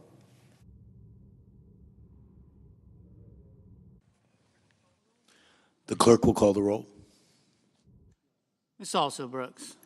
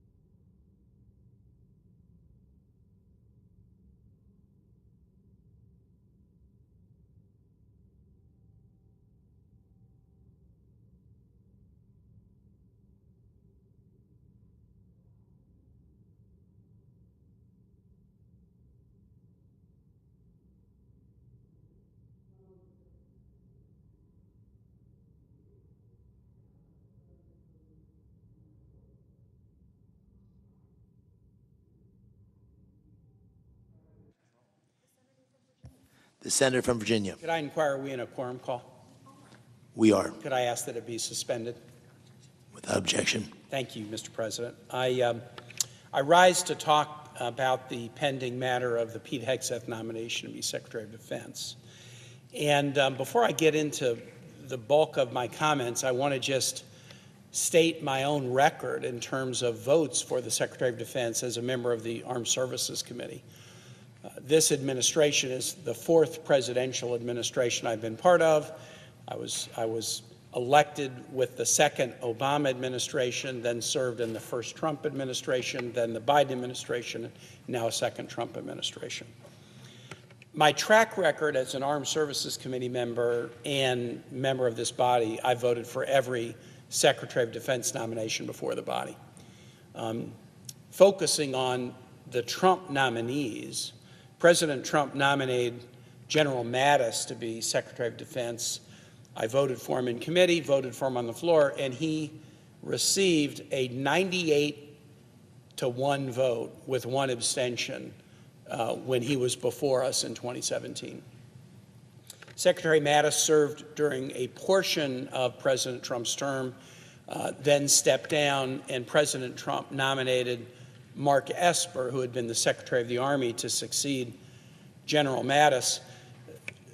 Trump administration nominee paid me the honor of asking if I would introduce him before the Armed Services Committee, and I did.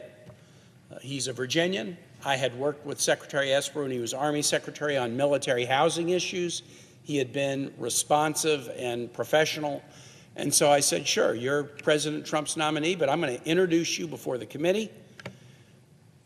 Secretary Esper was approved in the committee, I think unanimously, and the vote on the floor for Secretary Esper was 98-2. I bring that up just to say it is not my desire or norm to stand on the floor and speak in opposition to a nominee for Secretary of Defense, to speak in opposition to a nominee by President Trump for Secretary of Defense. I spoke the other day, probably 2 days ago here, about why I am opposing Pete Hegseth to be Secretary of Defense. What I want to focus on today is his claim, because I know my colleagues have been on the floor all day long explaining their own reasons for opposition to Pete Hegseth, but I want to just really drill down on what Pete Hegseth is saying about the allegations that folks are making against him. And this was pretty apparent in the committee hearing a week ago Tuesday, and it has been consistent since. It was most clear in a recitation that he had back and forth with Senator Kelly of Arizona. Senator Kelly asked him, I'm just going to ask you really simple questions. Here's an event that someone says you participated in, true or false? And again and again and again, what Pete Hegseth said was anonymous smears. He didn't say false, because if you say false to something that you have done, it could verge on perjury. He didn't say true, because if you say true to these kinds of allegations, it could be disqualifying. So it was a very interesting litany where again and again and again, Senator Kelly said, here's an event, true or false, anonymous smears. Anonymous smears was a very, very sophisticated way of not answering the question. And yet, even as I examined Pete Hegseth about marital infidelity, about a sexual assault allegation alleged against him, led him to make a payout to the complainant, about allegations of spousal abuse, again and again what he said was anonymous smears. And so what I want to do during my time today, since I've already laid out sort of my bill of particulars about why I'm not supporting his nomination, I want to focus on this. The claims that have been made against Pete Hegseth, they're not anonymous, and they're not smears. They're not anonymous, and they're not smears.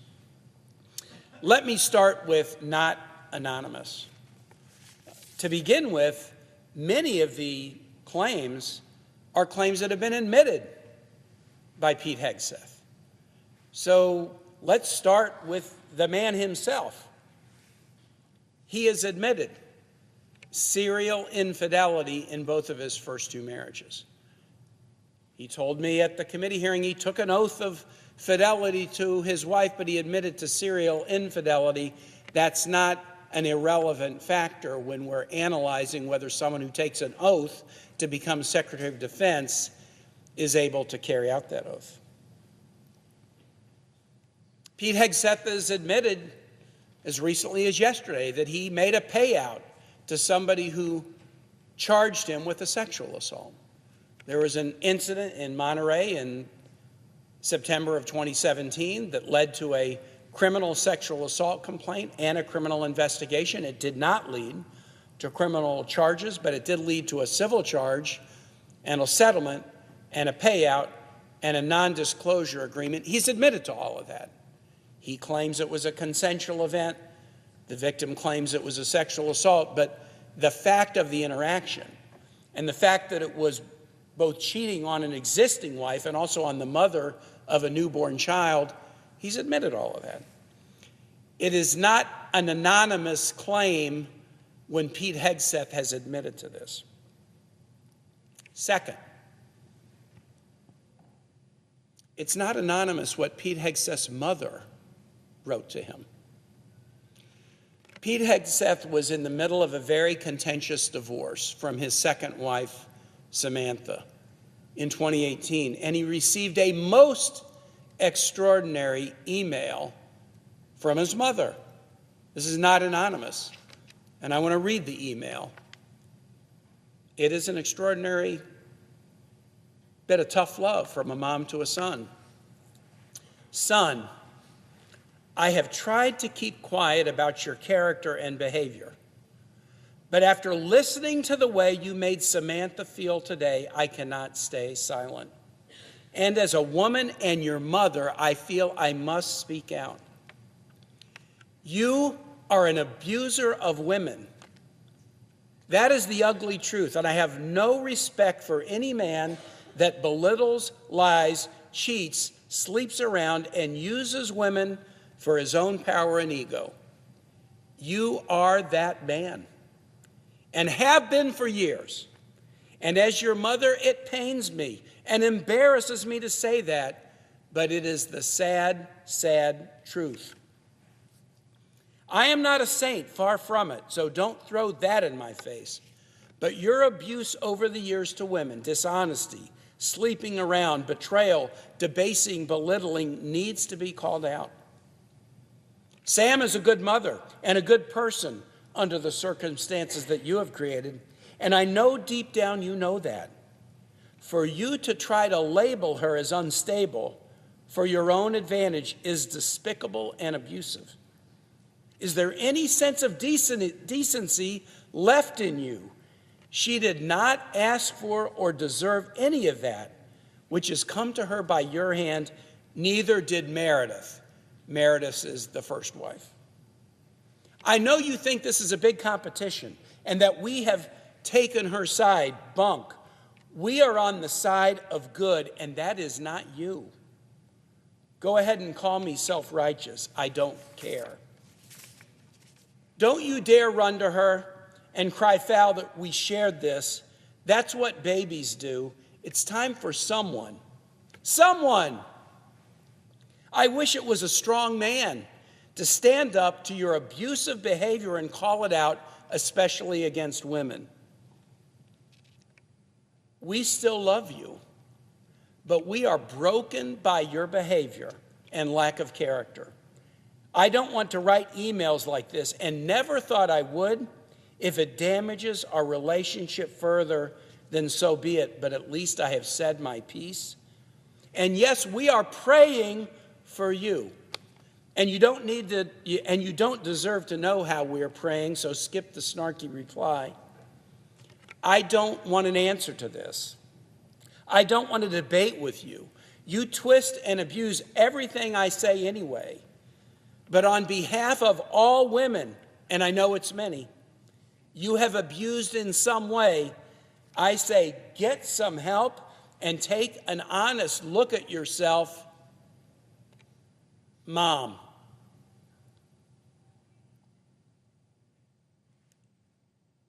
This is not an anonymous smear. I know a little bit about mother's love. I know a little bit about mother's tough love. This is not an anonymous smear, but it is an extraordinary, painful, candid rebuke. And Mr. President, why do I have this letter? This is not a letter that anyone in this body had. This is a letter that appeared in a newspaper about a month ago. The only people that would have had this email are family, the people closest in the world to Pete Hegseth. No one else would have seen this. No one else would have had it.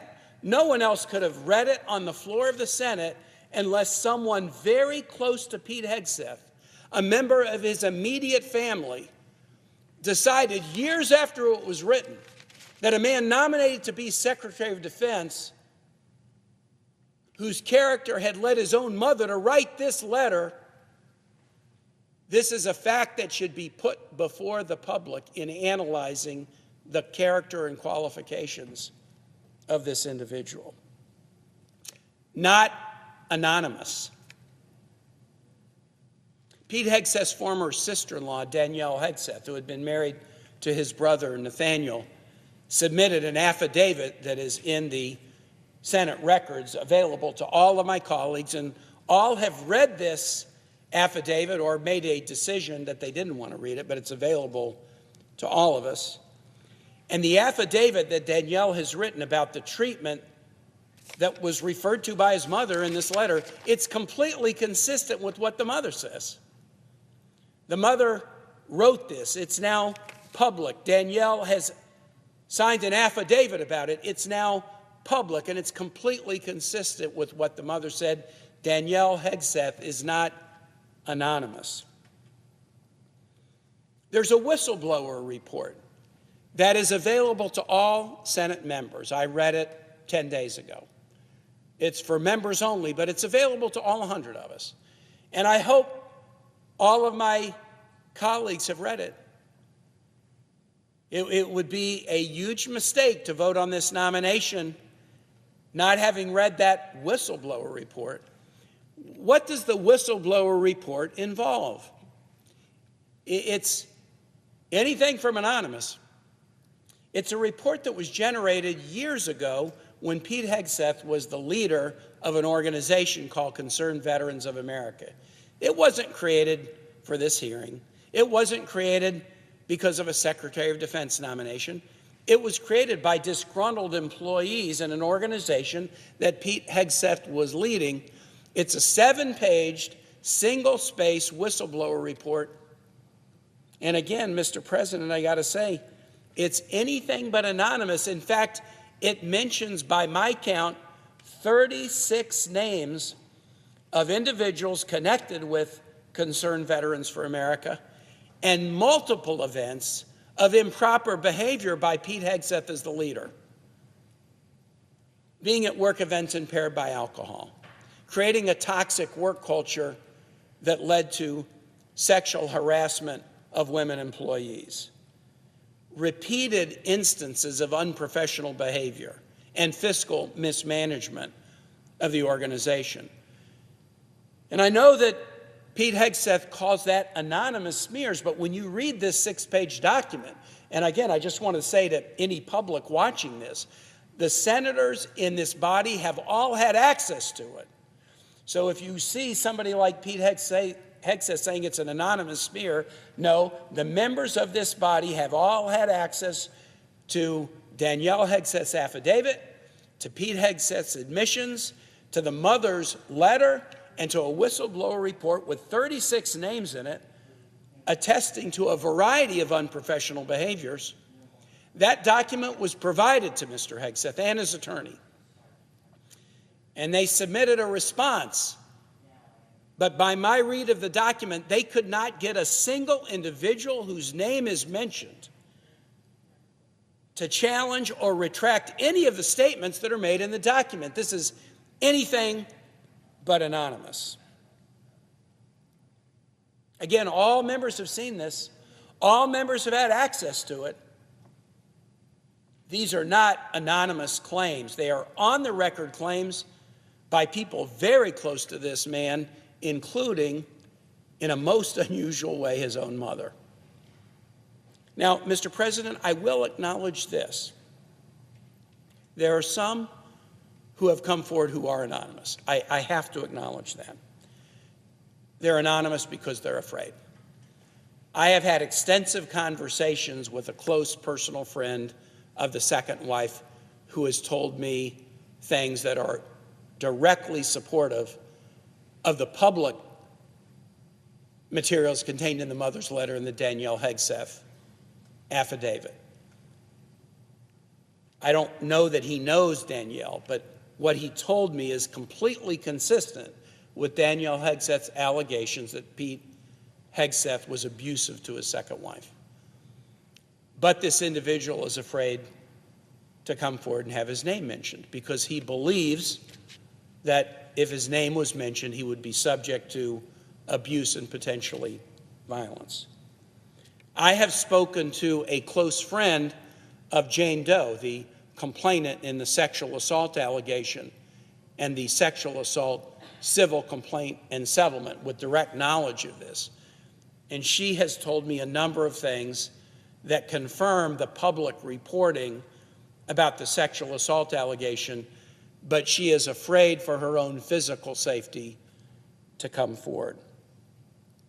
And I've spoken to one of the individuals whose name is mentioned among the 36 whose name is mentioned in the whistleblower report, who participated in putting it together years ago, who was able to give some texture and context to this report that all members have had access to.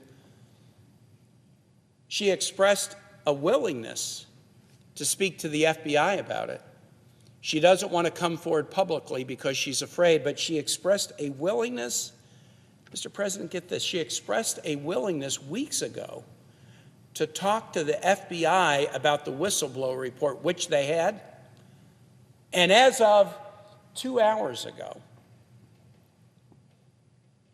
the FBI has not been in contact with a single individual whose name is mentioned in this whistleblower report.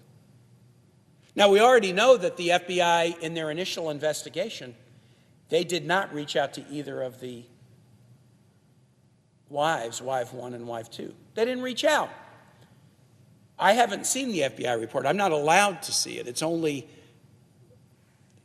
accessible by our committee chair and ranking. But I asked Senator Reid, was there any reference to, was there any evidence that either of the first wives were interviewed? I mean, you had the letter from the mother. Why wouldn't you go talk to the wives about the behavior?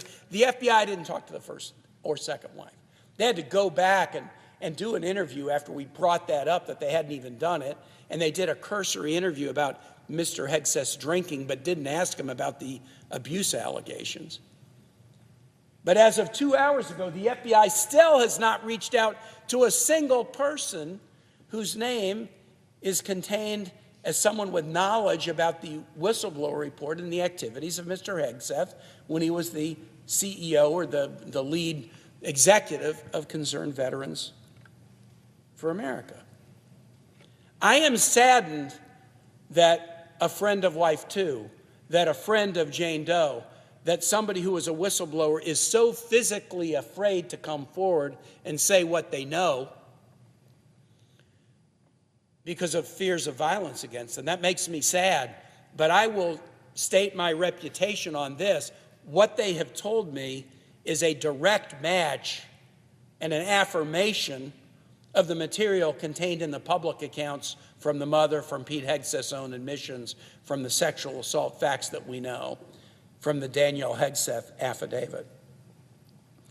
So, Mr. President, I've taken some time to go over this to show that the material that this body is considering is not anonymous, and now I want to turn to the second. It's not a smear. The Pete Hegseth allegation seems to be that this is all created at the last minute to try to derail him from being Secretary of Defense. And in that way, it's a smear. couldn't be farther from the truth. The sexual assault claim happened years ago. It was not created to try to stop Pete. The whistleblower report was written more than a decade ago. It was not written to stop Pete Hegseth from being Secretary of Defense. Pete Hegseth has admitted to serial infidelity years ago. Those allegations were not brought up to stop Pete Hegseth from being Secretary of Defense. And finally, this letter from Pete Hegseth's mother, it was sent years ago. And it wasn't sent to stop Pete Hegseth from being Secretary of Defense. It was sent, as his own mother has recently stated in media interviews, as a message of love.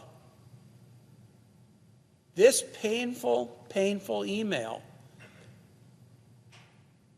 was sent to her son as a message of love.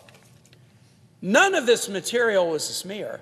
None of this material was created once Pete Hegseth was nominated to be Secretary of Defense to try to stop him. This material has been around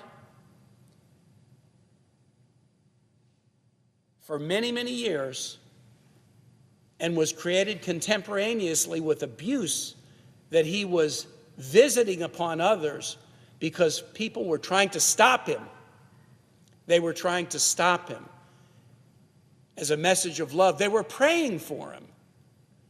They were encouraging him to look in the mirror and improve. And yet he says this is all a smear. That is not the case. They're not smears. They are clear and consistent and contemporaneous reports of the behavior, judgment, impulse control, and character of this nominee for the most important cabinet position that any president will forward to the United States Senate. Mr. President, I'm going to conclude and just say this. We can do better. As a nation, we can do better. As a United States Senate, we can do better. Supporters of President Trump can do better. Members of the military can do better. Veterans can do better. Blue Star families. I'm one. My kid's a Marine reservist. We can do better. We need to do better. We need to do better by our active duty. We need to do better by our Guard and Reserve. We need to do better by DOD civilians. We need to do better by military families. We need to do better by defense contractors. We need to do better by all who care about the important mission of the American military, and we can do better. Mr. President, you and I both know this. There are so many good public officials who have aligned on the Republican side, who have supported President Trump, who have their own credentials in this body. I could name a bunch, but I'm worried I'd forget one and then get in trouble with one of the ones I don't name. But in this body, there are senators who have served honorably in the military and are well qualified for the position of Secretary of Defense. In the House, there are members who are loyal to this president, who have served honorably in the military and are qualified to be Secretary of Defense. We have governors, we have mayors, we have leaders of companies who have supported this president and are loyal to his agenda and could get a 98-2 vote like Mark Esper did, or a 98-1 vote like General Mattis did, and would be loyal to this president and carry out this president's agenda.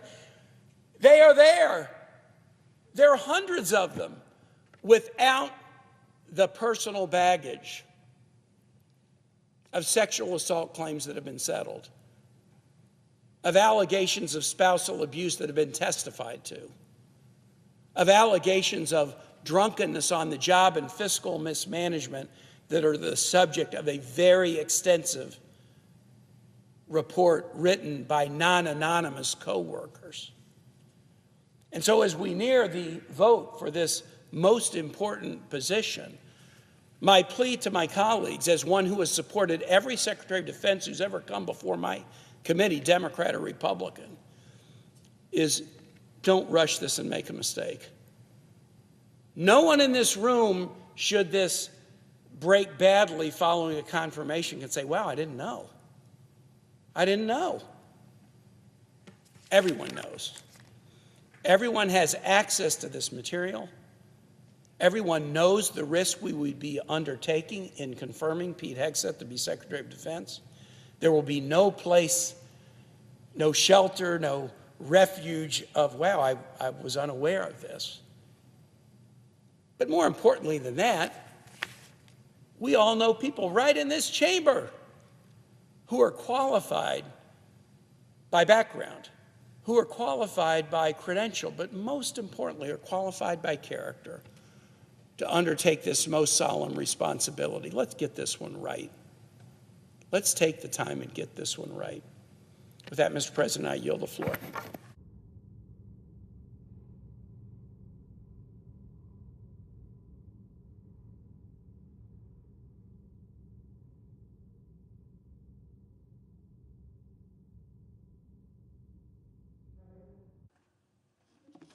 Senator from Virginia. I suggest the absence of quorum. The clerk will call the roll. Ms. Also Brooks.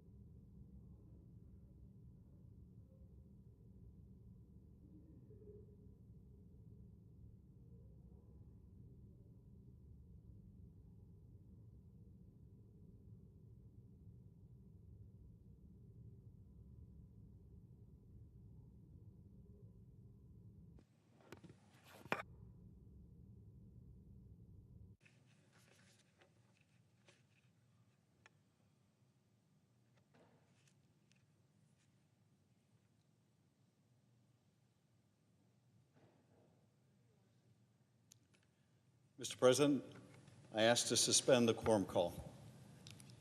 Without objection, the Senator from California. Mr. President, the men and women serving at home and overseas under the flag of the United States of America are counting on us. To guide the Pentagon through times of war or peace, they need and deserve a Secretary of Defense who is a person of considerable experience and can run a mammoth agency, who has exhibited good judgment, who is a person of good character, who appreciates the role of women in the military, in and out of combat, and who they can look on in confidence to guide us through some of the most difficult and complex national security threats we have ever faced. And while I greatly respect his time in the service, regrettably, that person is not Pete Hegseth. This is no minor or ceremonial position. The Secretary of Defense is responsible for nearly $1 trillion budget, 1/8 of all federal spending, and the 3 million people who serve under that charge. In my time in Congress, I've worked with secretaries of defense from both parties who understood their sacred responsibility and upheld their oaths to support every one of our troops and lead our nation's military to the best of their ability. Secretaries Gates and Panetta, Mattis and Carter, and many others come to mind. But Mr. Hegseth lacks the experience to be the Secretary of Defense. Mr. Hegseth has not shown the judgment to be Secretary of Defense. Mr. Hegseth has not shown the character to be Secretary of Defense. For this job is a heavy responsibility, and he is not the right person for the job. His record speaks for itself. Financial mismanagement in the organizations he led, organizations much, much smaller than the Pentagon, with budgets that were a fraction of the size and nevertheless squandered and mismanaged.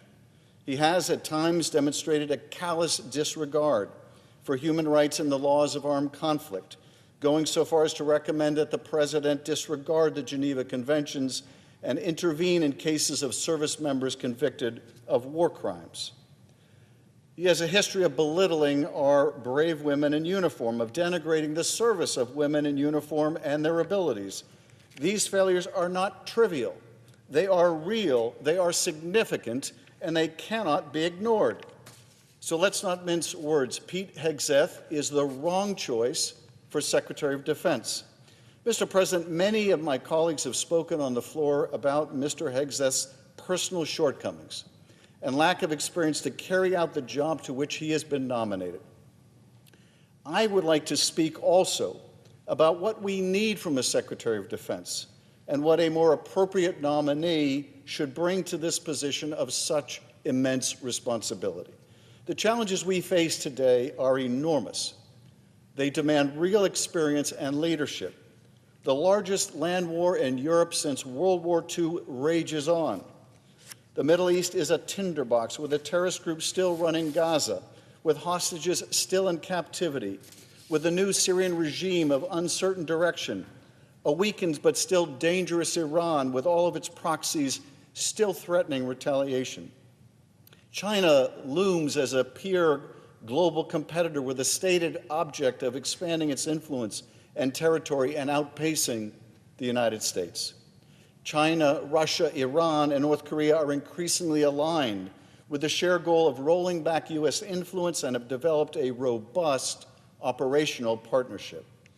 Iran and North Korea provide Russia with drones and missiles to prosecute its relentless war of aggression against Ukraine, all while China provides money and dual-use technologies to underpin Russia's resurgent wartime economy.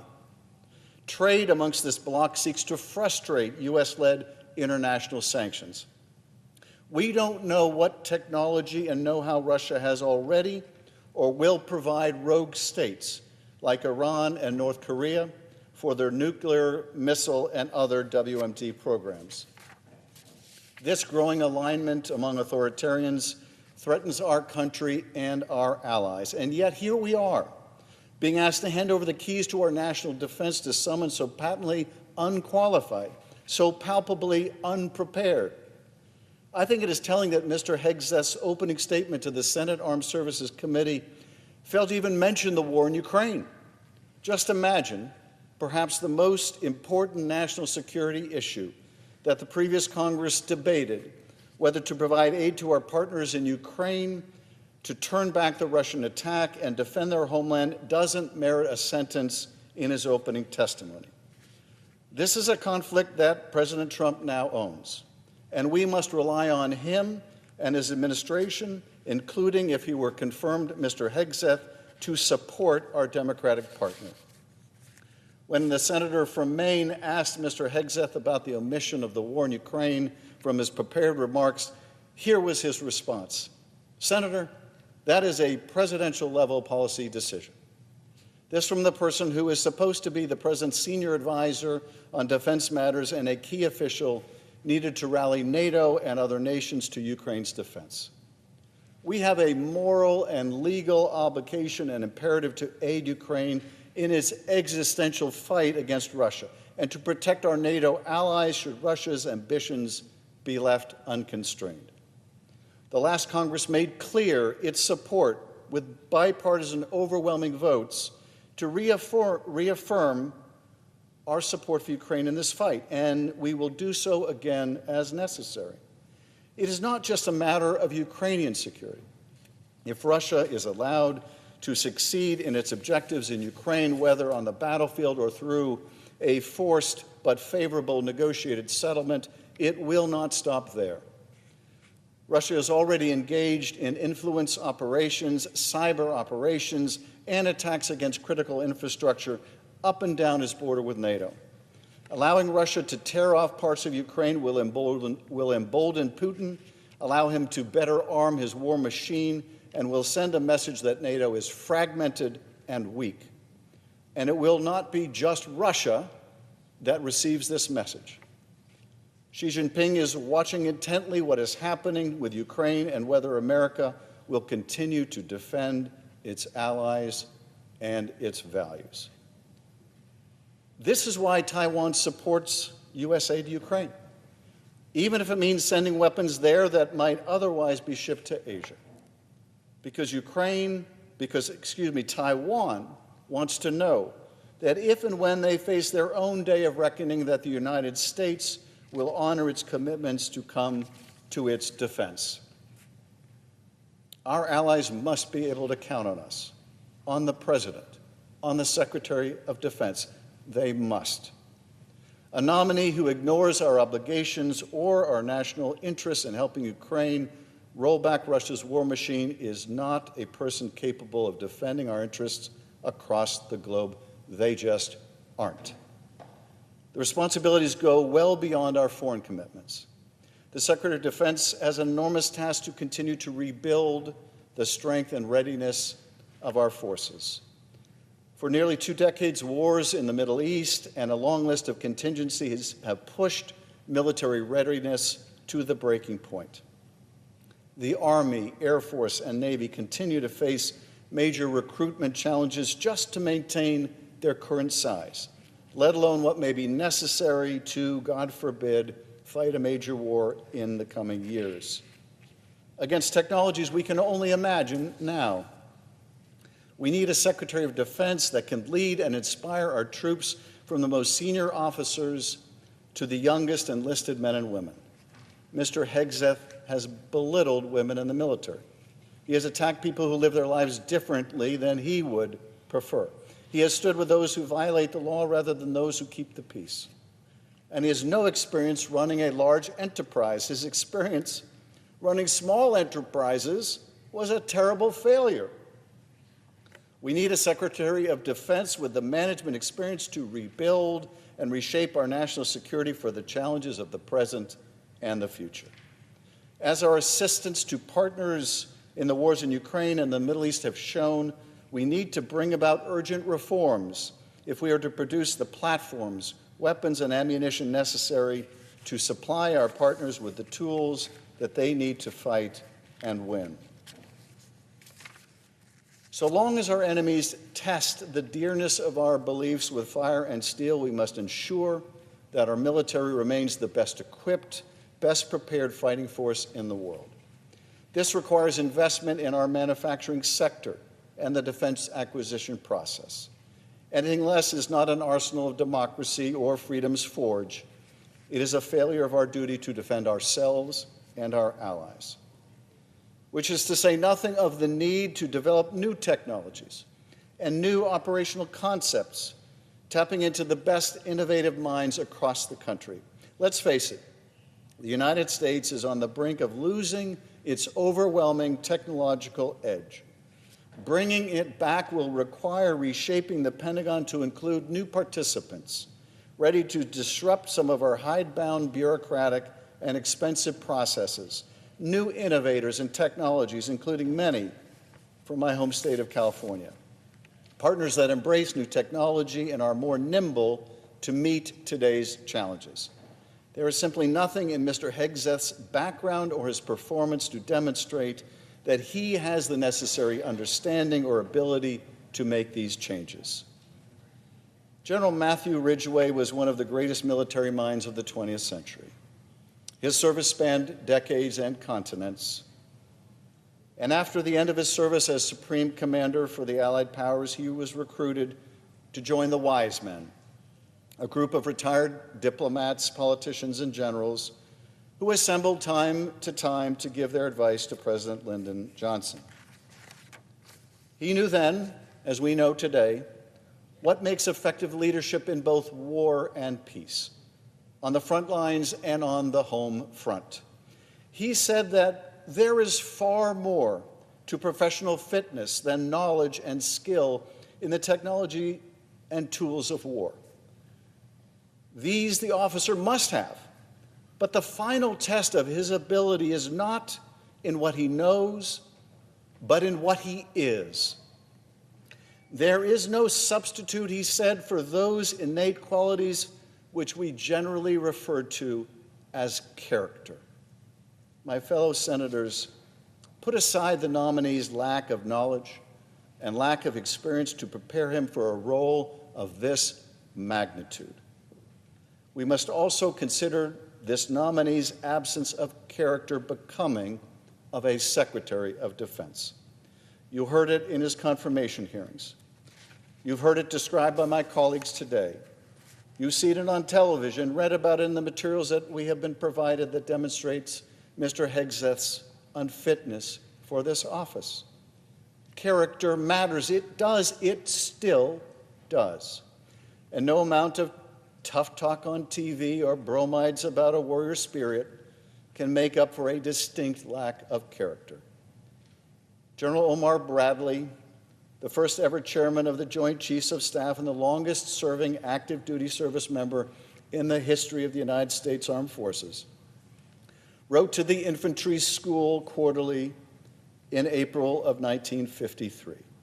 He said that leadership in a democratic army means fairness, not harshness, understanding, not weakness, justice, not license, humaneness, not intolerance, generosity, not selfishness, pride, not egotism. Think about those qualities. Think about whether the nominee we consider today resembles even just one of them. Certainly not generosity. Certainly not humanity. Certainly not understanding. Certainly not. I understand that politics can be complicated, but there is nothing complicated about this. Our service members are watching. Their families who fear that their loved ones may be sent to battle are watching. Our adversaries are watching. There's an inscription down the hall that says it plainly, what we should consider in this moment. Our government, conceived in freedom and purchased with blood, can be preserved only by constant vigilance. Constant vigilance. The vote before us today is about Mr. Hegseth, but it is also about all of us. What do we stand for? Are we being vigilant in the defense of our country? This candidate is not qualified. This candidate is not experienced. This candidate lacks judgment. This candidate lacks the character we need to lead this department at a time of great national peril. He is simply the wrong one for the job. I urge a no vote, and I yield back.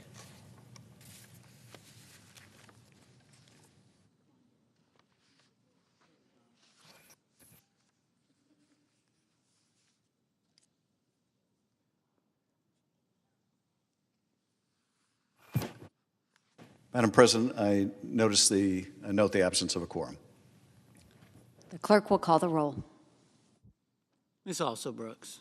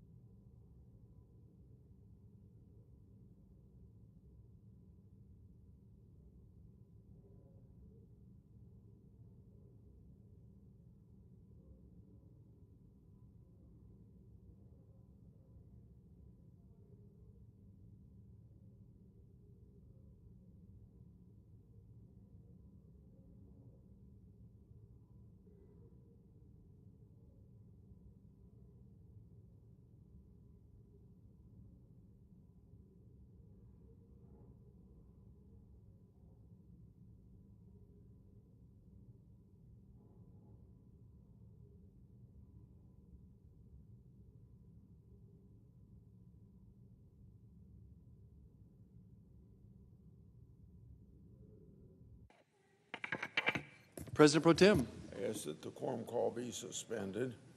Without objection. I'm here to support Pete Hegseth. Just a minute. Pardon me, Mr. Chairman.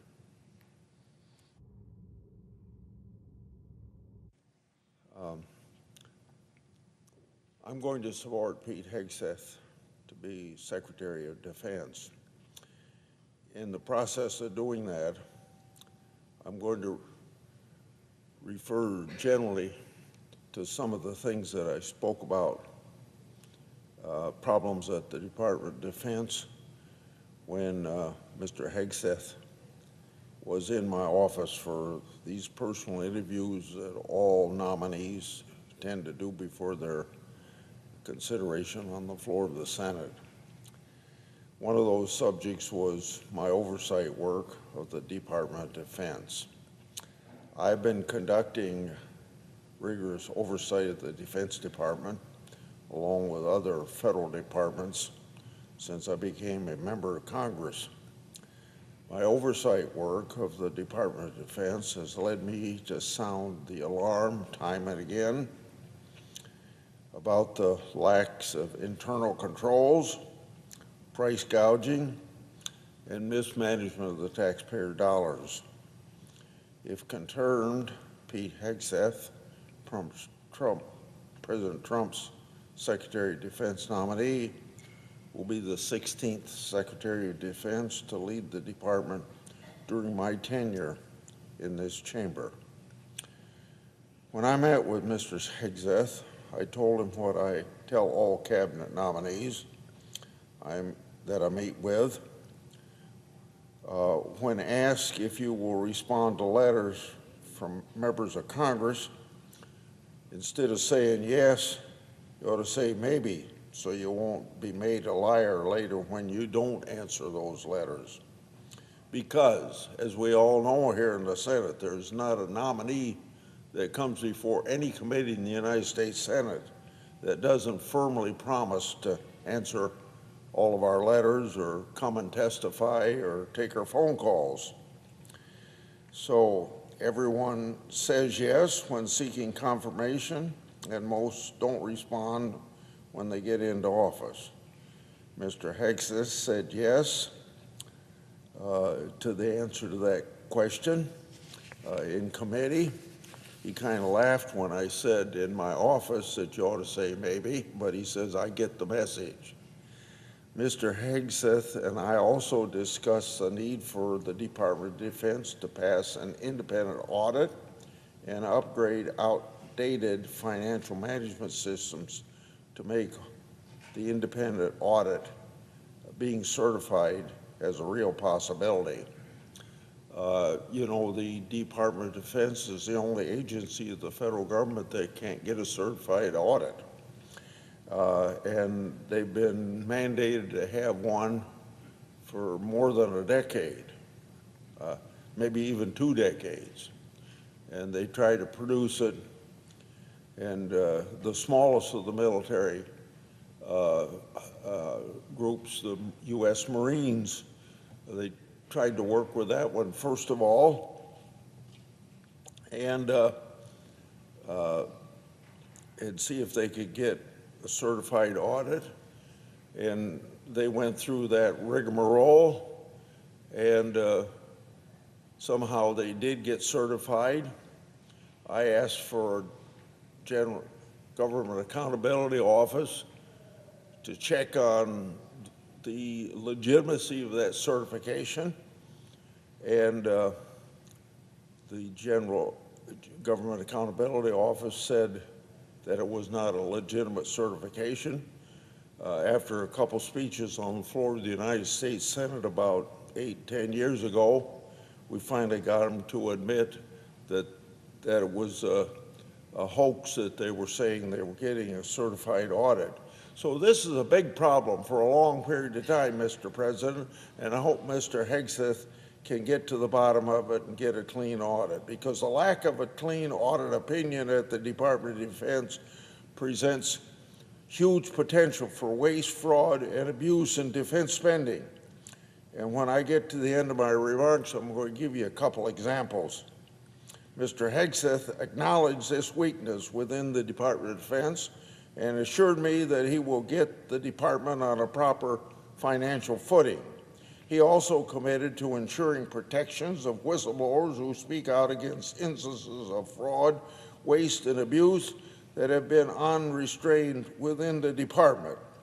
We spoke about that issue because for every nominee that comes to my office about the wanting confirmation, I say to them, you know, whether you got a department of a few hundred or a few thousand or a few 10,000, and there's some departments around here of a few 100,000 people, big or little, you can't know what's going on in that department as far as listening to whistleblowers. And whistleblowers are,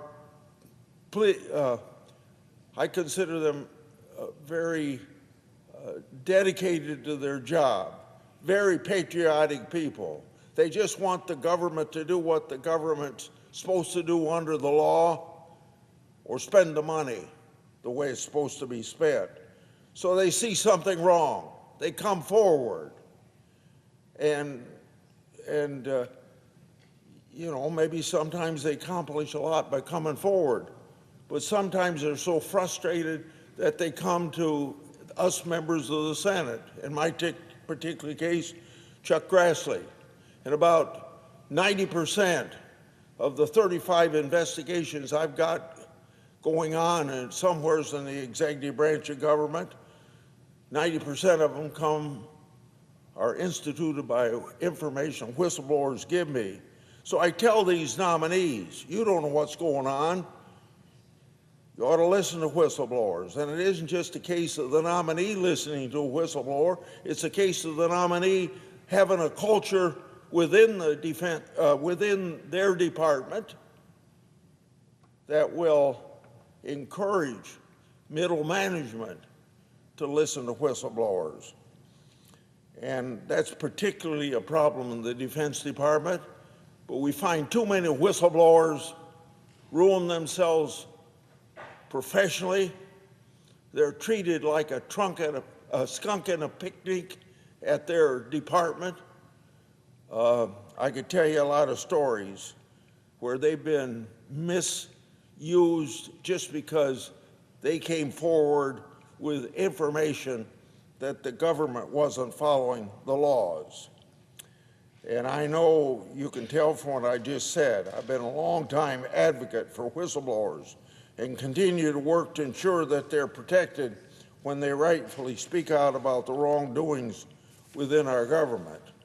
So, as you can tell from my conversation with you, my colleagues, I expect Mr. Hegseth to stay true to his words, that he's going to listen to whistleblowers and get the fiscal management, financial management system of the Department of Defense turned around. Finally, as we should thank anybody who serves in the military, but particularly Mr. Hegseth, for his service to our country in the military. All the brave men and women who have served our nation in uniform deserve our gratitude and respect. Now, I told you that I'd give you a couple examples. One of them of financial mismanagement or not following the law. So one is Janet Milo, about 6 months ago, pleaded guilty in a Texas court. Can you believe this? Stealing $106 million over a period of 5 years as a Defense Department employee.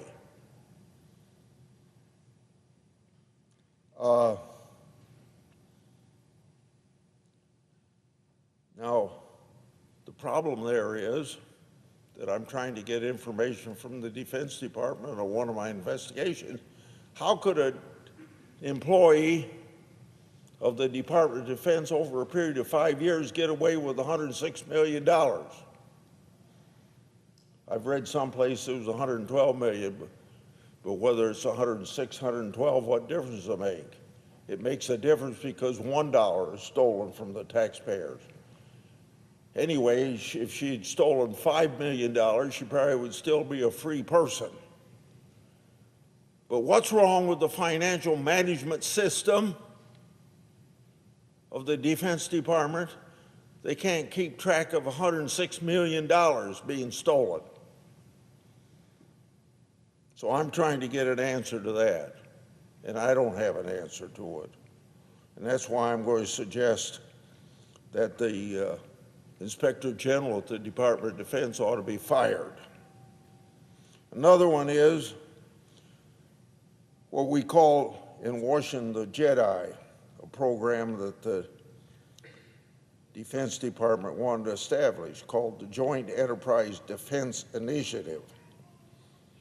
There were people in the Defense Department that had a conflict of interest because they had a relationship with Amazon. Amazon wanted that contract. They didn't recuse themselves. And finally, today, I got a response on my investigation that started probably 5 years ago on that. Maybe I got it because I talked to Pete Hegseth about it.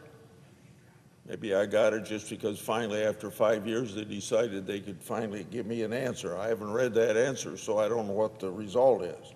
Actually, it doesn't matter what they tell us because this whole Joint Enterprise Defense Initiative and these contracts, there was so much competition among a couple wanting that besides Amazon that it was given a brand new start on negotiations, and I don't even know where they are on those negotiations at this point. But those are two examples of things that are really wrong with the way the Department of Defense is run, not just under Biden, but under a lot of presidents, both Republican and Democrat, over a long period of time. And hopefully Mr. Hegseth can straighten that out. I yield the floor and suggest the absence of a quorum. The clerk will call the roll. Ms. Alsor Brooks.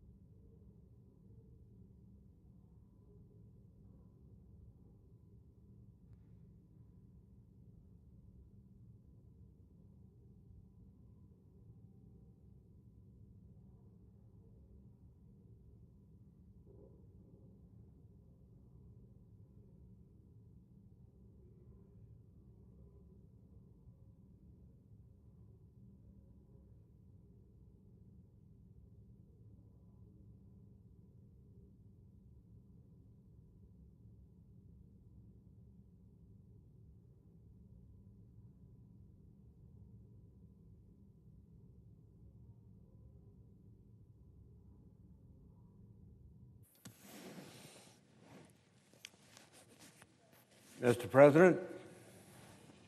The senator from Rhode Island. Mr. President, I ask that the quorum call be dispensed with. Without objection. Thank you, Mr. President. Mr. President, I rise today to urge my colleagues to carefully consider their vote on the nomination of Mr. Pete Hegseth for Secretary of Defense. The Senate is now in the process of voting on many members of President Trump's new cabinet, who will determine policies that will affect the lives of every American. However, I would argue that the position of the Secretary of Defense is unique. It requires the highest quality of leadership, the ability to make on-the-spot life or death decisions, excellent diplomatic skills, and character beyond reproach. There is no question that President Trump has a right to select his cabinet, but his defense secretary should be someone who is capable, without question, to meet the demands of the job and the expectations of those he will lead. They should have the knowledge and experience to manage one of the most complex organizations in the world. And they should be willing to admit what they do not know and assemble a team who will help them carry on. In his hearing before the Senate Armed Services Committee last week, and in his writings and comments, Mr. Hegseth has not proven that he is qualified to be Secretary of Defense. He has been questioned about allegations of significant personal misconduct, including alcohol abuse, infidelity, sexual harassment and abuse, and toxic work environments. He refused to really address or take ownership of these allegations. As a result, he leaves himself open to having his personal history subject to exploitation by adversaries, which is the last thing we need for the leader of the most powerful military in the world. If confirmed, Mr. Hegseth would be giving orders to men and women of every race, religion, and sexual orientation. His orders may result in these men and women risking and perhaps losing their lives. These men and women must trust that the Secretary of Defense giving those orders respects and supports them.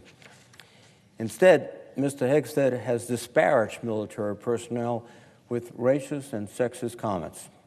He has derided diversity in the ranks, and he has openly opposed women in combat roles.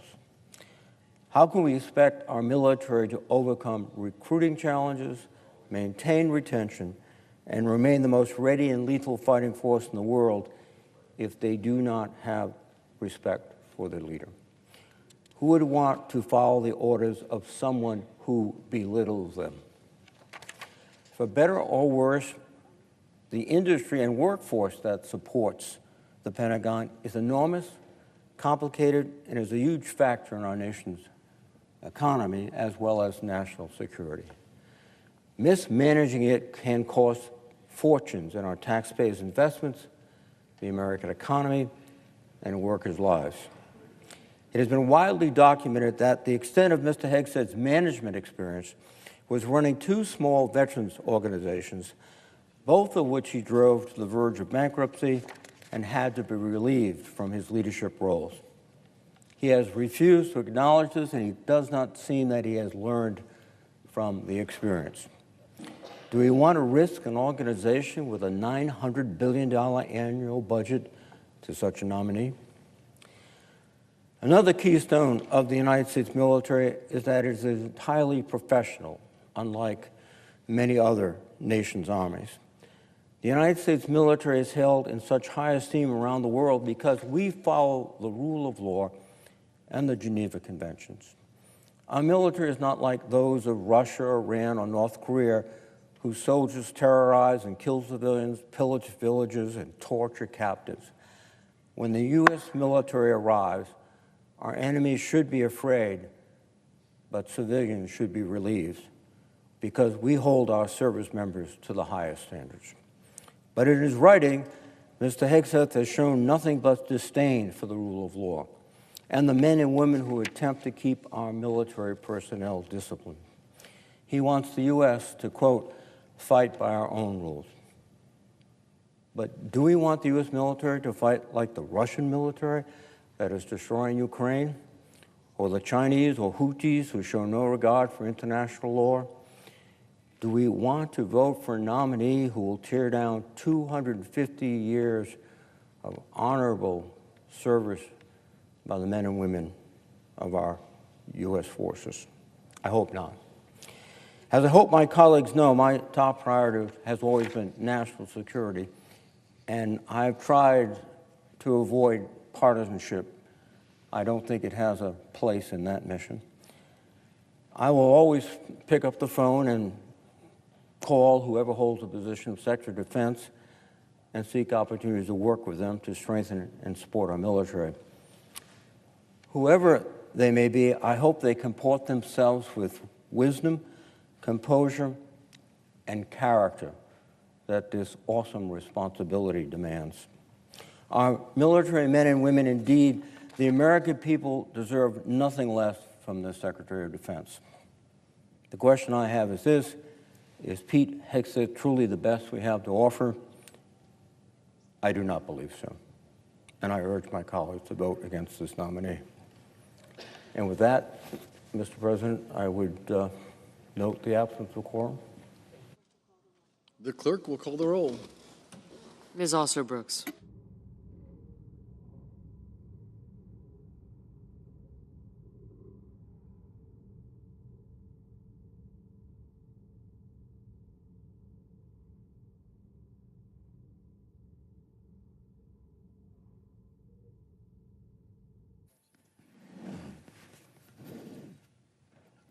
Is there a precise time for the vote?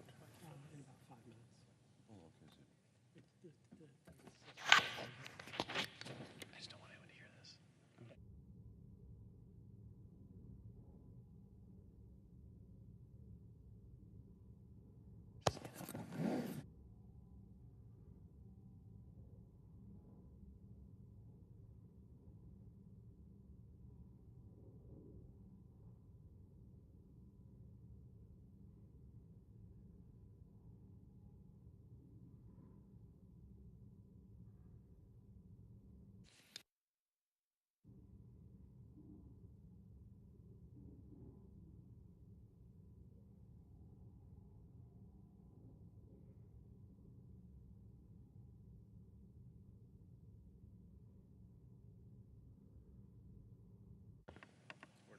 Mr. President.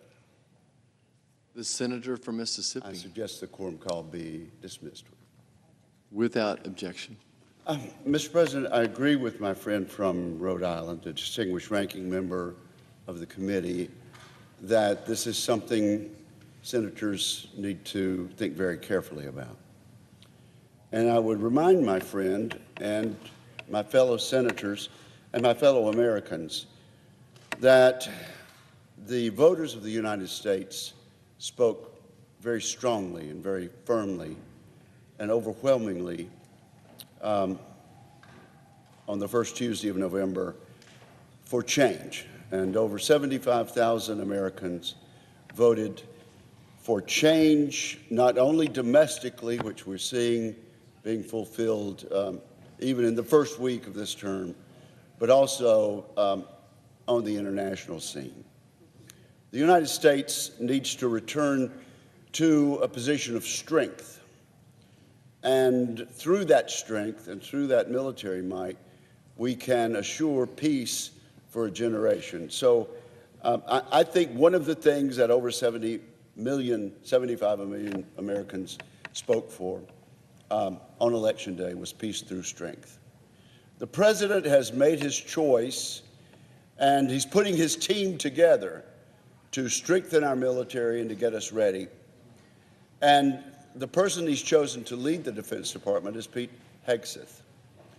The more I have seen of this young man over the time that we've had a chance to visit and over the time that he's been questioned and actually put through a number of trials, the more impressed I am with his character and with his ability to withstand the slings and arrows that we see in politics and in government today.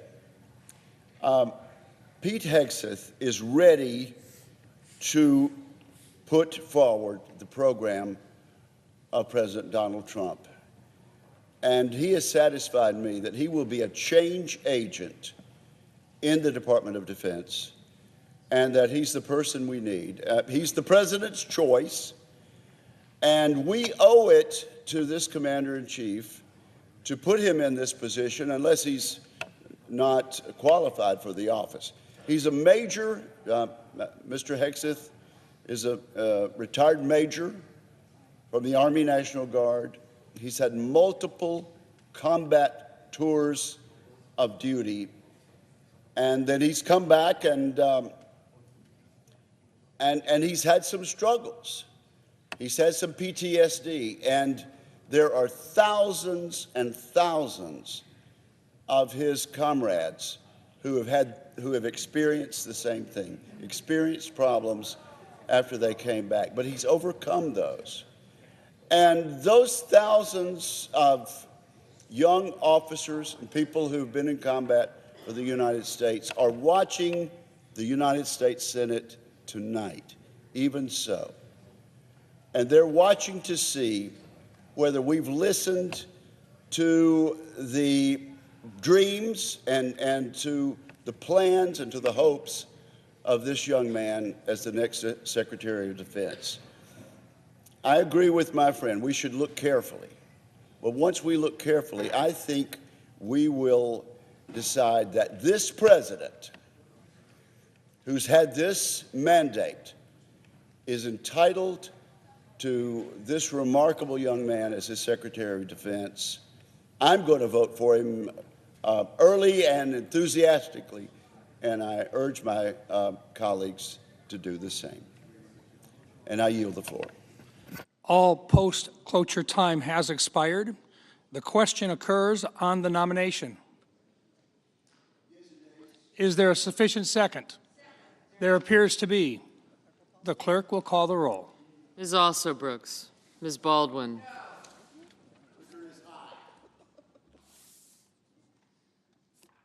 Mr. Banks. Yes.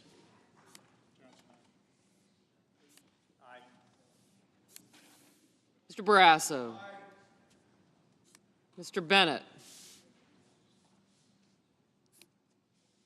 Mrs. Blackburn.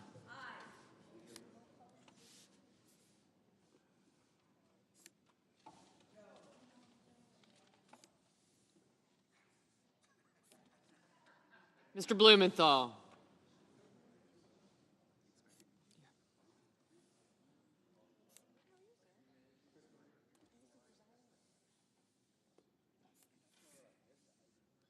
Ms. Blunt Rochester. Mr. Booker. Mr. Bozeman. Mrs. Britt. Mr. Budd.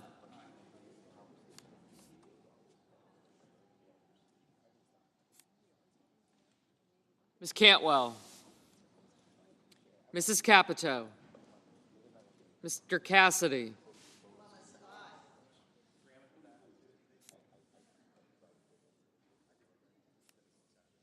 Ms. Collins. Mr. Coons. I got him. Mr. Cornyn. Ms. Cortez Masto. Mr. Cotton. Mr. Kramer. Mr. Crapo. Mr. Cruz.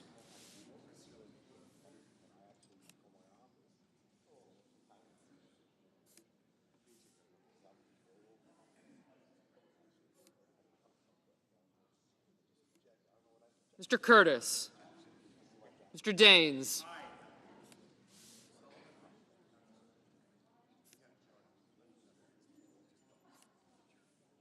Ms. Duckworth. Mr. Durbin. Ms. Ernst. Mr. Fetterman. Mrs. Fisher. Mr. Gallego. Mrs. Gillibrand. Mr. Graham. Mr. Grassley.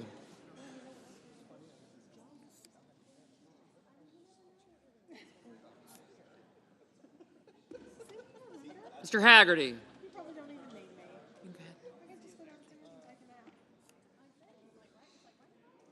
Ms. Hassan, Mr. Hawley, Mr. Heinrich,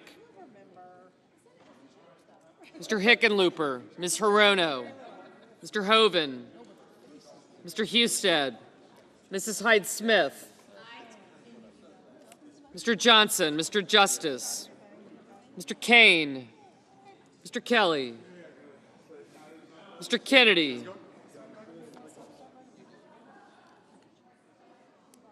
Mr. Kim,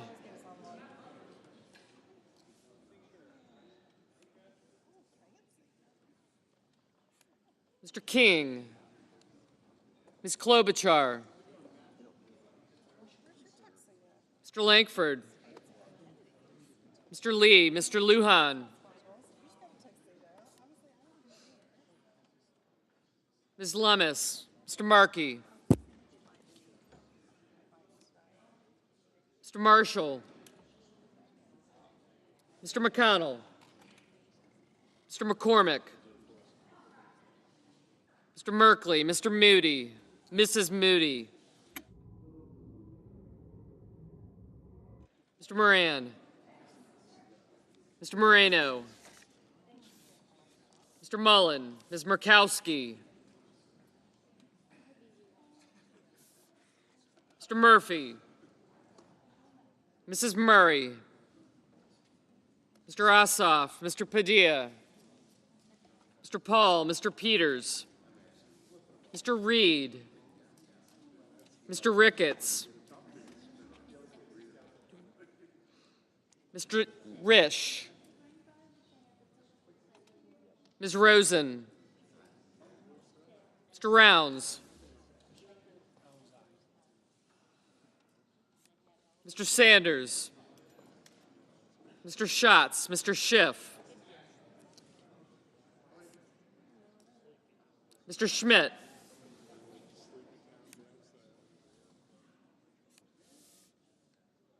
Mr. Schumer, Mr. Scott of Florida, Mr. Scott of South Carolina, Mrs. Shaheen,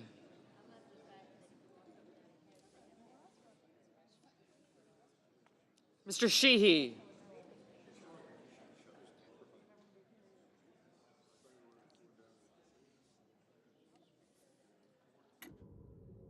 Ms. Slotkin, Ms. Smith,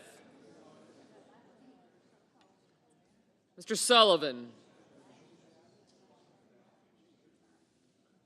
Mr. Thune, Mr. Tillis, Mr. Tuberville, Mr. Van Hollen,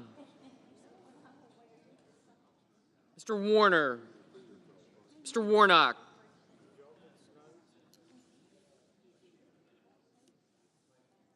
Ms. Warren,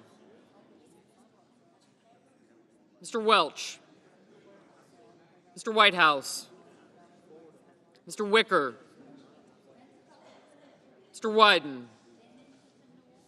Mr. Young,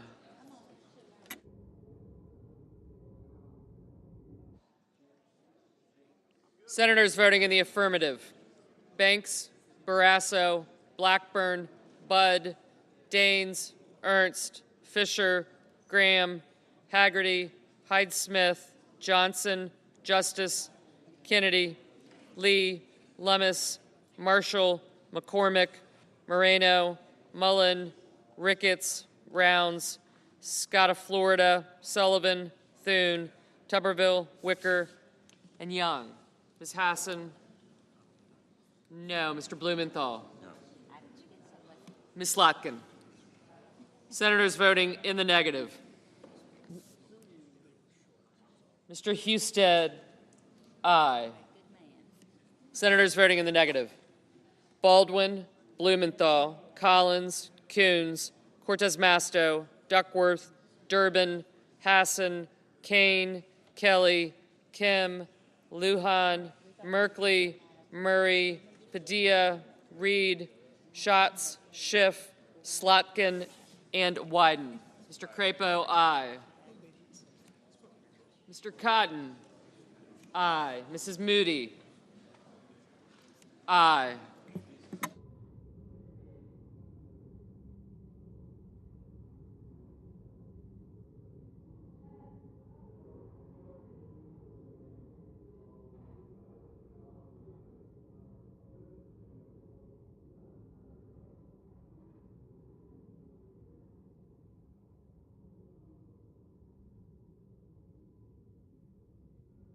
Mr. Cornyn, aye. Ms. Murkowski, no.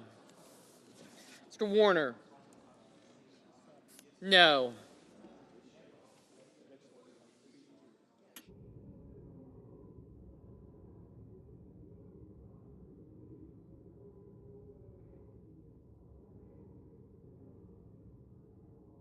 Ms. Also Brooks, no.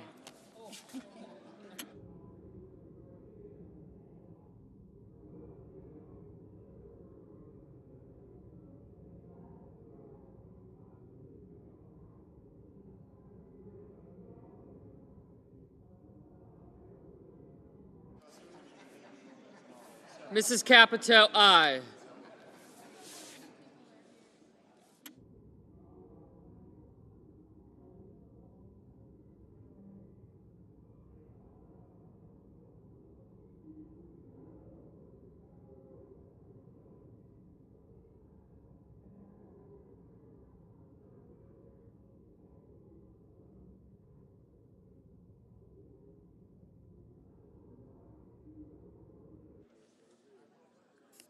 Mr. Ossoff, no.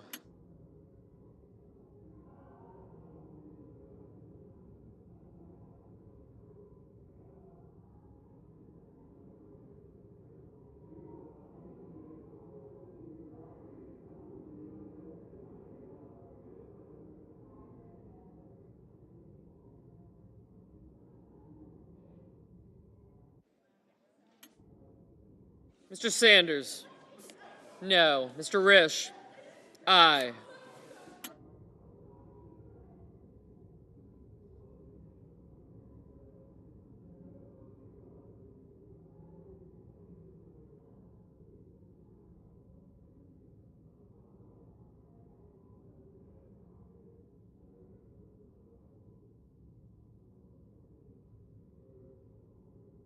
Mr. Curtis, aye.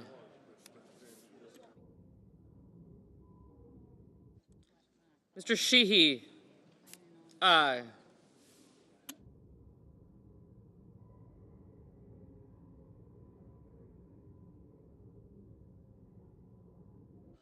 Mr. Kramer, aye. Ms. Warren, no.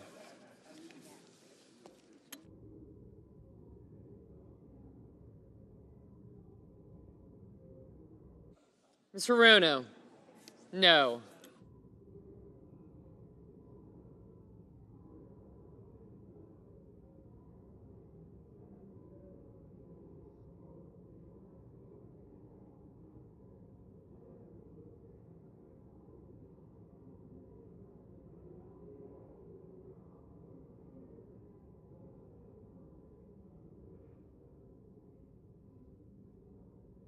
Ms. Rosen, no. Mr. Schumer, no. Mr. Whitehouse, no.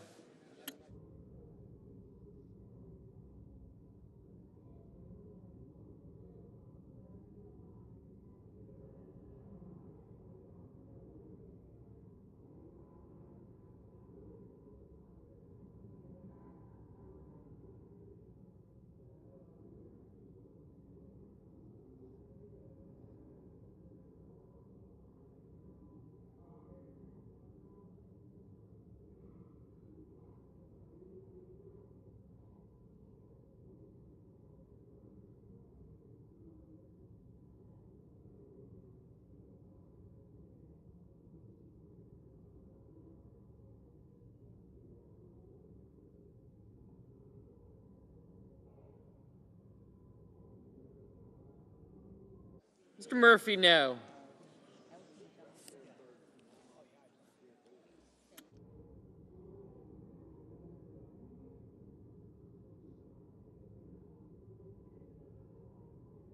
Mr. Hawley, aye.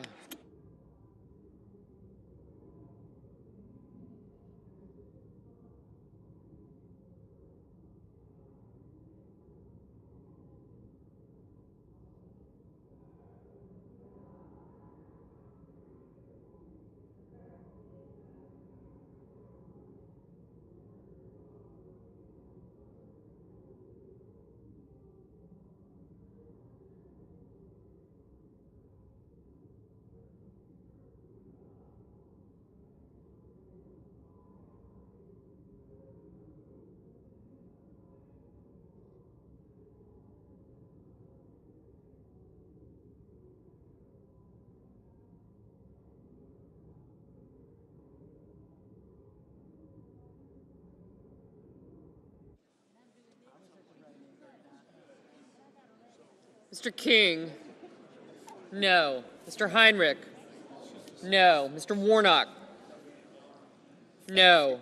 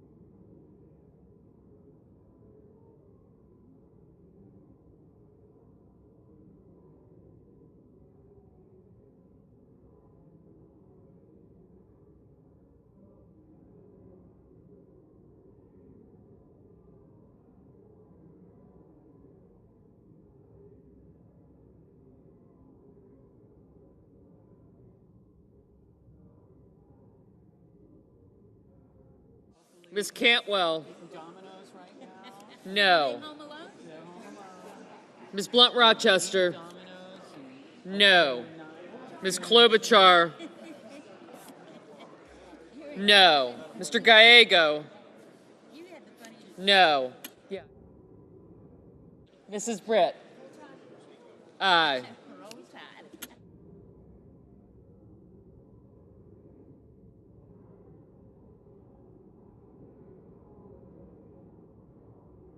Mr. Langford, aye.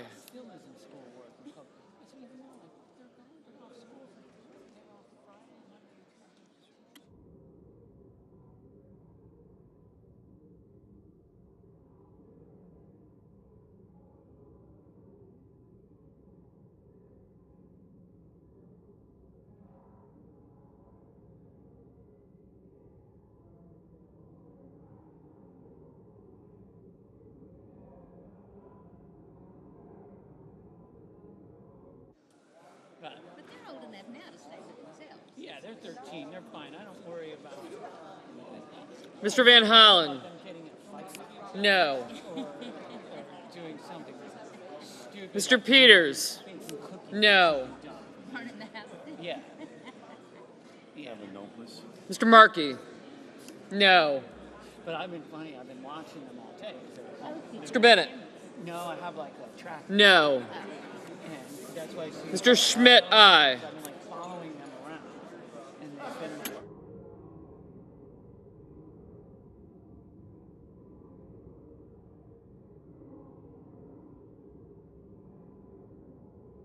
Mr. Booker?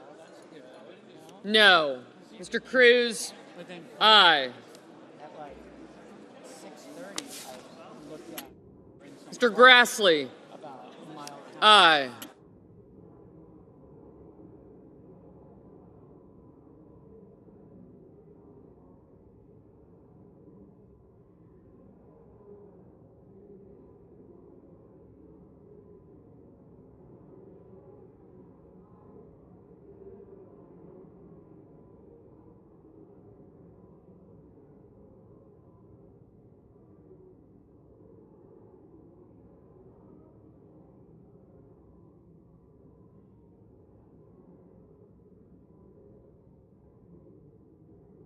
Mis- 87 and she can FaceTime. Mr. Boozman, aye. Same time, and I know she's doing it.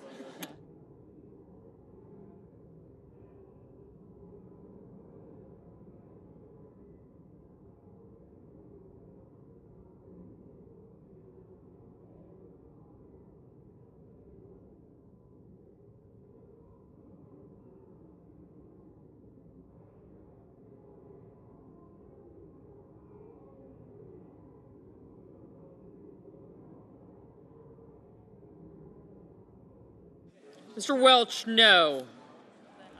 And he lets me take him. Mr. Paul, aye.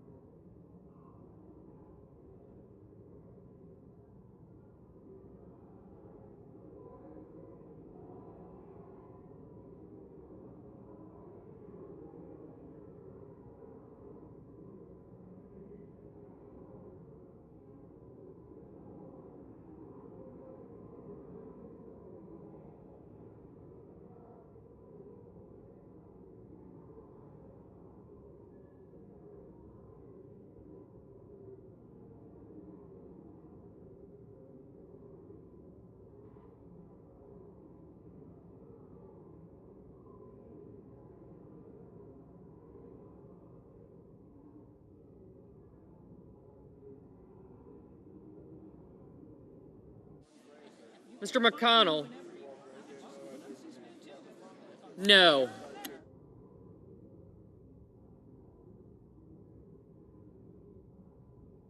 Mr. Hoven, aye. And when I would preside, when we'd go in, she said, I stand up and I say,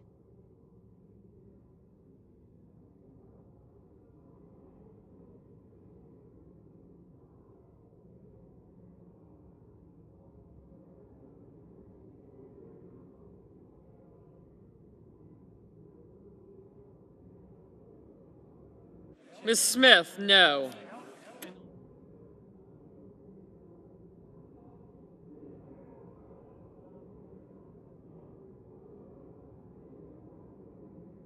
Mr. Cassidy, aye.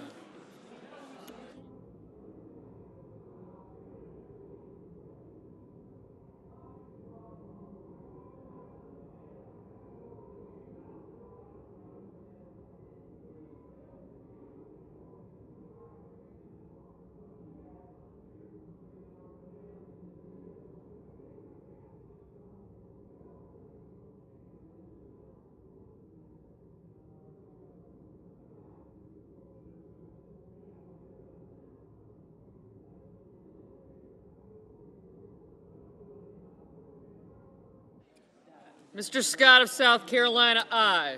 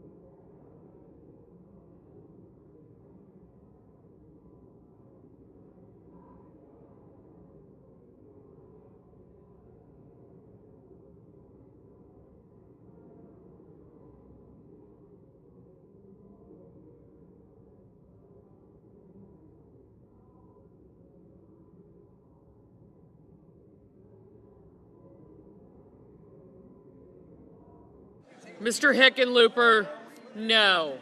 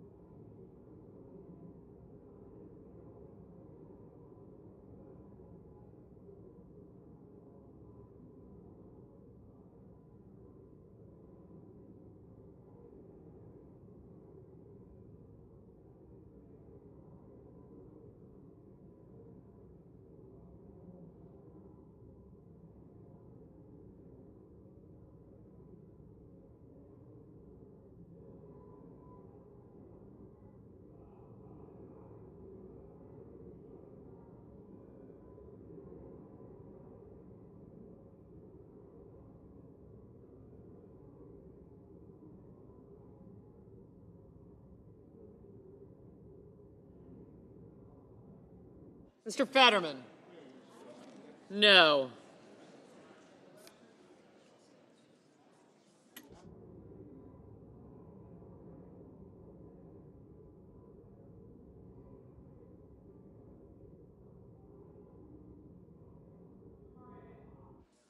Mr. Moran, aye.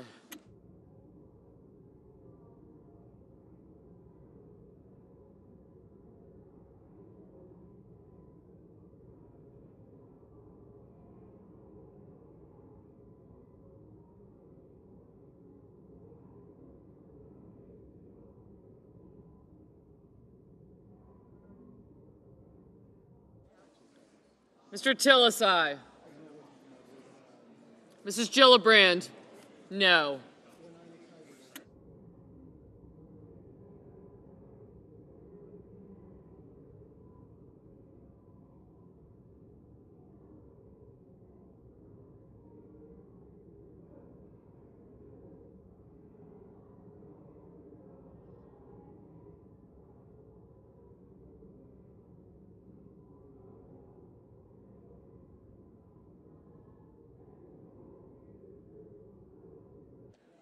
Mrs. Shaheen, no.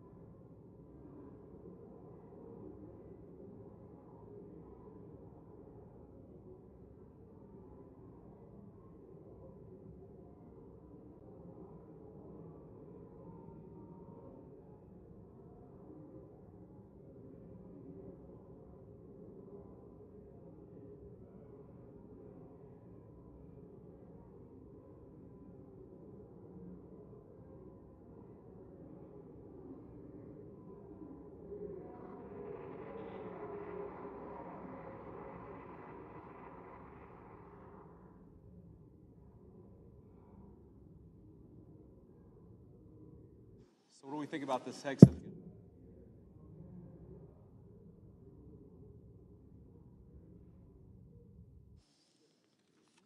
Okay. All right. Are there any senators in the chamber who wish to vote or change a vote? If not, on this vote, the yeas are 50 and the nays are 50. The Senate being equally divided, the Vice President votes in the affirmative, and the nomination is confirmed.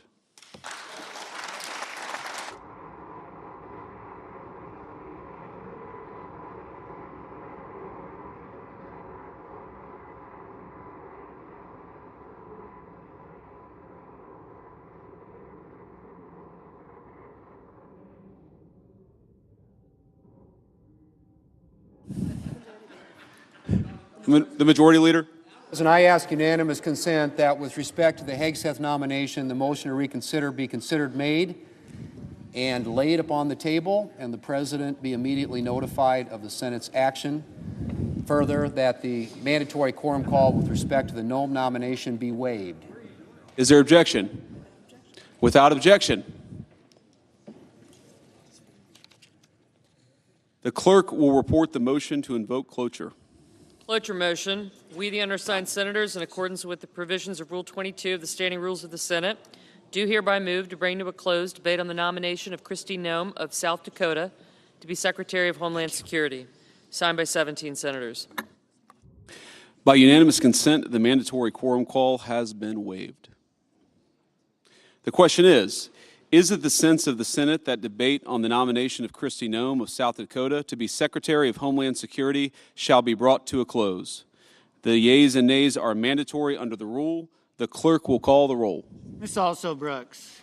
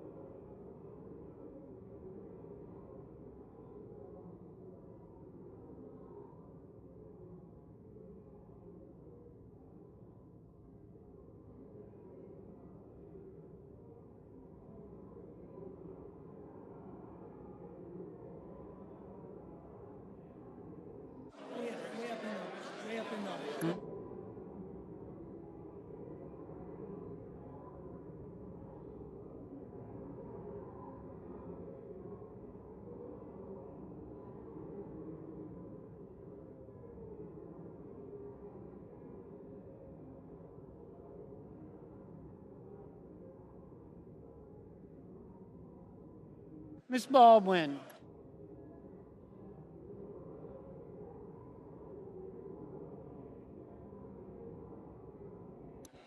Mr. Banks, Mr. Barrasso, Mr. Bennett, Mrs. Blackburn. Mr. Blumenthal, Ms. Blunt Rochester, Mr. Booker.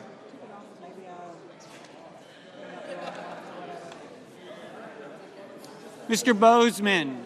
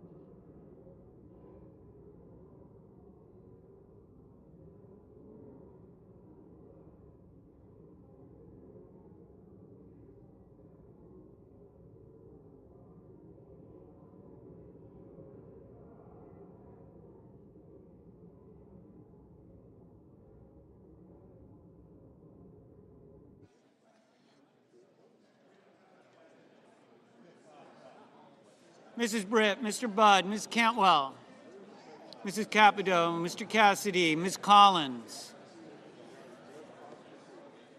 Mr. Coons, Mr. Cornyn.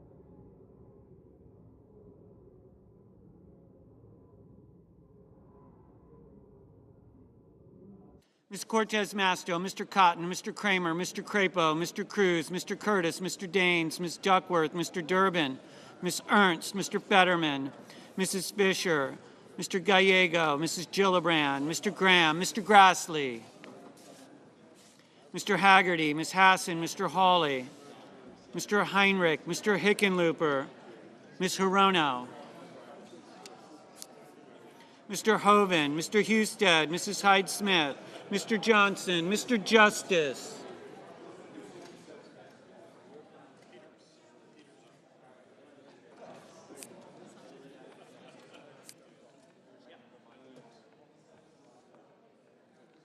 Mr.